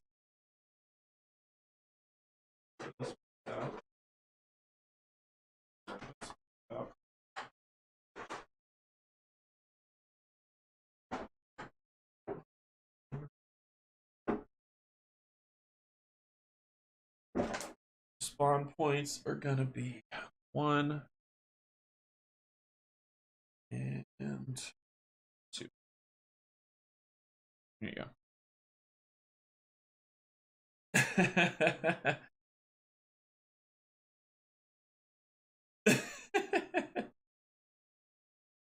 These lousy enemies only had gray paint. I know, right? All right, so let's get out their enemy cards. We've got 1, 2, 3, 4 of them. So you get the number 4. I'm just randomly grabbing stuff off and throwing them on there. Truly, what you're supposed to do is like throw it in a bag and mix it up. I don't care. Like very little, very little. Frigate.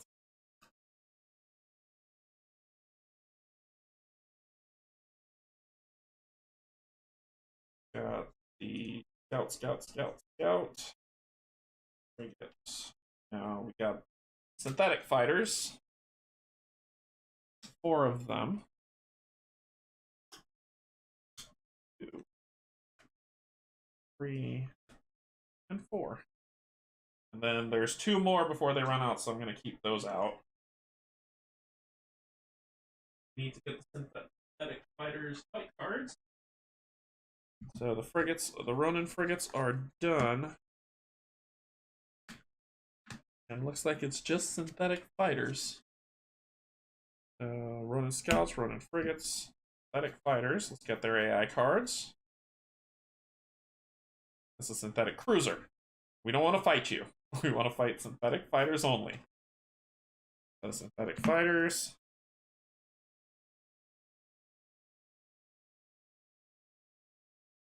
Alrighty.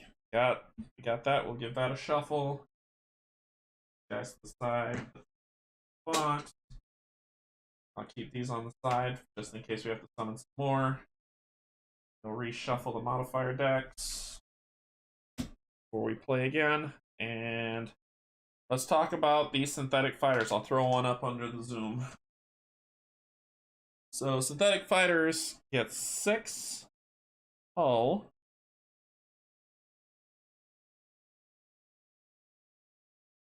Except for the elite. And they have 2 shields. And they attack for 3. The elite gets 4 shields, same 6. So we'll make the bottom guy No, number one's the elite, sorry. So you'll have 4 shields. And you are immune to target lock and radar jam. The 2 skills that I enjoy using. Thank you, Brandon, for making me sad. Alright, so we've got our elite, and we've got them 6 health, 2 shields, except for the elite that has 6 health, 4 shields. They all hit for 3. Alright. Yay! I've set the hull of the Sparrow to 10. Round 1, it still has 4 supply. And we've got red dice just in case bad things happen to us. Okay, so let's talk about what did they say happened at the beginning? So it says at the end of the round, the Sparrow moves forward 2 hexes. So how many rounds? 1, 2, 3, 4, 5, 6. 6 rounds. Ish. 6 rounds for us to not let the Sparrow or us die. They had a good deal on Grey Vein. The cards are not sleeved. So let's see. We are going to put you here. What can you do? You could burn and flip. 1, 2, 3. Burn. No.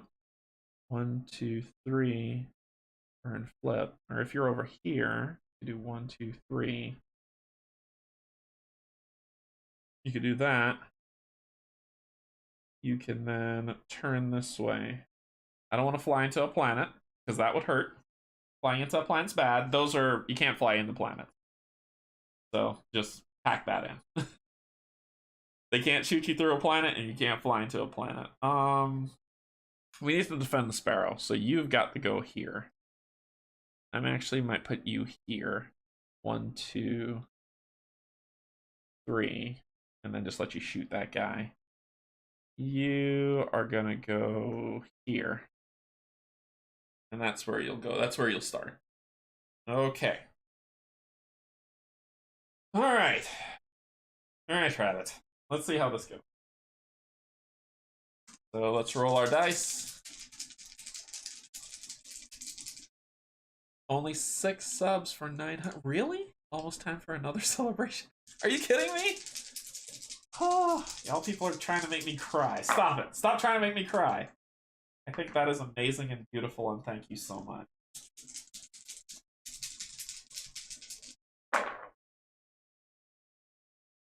Alright. So, here we go. Alright. So, Gearden.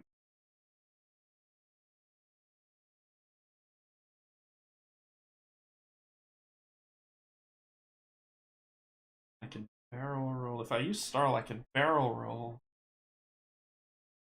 Then move 1, 2, 3. And then I can hit you with Interrupt Beam. Slow you. That would still work. I think Starla might go first.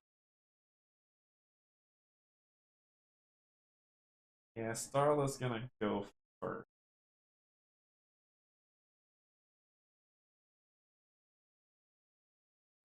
One, two, three. So I'm gonna use this. Come here to move 3. 1, 2, 3. 1, 2, 3. 1, 2, 3. I'm then gonna use Radar Jam. The Radar Jam 2 targets within range 3. Number 3 will be Radar Jammed. And number 4 will be Radar Jammed. Then I will...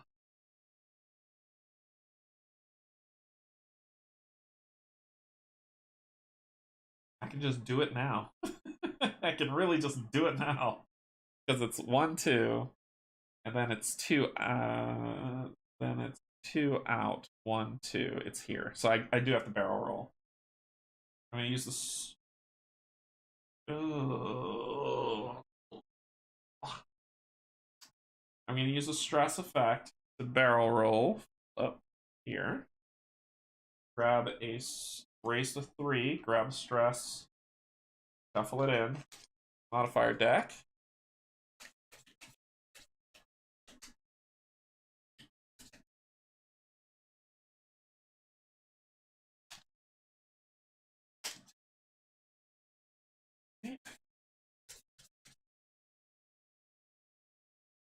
Okay, and then I'm going to spend this shot using one of these on interrupt beam. So it would hit here. Wait, it hit here, here, and here. No, it won't work. It won't work. That won't work. I'd have to rotate, which I use that stress. Now I can do it. Now I can do it. I have to rotate, and now I can. Okay, so one target, 3 damage. One target for 3 damage within range, and if I hit, +1, 4 damage. Hit you for 4, number 3. 1, 2, 3, 4, and you become slowed. Your radar jammed and slowed. Alright. Then I have 1 left. I'm going to shoot you for 1 damage. No, I'm not. I'm going to spend this and shoot you for 2 damage. And it has Pierce. -1, 1 damage. So number 3 goes down to 3 health. Okay. That's a pretty good round. That was a pretty good round for you. Next up is Gearden. Gearden. So I take one shield damage to just, I think I will. 1, 2, 3, boom there. I'll take a hull damage, which I don't care. I'm gonna rotate. And I'm gonna blast you with everything I got. We'll do this, spending one of these to do a flank. 1, 2, 3, and we're starting to turn. But we hit the field, which will give us 1 hull. Then I'm going to spend this to rotate. And that's advantage, my friend. And I'm going to spend both of these right here to deal you 3 damage.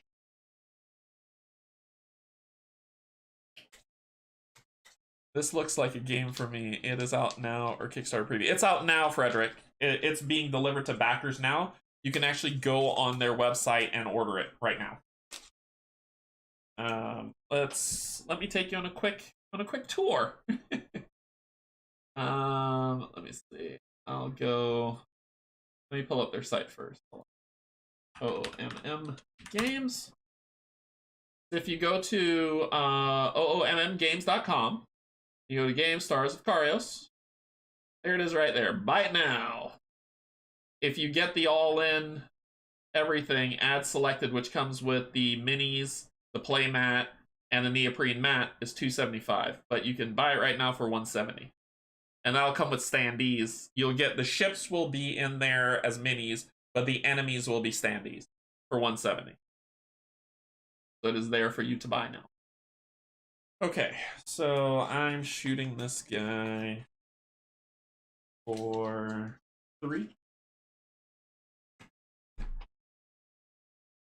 And I drop a modifier card. It flipped over. I saw what it was, so I gotta reshuffle. Alright. There we go. Let's see what we're dealing with.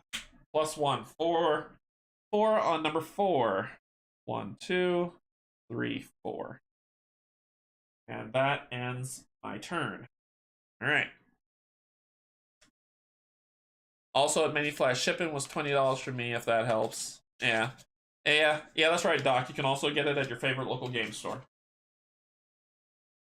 So, at some. I went to go visit Steve. While I'm shuffling this, let me tell you all that. I went to go visit Steve for one stop coffee shop. He lives about 2 hours from me. He took me to his favorite local game store. It is the best game store I have ever been to. Like, it has everything. They have Path to Carcosa the old decks in stock. It was an amazing place to go, and I was like, I have a cool local game store that I like, but I don't always stock everything I want. It's not always a winner. So if you live in Raleigh, North Carolina, there is an amazing local game store that is there for you to go to.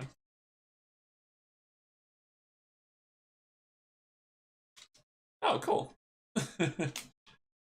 Alright, so here we go. Enemy card. Synthetic Fighters. So the elite goes first. The elite is going to rotate. He's the closest. So it's going to rotate. It is then going to attack. It can't. Because it would be 1, 2, 1, 2, 1, 2. So it can't. Ooh, and it had a nasty effect if it could, and it probably will. So it's going to go here, here, here. Then it is going to rotate, but it doesn't need to for this attack. Let me see line of sight for this. There's a thing that talks about it. I don't know if it can hit me now or not.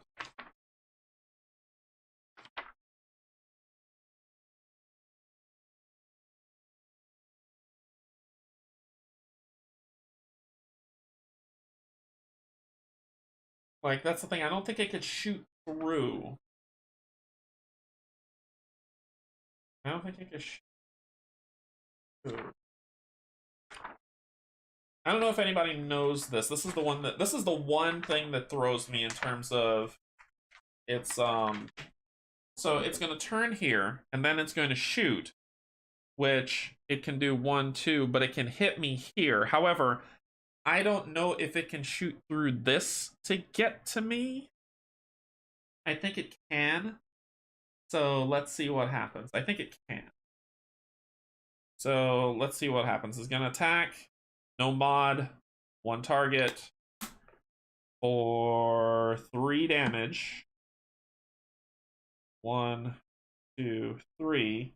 And then it does the computer symbol effect.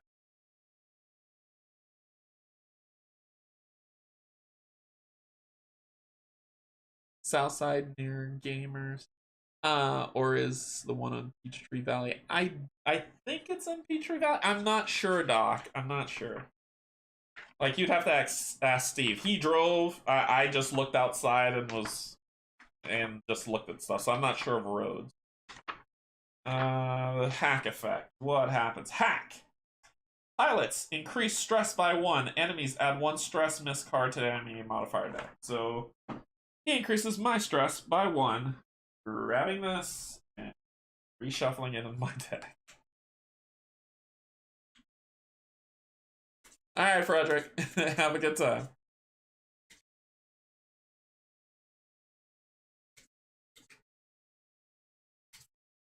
No spoilers? No spoilers. I'm going to die.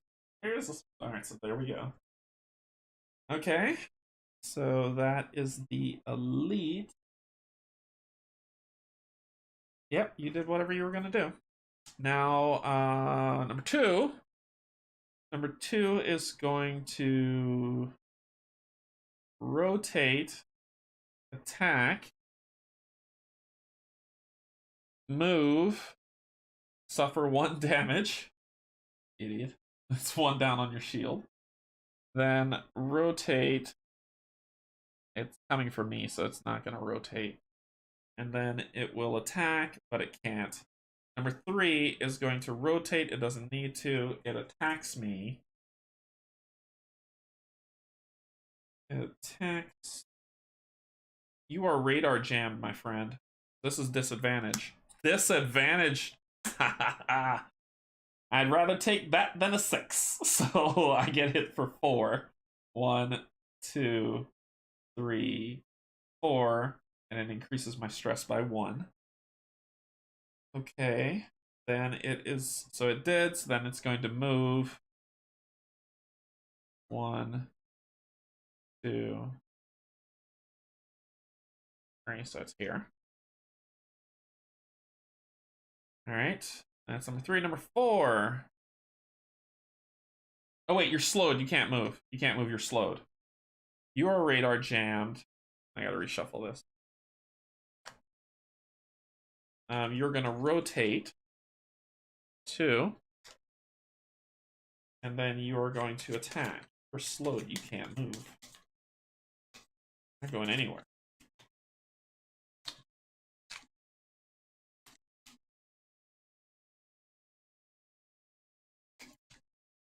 Alright, so you're going to attack with disadvantage. -1, so you do 3, so just 2 damage. 1, 2.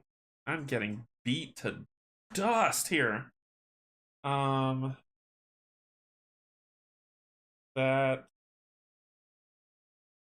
That was 4, so that ends their turn. They're done. At the end of the round, the ship moves 2. 1, 2.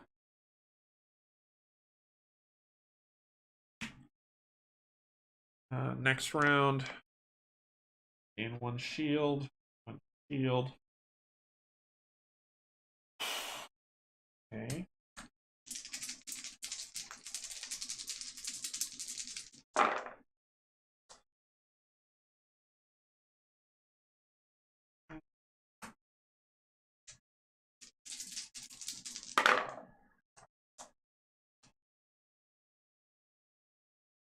And the rule says spawn at the end of round 2 and 5.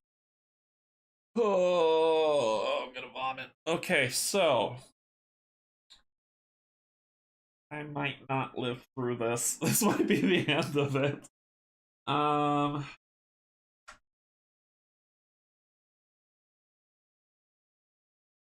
We're gonna spend. I get another miss card. If I stress, I'm gonna get another miss card.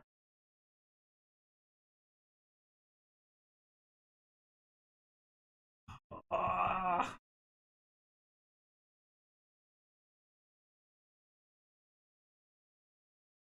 One, 2, 3. Do this. 1, 2.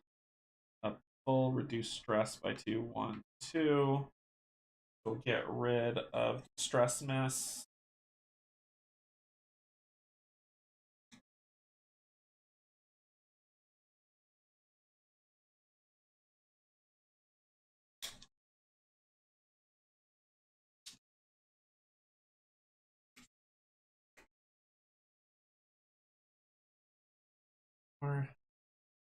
I'm going to spend another one of these. Spend this to interrupt beam you, to slow you again so you don't move. +1, so that's 4. On number 3. 1, 2, 3. Oh, thank God, 4. It blows up. Thank God. Okay, that ends my turn. Oh my gosh, that sucks. All right. So that's ends your turn. You. First thing I'm gonna do. Who's hurting? 4 is hurting. The first thing I'm gonna do is I'm gonna target lock 4. You're not immune to target lock. Target lock 4. Then I'm going to heal.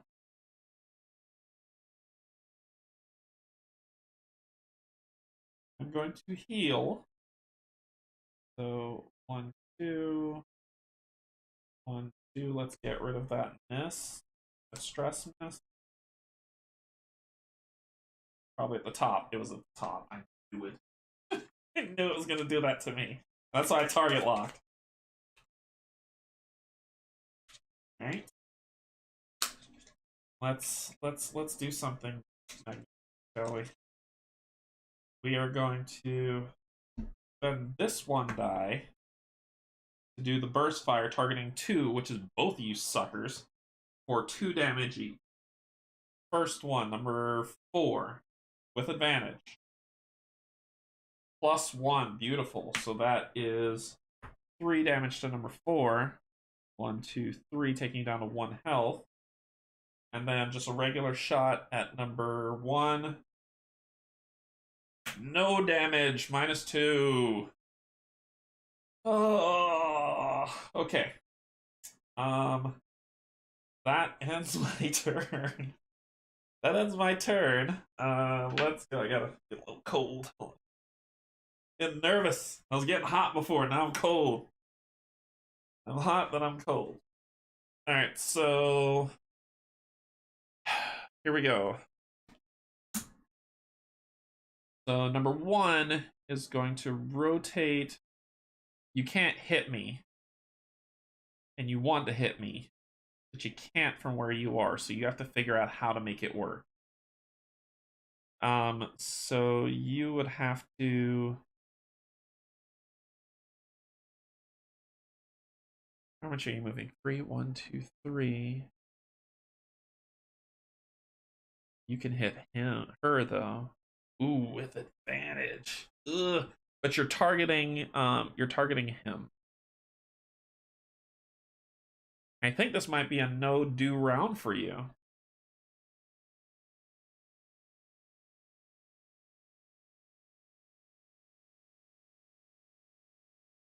Yeah. Okay, so it's a 2-target shot.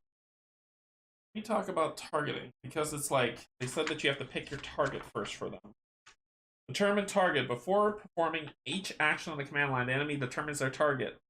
It's always the nearest player ship or objective. So the nearest player ship is me.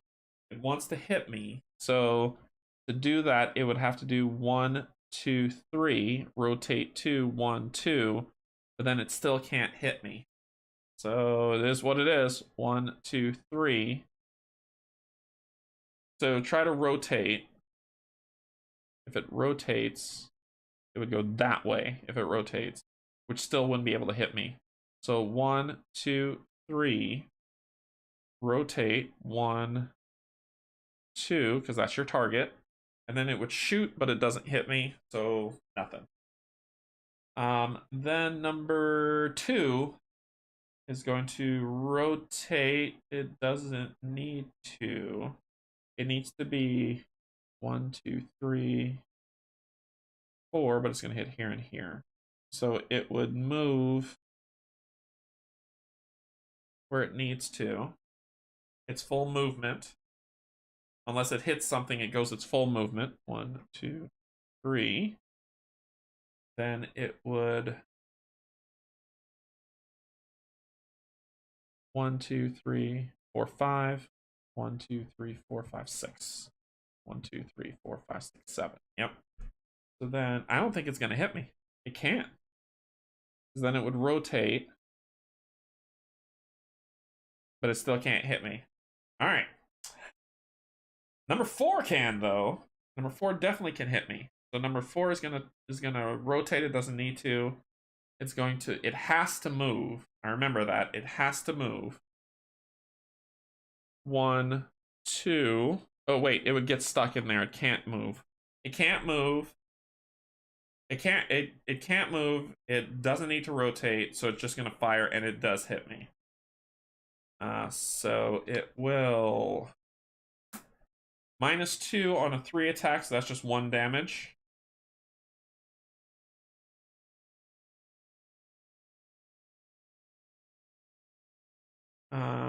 So that. Then it gets 1 shield back. Stupid jerk.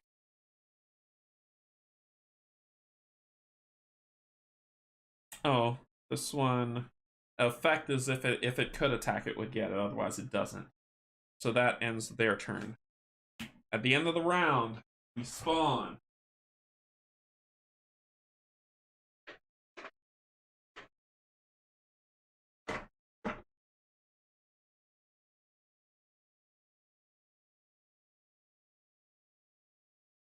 And in round 2,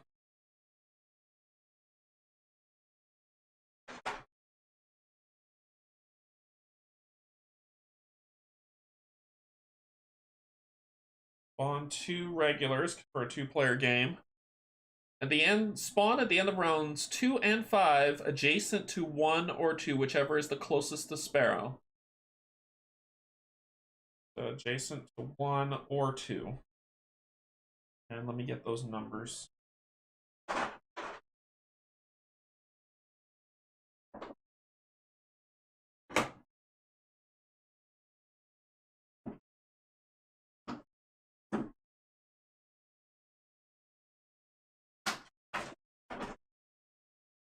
Five.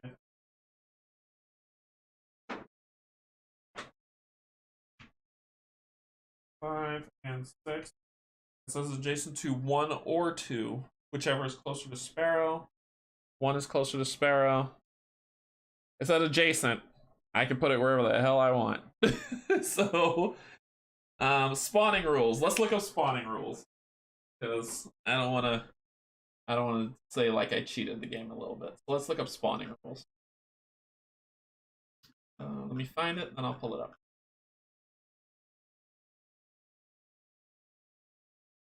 Spawning is 21.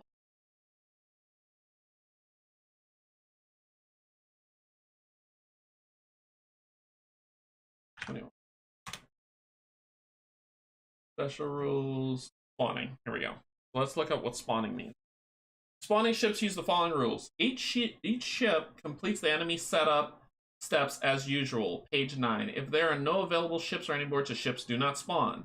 Spawn ships do not act in the round they are spawned. Spawn ships start facing their nearest target.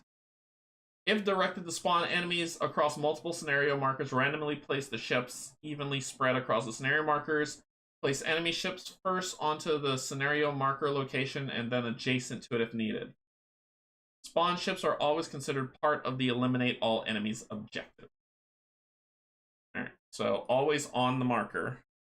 But that one said adjacent to. Spawn at the end of rounds 2 and 5, adjacent to 1 or 2, wherever is closest. So we can put them wherever we want. That's where they'll spawn. And they're always facing the enemy, our ships. So that's where they are. And I need to add these two. Put them here. Here. I need 2 up. Okay, 1, 2. You've got 6 hull. 2.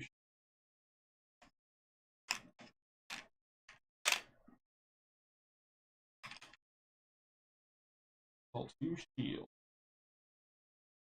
Right.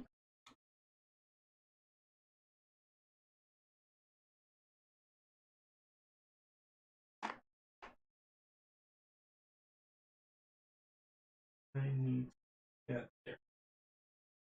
Oh, I did take it. Right. We don't have to eliminate them, we just have to get away. Alright. Okay. So that ends the round. We're going on the round. At the end of the round, ship moves 2. 1, 2. Round 3.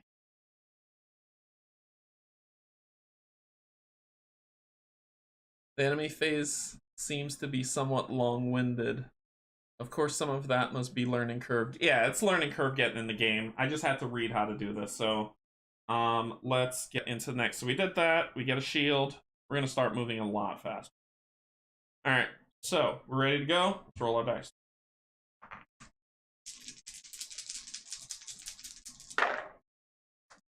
Nope, this was a shoot. Don't try to cheat me.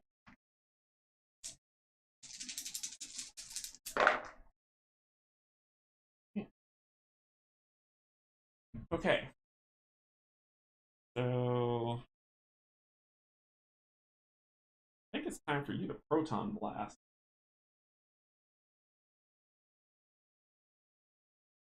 You're no longer.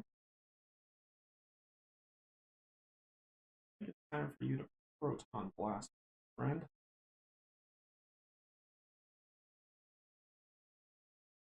I'll hit 2 targets. Elite is coming for you, so you've got to get out of dodge, and you will. I could get advantage if I can flip. if I can flank flip, I use my movement to move 1, 2, 3. Boom, boom. And then do it. Let's do it. We're gonna flank. Jet. 1, 2, 3. Gotta make sure I do this right. Boom. Boom.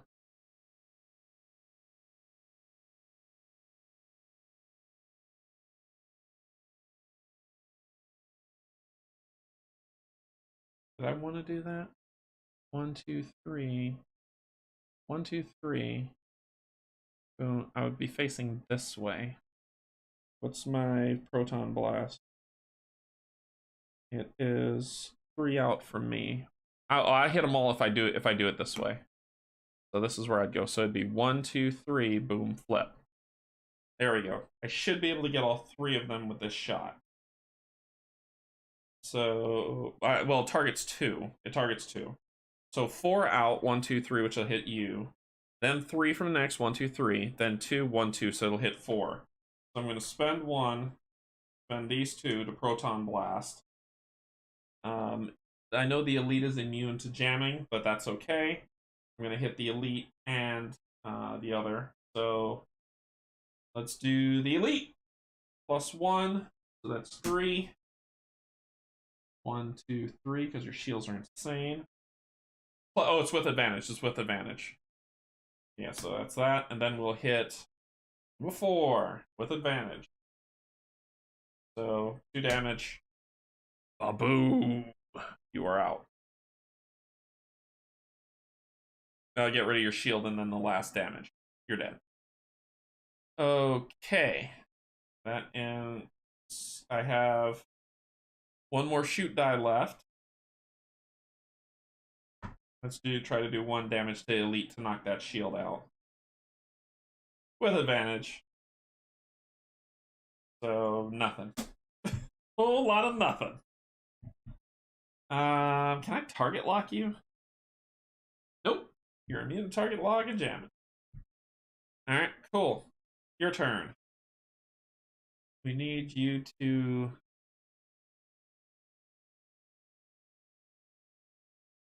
Can I get both of them somehow? I wonder if I can get both of them. If I can turn...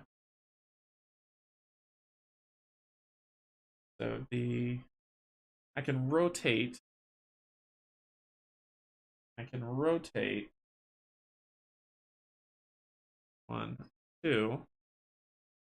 I could then barrel roll. Nope, not barrel roll. I can do a basic action to do this. But I would have to go here, and I can't.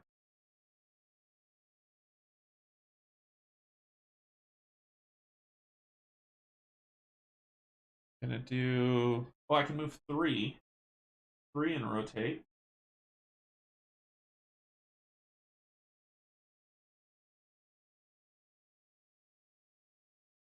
If I move 3, I'll be 1, 2, 3. And then I could hit you with advantage. Let's do that. So I'm gonna move 1, 2, 3. Sorry. 2. That's as far as I'll go with it. And I'll suffer the stress.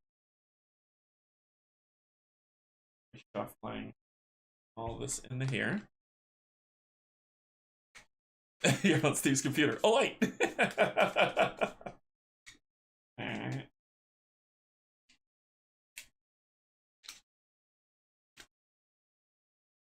And then I'm gonna attack twice. That's what I'm gonna do. First, spend this to attack you for 3 with advantage. So that's 3 damage to number 2. 1, 2, 3. Then I'm gonna shoot you again with this one for 1 with advantage. 1 damage to you. Okay. And that's all I got. That's all I got. Enemy's turn. Elite. You're going to... Your target is the closest ship.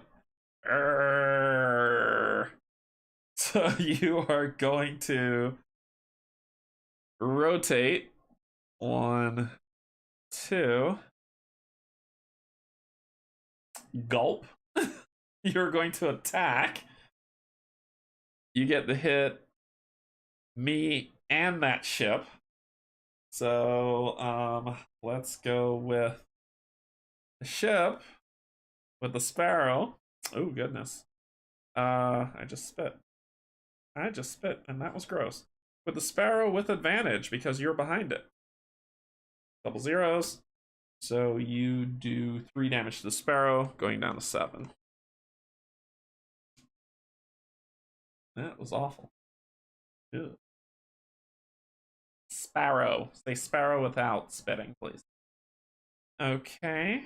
And then to me, 0, you do 3 damage and you radar jam my behind. So 3 damage to me. 1, 2, 3. And you did hit me, so then you are going to move 1, 2.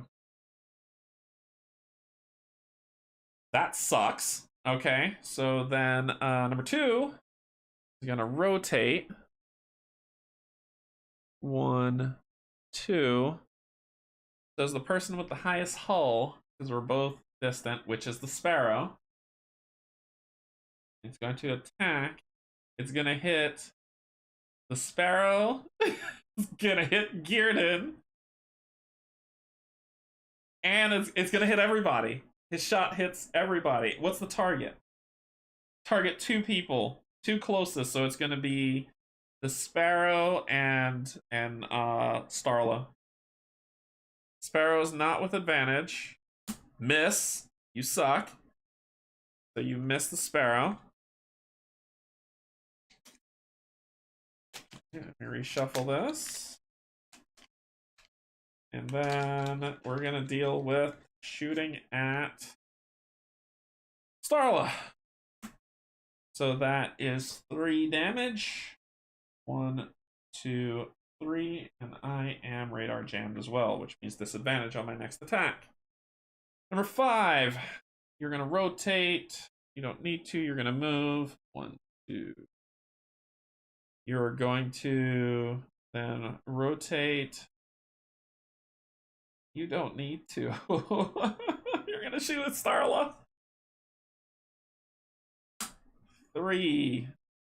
1, 2, 3. Ugh. Next dude, you're going to rotate. You're gonna move 1, 2.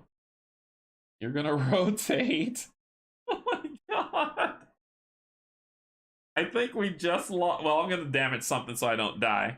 You're gonna shoot Starla for 3. She's going to. So when you get hit and you're about to die, you can damage a system with either an engine or a weapon. You can damage it to not take any damage. So that's the thing where it was saying really early on in the playthrough that is like, okay, well, how do we handle if we don't want to die? I'm going to damage my engine, so I can't barrel roll anymore to be able to do that. At the end of the round, I'll get it back. But there you go. That is all of them.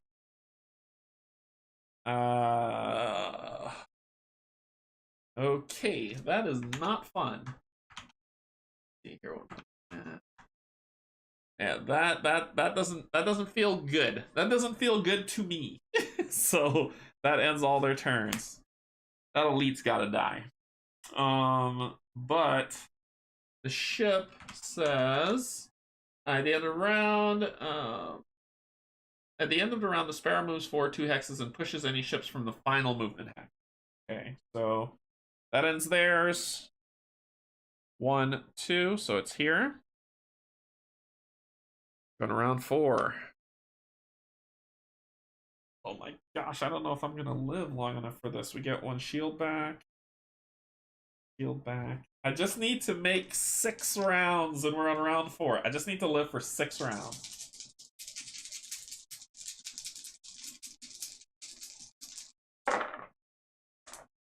Lots of movement.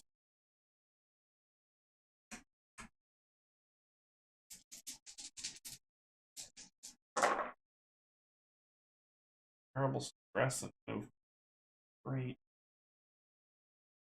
Okay.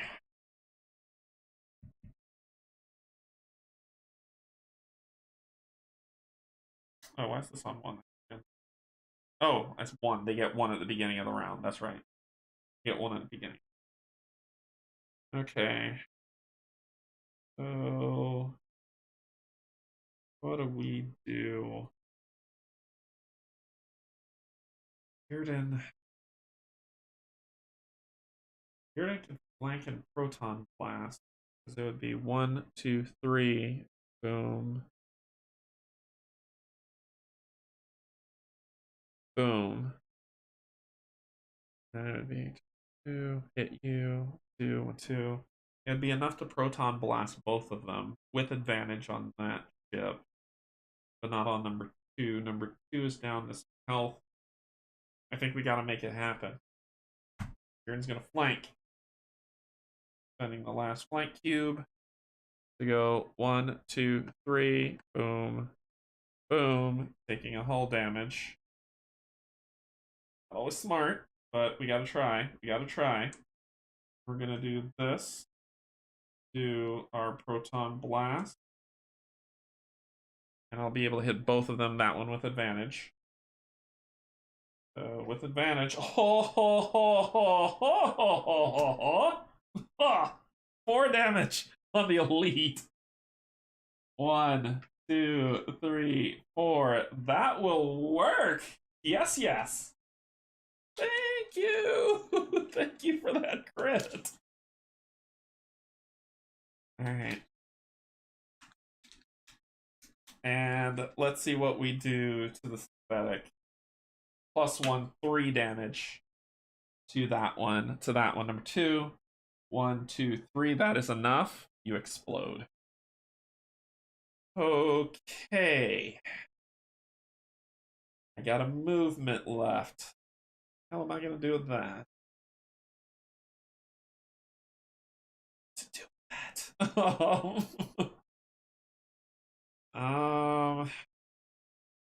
I might. I don't know what to do with that. Can't target lock anything. I can't blast forward 3. Yeah, I think I'm gonna stay where I am in this field of misery. I'll end my turn. Your turn.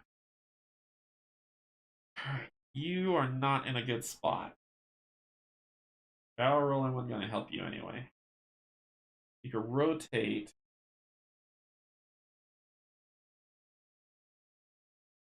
You can rotate if you want.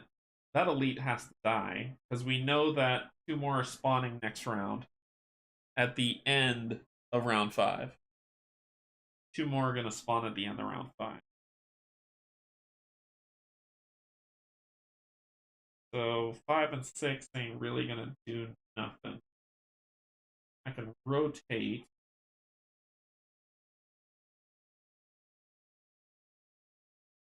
I can rotate with stress. Jet.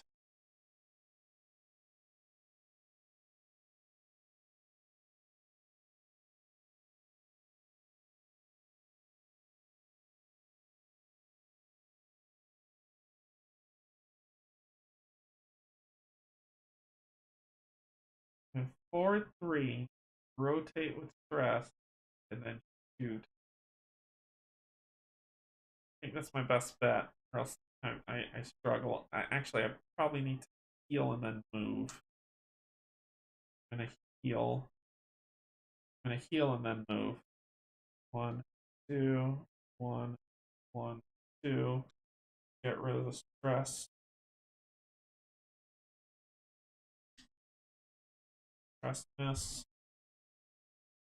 I'm gonna get 2 supply back to you. I'm gonna jam some of y'all. not gonna attack this round.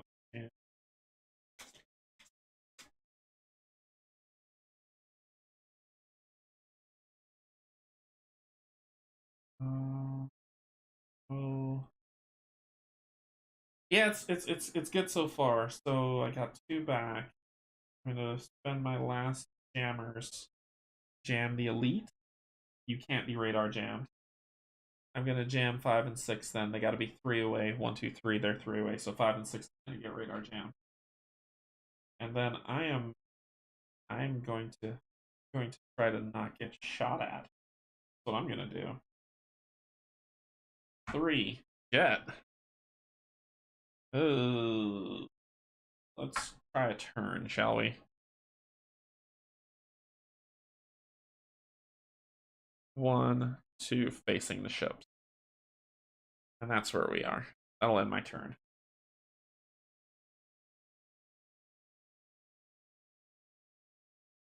Okay. Alright, see what they're doing.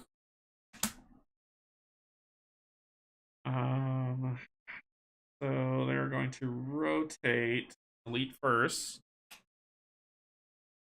Fire. You can't hit anybody. Oh, thank God. You're gonna move 1, 2, 3 here. Then you're gonna rotate. Then you're gonna fire, which is gonna hit. Oh gosh. Okay. So that's with advantage. So +1, so it's 4 damage. I can damage a system. I think it said there's something that says that I can damage a system to reduce damage to.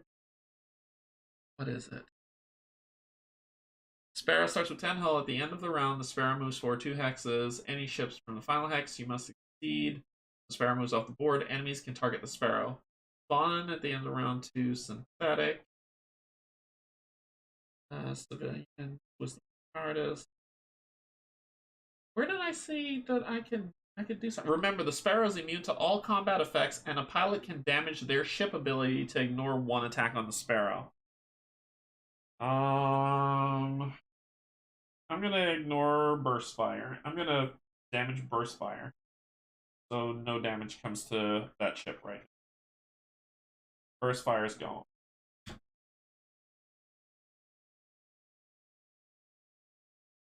So burst fire is gone. So the elite doesn't do its horrible thing. Then let's go to number 5.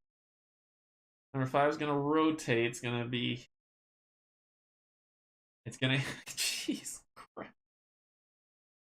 Okay. All right. Let's see what happens. Number 5 doesn't need to rotate. It's just gonna hit. So 0, which is it's gonna hit me. It hits every target, so it's gonna hit me and the Sparrow. So it's gonna go.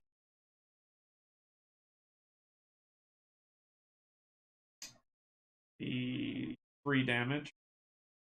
2, 3. And on the Sparrow, -1, 2 damage. 1, 2, taking it to 5. Then it is going to move 1, 2, 3. Number 6 is going to rotate. It doesn't. It does. It's going to hit me, so it doesn't need to rotate. And it's going to draw its card. 0, 4, 3. I got to damage something else or else I'm dead. We're going to damage long shot. Okay. And that is it for round 4. The end of the round, 1, 2, and it pushes it. We're at round 5. Good lord. Okay, we get 1 shield back. Roll our dice.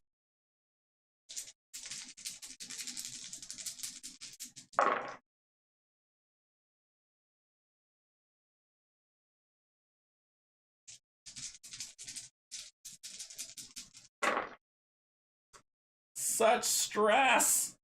All the stress. Ooh, I am actually going to take a stress to reroll these 2 stress dice. You crazy? 1 stress and 1. Alright.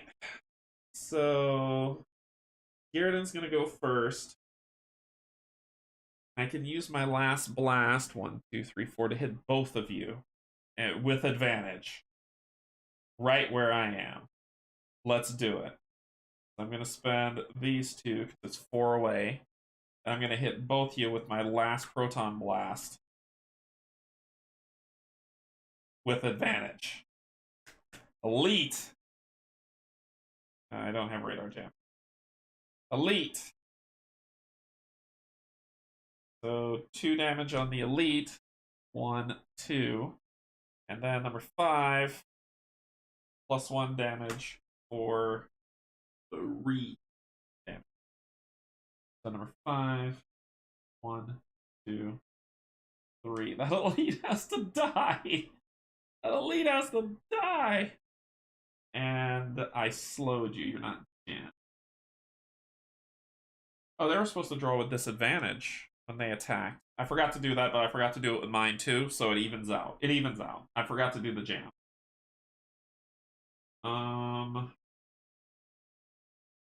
Then I am going to...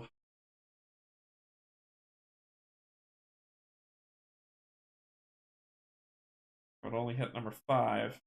Let's do it. 2 damage for number 5 with advantage. So 2 damage on number 5.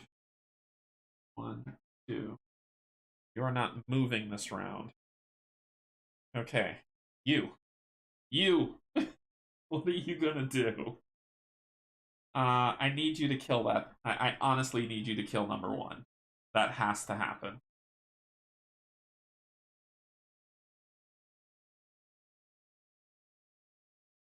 So we are going to...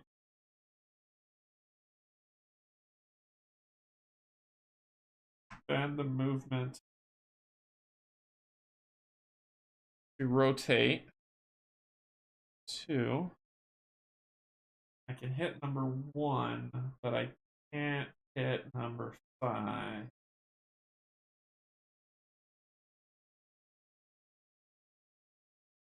Take another stress. This is going to be 2 stress. Actually, I'm going to use... actually, instead of doing that, I'll do this. Then I'll take this. Do this. To move 1. Take a stress. Grab a card. Shuffle it in.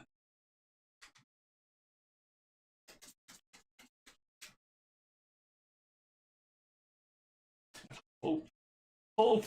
This is beyond all hope I'm hoping for here. I'm gonna spend this with this to shoot, and I hit both of them. 1 without advantage, 1 with advantage. So without advantage, please, yes. So that would be 4 damage blowing this thing up.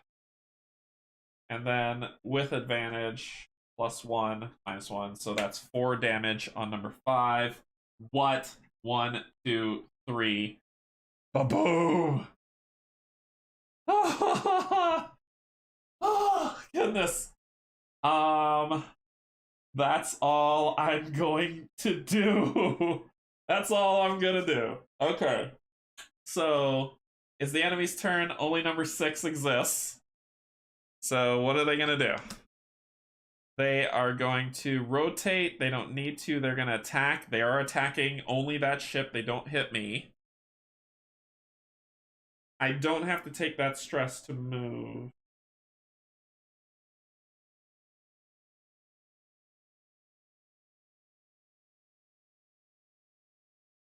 Oh, because I switched it. You're right. I do have to take that stress to move, Locator. I do, because I'm stopping. The stress came from, if you ever interrupt a move action without going the full way, you have to take a stress. So, I think that pattern hits them both from your previous... It wouldn't. The previous position was right here. That pattern is here, here. Oh, you're right. You're, let me see, it's here. Then here, you're right, I didn't have to take that stress. You're absolutely right. I'll just set it back to how it was. Yep, you're right, I didn't have to take that stress. It was at the top of the deck for the next card. You are correct. I did not have to take that stress. You're right, the pattern worked. Alright, so you are going to attack just the ship. You don't have any effects on you, so whatever this is what you're doing. And you're doing 4 damage to that ship, taking it down to 1 health. I'm going to take it to 1 health, and then we're just going to start burning cards. I got 3 cards to burn so that it can reach its destination. So it's down to 1 health. The ship is struggling. And then this thing is going to move 1, 2 here. All right. End of the round. 1, 2. We're very, very, very close, and I've got cards to burn. So I think we should be okay. So at the end of the round, 2 spawn. So we'll grab you with 6 health, 2 shields. You with 6 health, 2 shields.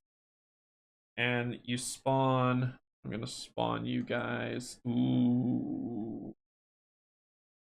I'm gonna spawn you guys. It says adjacent to it. Here. It has to face the ship. So. Alright. It has to face the ship. It has to face the... Well, it says it has to face your enemy when you spawn, right? Face the objective or the enemy? Let me read.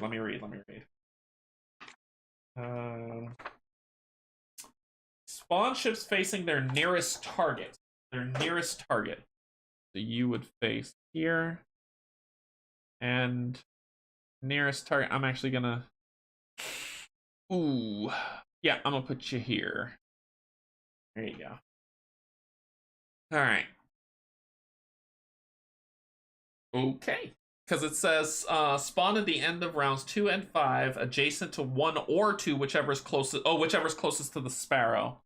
1, 2, 1, 2, 3. So it would spawn on 1, and it's gonna face the enemy. So there we go. Okay. A little bit of a pickle. Round 6. If we survive this round, we won. Okay. Okay. Our job is to survive this round. Gain a shield. Here we go.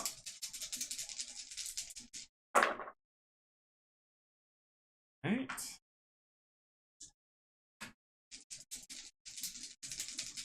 Stop it, Locator. Stop the madness. Stop the madness. Alright, so let's get the heck out of here. How much health does 6 have? 6 is at all of them are at full health.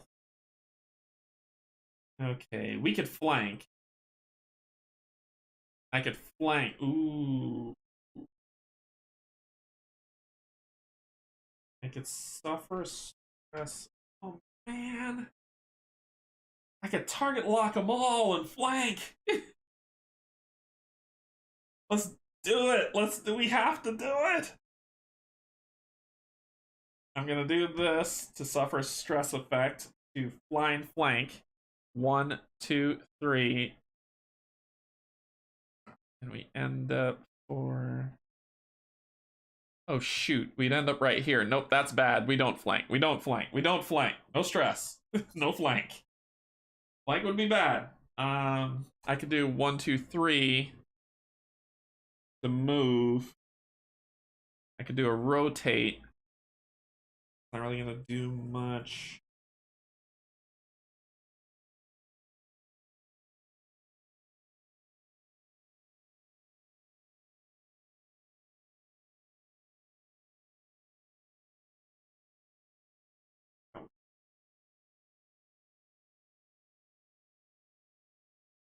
Not facing the way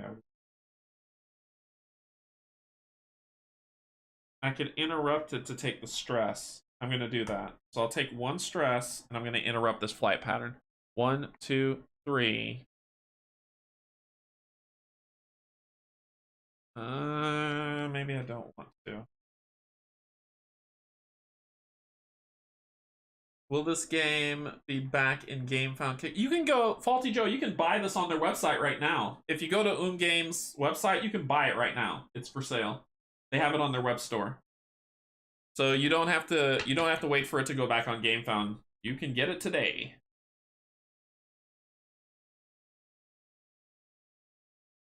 Oh, I can't flank. I'm out of resources. I can't flank.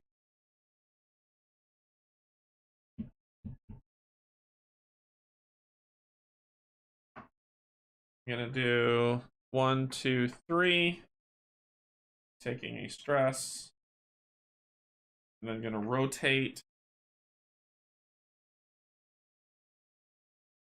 I'm gonna shoot you for 2. +1, 3. Number 6. 1, 2. And then I will. That's all I'm gonna do. You. Oh god. You're gonna rotate and heal. That's what you're gonna do. You're gonna heal. 1, 2. Shields reduce this 1, 2. And then you get back 2 supply. This actually. Nope. I'm gonna do it with that die. I didn't think of that. And then I do need to rotate here.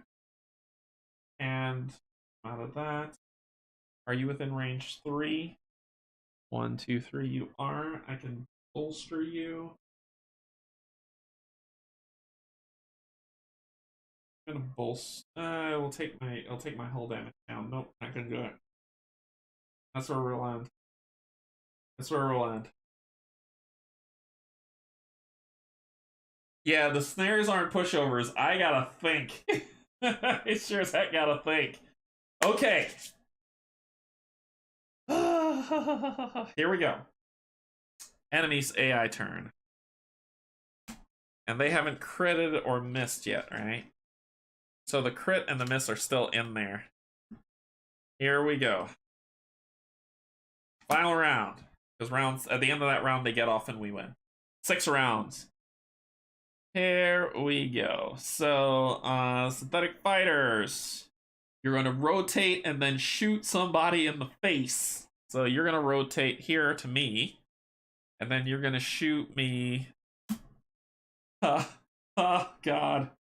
Alright, so you're going to shoot me for my +1 modifier. And you get a shield back.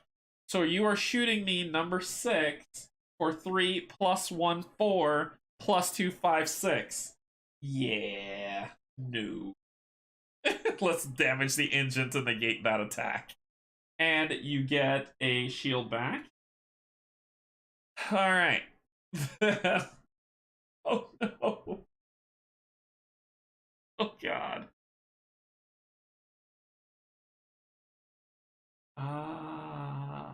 Let's see what happens. Let's see what happens. Then you would move 1, 2, 3.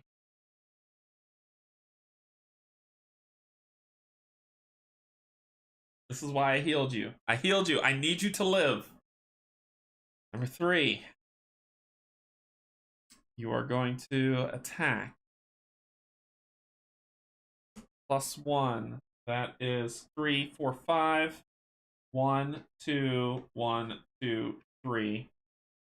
We made it. We won. You'll get a shield back, but you're fine. Number 4, and then you'll move 1, 2, 3. Number 4, you are going to attack. I don't care what it is. I don't care what it is. I'm going to flip this so I don't take, so I negate all the damage. And then you're going to move 1, 2, 3. End of the round. 1. We're done. We're out of here. We lived. We lived. Oh my gosh.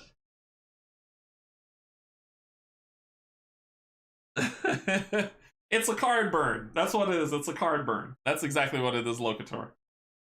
And we won the scenario. Oh my gosh. Alright, so let's see what happens next. Oh my gosh, because it says escort the sparrow out of the system. So you succeed when the sparrow moves off the board, which it just did, round 6. Success! Well done, pilots. Return to the sparrow and we'll get out of here.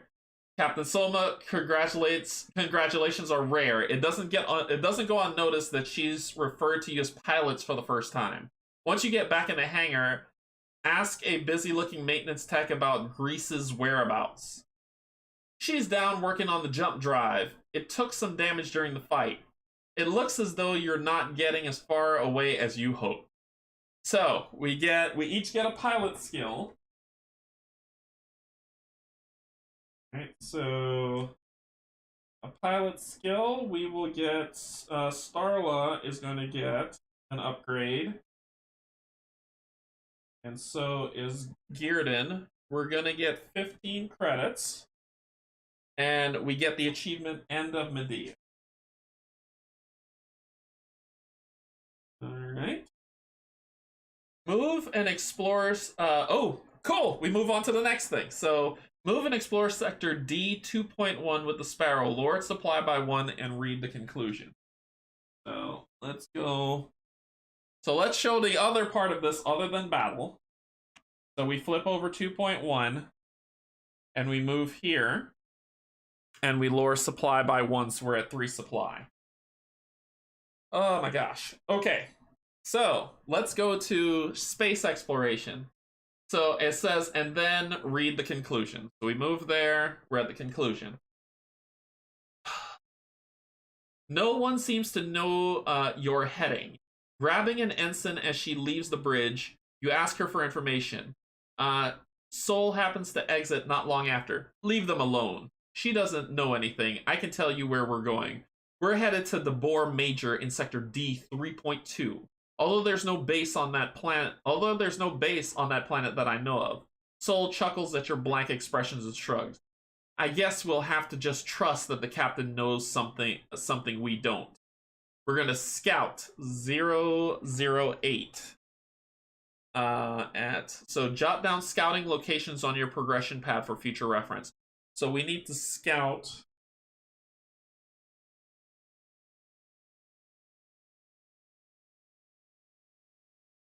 scout 008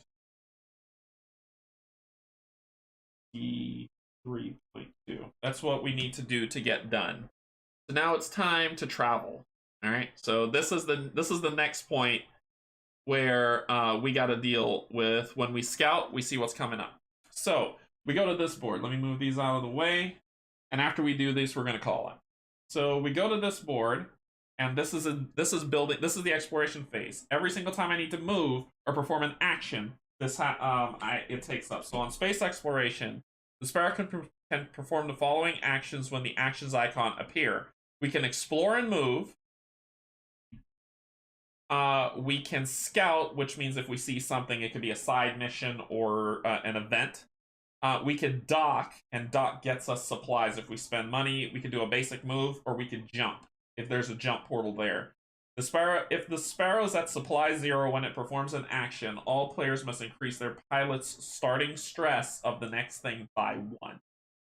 So if we get a stop move event, that's where we're going to go. All right. So we're going to go to 2.2. So we lower the supply by 1. And we go. So we reveal 2.2.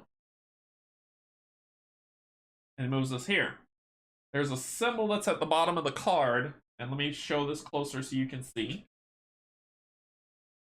So there's a symbol at the bottom of the card that has an event. So a space event happens. So we move there, and a space event happens. So we got our 2 space event cards. We shuffle, and we grab 1. So I'm gonna shuffle these 2. 1, 2, 3, 4. 1, 2. So the event. Adrift. Closing in on the signal, the Sparrow draws within range of a small freighter hauler. At first, it appears to be completely inert. However, closer inspection reveals that it is, in fact, active, although barely. It's running on minimum power for some reason. As if in greeting, a short data stream is emitted from the vessel. It turns out to be simple text. Fuel cell ruptured, backup nearly empty. Minimum power life support failing. Please help. They must really be on low power if they're not willing to use video transmission. We could A, connect the Sparrow's fuel line feed to the freighter quickly. The Sparrow loses one supply. B, it seems suspicious. Leave it and call their bluff. What do y'all want to do? So, let's do the choices. So, what to do? So we either help or leave. Ask community. Putting up a poll now.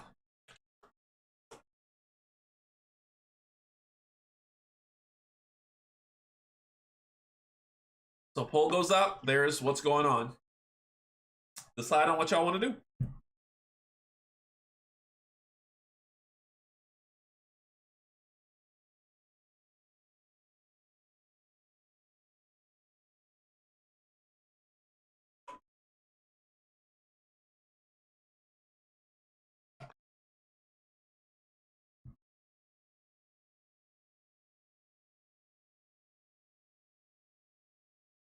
My battery's low and it's getting dark. No, plug it in, Doc. Plug it in. We're almost done. We're almost done. We're almost done. Once we finish this, we're done. And I'll schedule another stream for Tuesday for us to pick it up.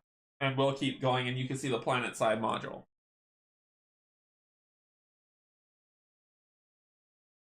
I've drank all my water. So we're coming to an end.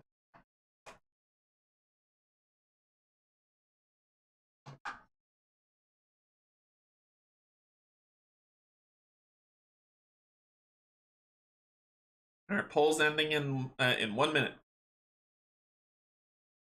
And I get my modifier card upgrades for these two. So I gotta make sure I do.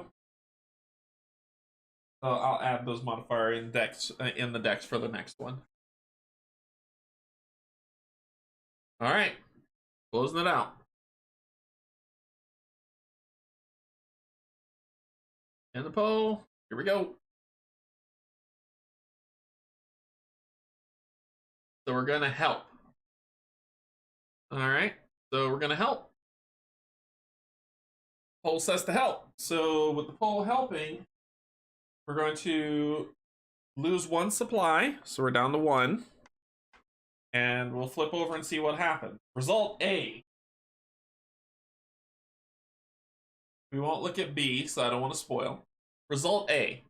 As the fuel flows into the freighter, light flickers on across the vessel. Soon, you've received video message of the crew expressing their thanks. We've been stuck out here for more than a week on minimal life support, hoping someone would come by. Thank you for your generosity. You save all our lives. The freighter disappears into the distance, and Perkins scratches his chin and comments. I know they say a good deed is its own reward, but personally, I would have liked something tangible. Cash, upgrades, something shiny.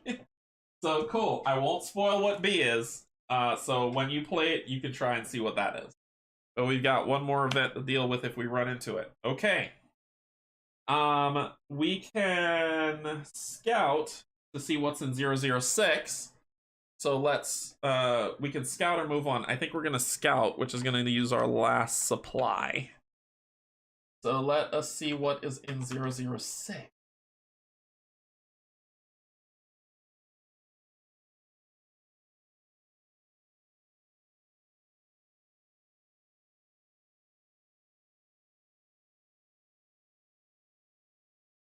What does that mean? Sorry, I know I should pull this up, but I want to read what this thing means before I do it.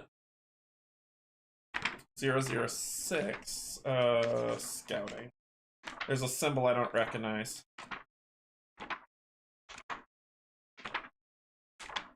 Space exploration. Scenario requirements. Scenarios may have requirements listed underneath the scenario number and title. These requirements reference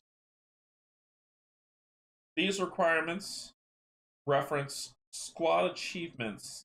If the squad does not have the required achievement for the scenario, the Sparrow regains the supply spent to scout this location and resume space exploration. Okay. So the reason why I'm saying this, I'm going to pull up and show you in 1 second. Because I think this means if I don't have, which doesn't make sense to me, but let's do it. All right, let's pull it up. So we're doing 6, right? So 006, this says requirements don't have barren rocks, right? That's how I'm reading this. It's a slash through, which says that you can do this requirement if you don't have the barren rocks achievement. We have civilian rescue and end of Medea only. So, yep, so we don't have it. It says most of the asteroids in the belt are just barren rocks floating in space. However, a few seem to contain high concentrations of minerals that can be easily converted into a fuel source for the Sparrow's propulsion systems. Reward: gain 3 supply. Sweet. And then we get the barren rocks achievement. Gotcha. Okay, so that works out. Okay, cool. Then resume. So we got that. That's done. We're going to move on to 3-2. So we'll spend 1 supply. We'll move to 3-2. I think that's our end goal, right? I think that's our end goal. Actually, no, we're not. That's our end goal. I'm not ready to go there. We're gonna go back to 3-1. And then we're gonna spend 1 more supply to go to 3-1. I mean 2-1. And then we're gonna go to 3-1 and move over here. The next event hits. Here we go. Power fluctuations. Throughout the Sparrow, alarms are blaring and lights blinking as power fluctuates across the ship. The sound of systems powering down before coming briefly back to life is everywhere. Then grease can be heard over the comms crackling with interruptions. Experiencing some kind of power surges that is fluctuating badly. The hangar bay power levels dangerously. The fighters on charge must surge that could get to it, pilots. So, do we disconnect recharging fighters in the hangar bay or use the fighters' batteries to put a charge into the ship's system? So she says that we're experiencing some kind of power surge. It's fluctuating badly. The hangar bay, something about the hangar bay's power levels are dangerously something. The fighters on charge must, and there's a surge that could get to it, pilots. So it's either she's asking us to disconnect recharging the fighters or use the fighters' batteries to charge. Unresented. I know, right? So, next poll. What do y'all want to do? What to do? And I'm leaving that up so you can read it if you want to. Disconnect fighters or use batteries to charge. One could be dangerous, one could be very bad, and one could be very good. So I put the poll up. So it says that we're experiencing some kind of power surge that's causing something to fluctuate badly. The hangar bay's power levels are dangerously either low or high, one of the two. The fighters on charge must do something, or there's going to be a surge that could do something terrible. Get to it, pilots. So the poll's up. Do we want to use batteries to charge or disconnect the fighters? If it's fluctuating badly, ooh, I don't know. I don't know, votes up. Y'all tell me. I have no idea.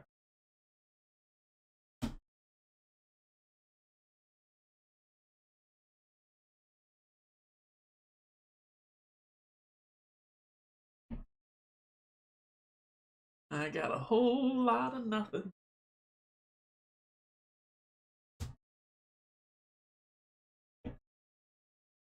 Got a whole lot of nothing on.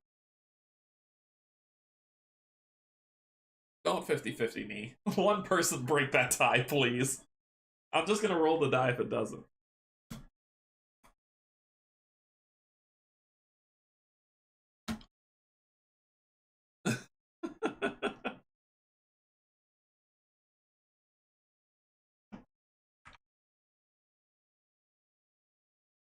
What do we got?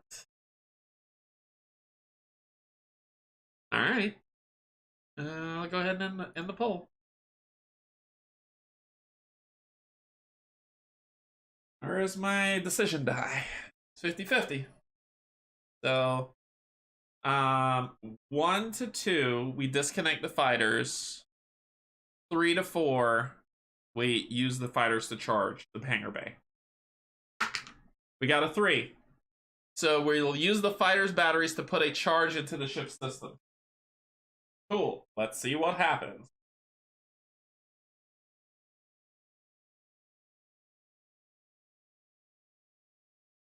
Pull it down slow.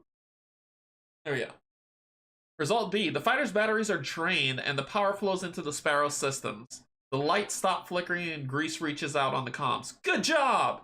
You just jump-started the Sparrow's backup systems. Now we've got time to fix whatever the heck this problem is. Great job! Great job! I will hide that other one so we don't see it, so nothing terrible happens. And then we're going to search, we're going to use our last supply for number 7. So let's see what's going on with number 7. That's 6. 7, crash ship. So if we don't have crash ship, we do not have crash ship. Or crashed craft, sorry. Crashed craft. Initial scans of the region indicate little of interest other than a small comet passing through. As the Sparrow gets closer, it becomes clear that it's not just a comet. There are the remains of a small craft crashed on its surface. Fortunately, the comet isn't very dangerous, and a quick recovery mission is sent to investigate. The remains of the craft are mostly just wreckage. However, some components can be salvaged with little effort. We gain the crashed craft achievement, and we get 10 more. So we're at 25 credits. Cool. Loot! Alright. So then we're going to move on to 3-2, taking 1 stress next round for what's happening. So we'll have 1 stress when we start. And we get here the 3-2. There's a warp gate. There is, what is that symbol? That is the scout that we need to do. Sorry, 008 is the scout we need to do, or we could also do 121. Well, 008 is what we wrote down that we needed to do at D32. So we'll take a second stress. We'll start off with 2 stress. And let's do 0.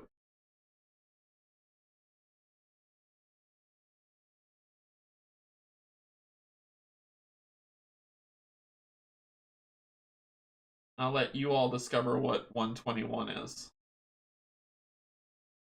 Oh, that's far down.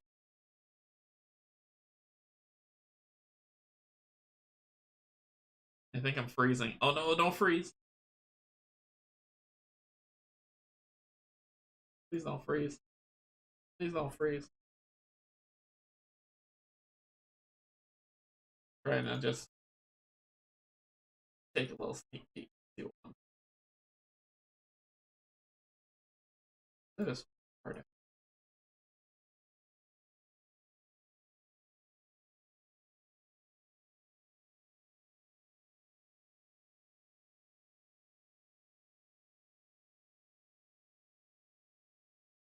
Yeah. We're gonna pause here. We'll do we'll do 008. So let's do that and then we'll call it a day. How about that? We'll do our 008, getting our stress, and then we're going to call it.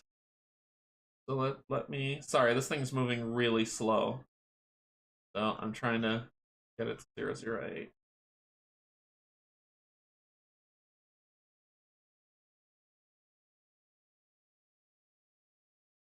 Here we go. All right. So we go down to 008. Requirements, we need to have End of Medea, which we do have. 008 has a mission, I believe, that we need to go on the planet. So this is where we're going to end. We're going to end here. So we did a lot of space combat, and we did the space exploration, so you can see what this looks like. And there's 008 and 121. So we're going to stop here. We're going to go to 008 when we come back. I'm going to schedule something for Tuesday for us to play, and that should be the planet side module. So we'll see what that looks like. Oh, that was a lot. Okay, so my thoughts on this game. Space combat's fun. The space combat's fun. It's intuitive. There are some times where you have to, you know, like, it's not fiddly. It's not fiddly. And it didn't drag too long. I need to get stronger so that I can fight, you know, as I upgrade my ship, because I got a weak old shooter thingy. I need to be able to upgrade it to do fine. But so far, my thoughts on it are, it's fun. I like it. I like the space combat. I like the positioning that you have to put your ship in. The space exploration thing of moving, it's okay. But it was the intro Draconian System, so it you know, what are you gonna do? What are you gonna do, right?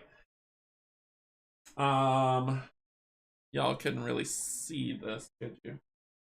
Let me pull this down, and then I could pull these down so you can see the full picture. There you go. But it's a lot of fun. I'm enjoying it. I'm enjoying it. I think the space combat is a lot of fun. Positioning is everything, which I really love. It's not just move next, hack, slash. The no-fail dice, I really like. There's always something to do in your turn. Mitigation of damage from your ship blowing up by damaging systems, top notch. I like that a lot. Getting these upgrades to build your ship how you want, which is the, like Doc says, it's the Madara aspect of you building the ship that you want. I think is pretty cool. Yeah, I like it. I like it so far. I think it's a lot of fun. When we get down to the planet on Tuesday, we'll get to determine how the planet module plays, so you can get to see that stuff and see that angle of the game as well. But yeah, that was Stars of Akarios. We went from mission 1 to mission 8. So I've shown you a lot of stuff today. I know I goofed when I got radar jammed and I didn't take off. I didn't do disadvantage. But I also know I negated that because when they attacked, I didn't do thing on them. I didn't do a disadvantage on them either when they were radar jammed. So it came out in the wash. The win was great. We got through. We made it through the 6 rounds to get out of there, which is fantastic. And yeah, it was fun. It was fun. I like a lot of things. There's a lot of things about this game that I like, but I want to get more playthroughs in because there's some stuff that I found really interesting. I just want to try out a little further to see if it makes sense, if it's something I like, or if it's something that's just okay, or if it's something that could be improved. So far it seems good. It needs 2 things: event deck and KDM like AI. No, Doc. If this game was like KDM, I would love it and cry at the same time. But I like what it is. It ain't no easy win. The tutorial missions are supposed to be easy because they're teaching you the game. But that last mission, that came down to the wire. I think if she would have taken enough damage to, like, destroy her ship or lose that, I would have lost the game. So I think that was top notch. That we lucked out to that win. So far I'm liking it. I think it's good. Thumbs up on it. Thumbs up so far. There's going to be a lot of people playing it coming up, so check out there, see the different decisions they make. I'm going to schedule a stream to come back on Tuesday so that we can play the planet module and see what that looks like. And continue the story. But I went through a lot today. I went through a lot, so I hope you enjoyed this. I hope you enjoyed the stream. I did. I thought it was fun. It was great having you all on here. Yeah, I hope it was good. I hope you enjoyed what you saw. We will get back to it on Tuesday. Thursday, Pac-Man's back, so we're going to be finishing off Pandemic Legacy Season 1, playing December. And then Saturday is One Stop Co-op Shop Chat, and then Sunday, we're going to dive back into this. I want to play it to really get a good feel of it, so I can give you my what I love, what I like, what I don't like, and what I hate. And I'll give you that and a full review of it once we get some good plays under our belt for what this looks like. But so far, it's good. Yeah, so far it's good. So I hope you all enjoyed this. Thank you to my Patreons, YouTube subscribers, and if you're neither and you don't care to do either, that is perfectly fine. Thank you and for joining me as well and hanging out with us today. I think that's fine and awesome and amazing. I'm going to be back. We're going to be playing this game a lot.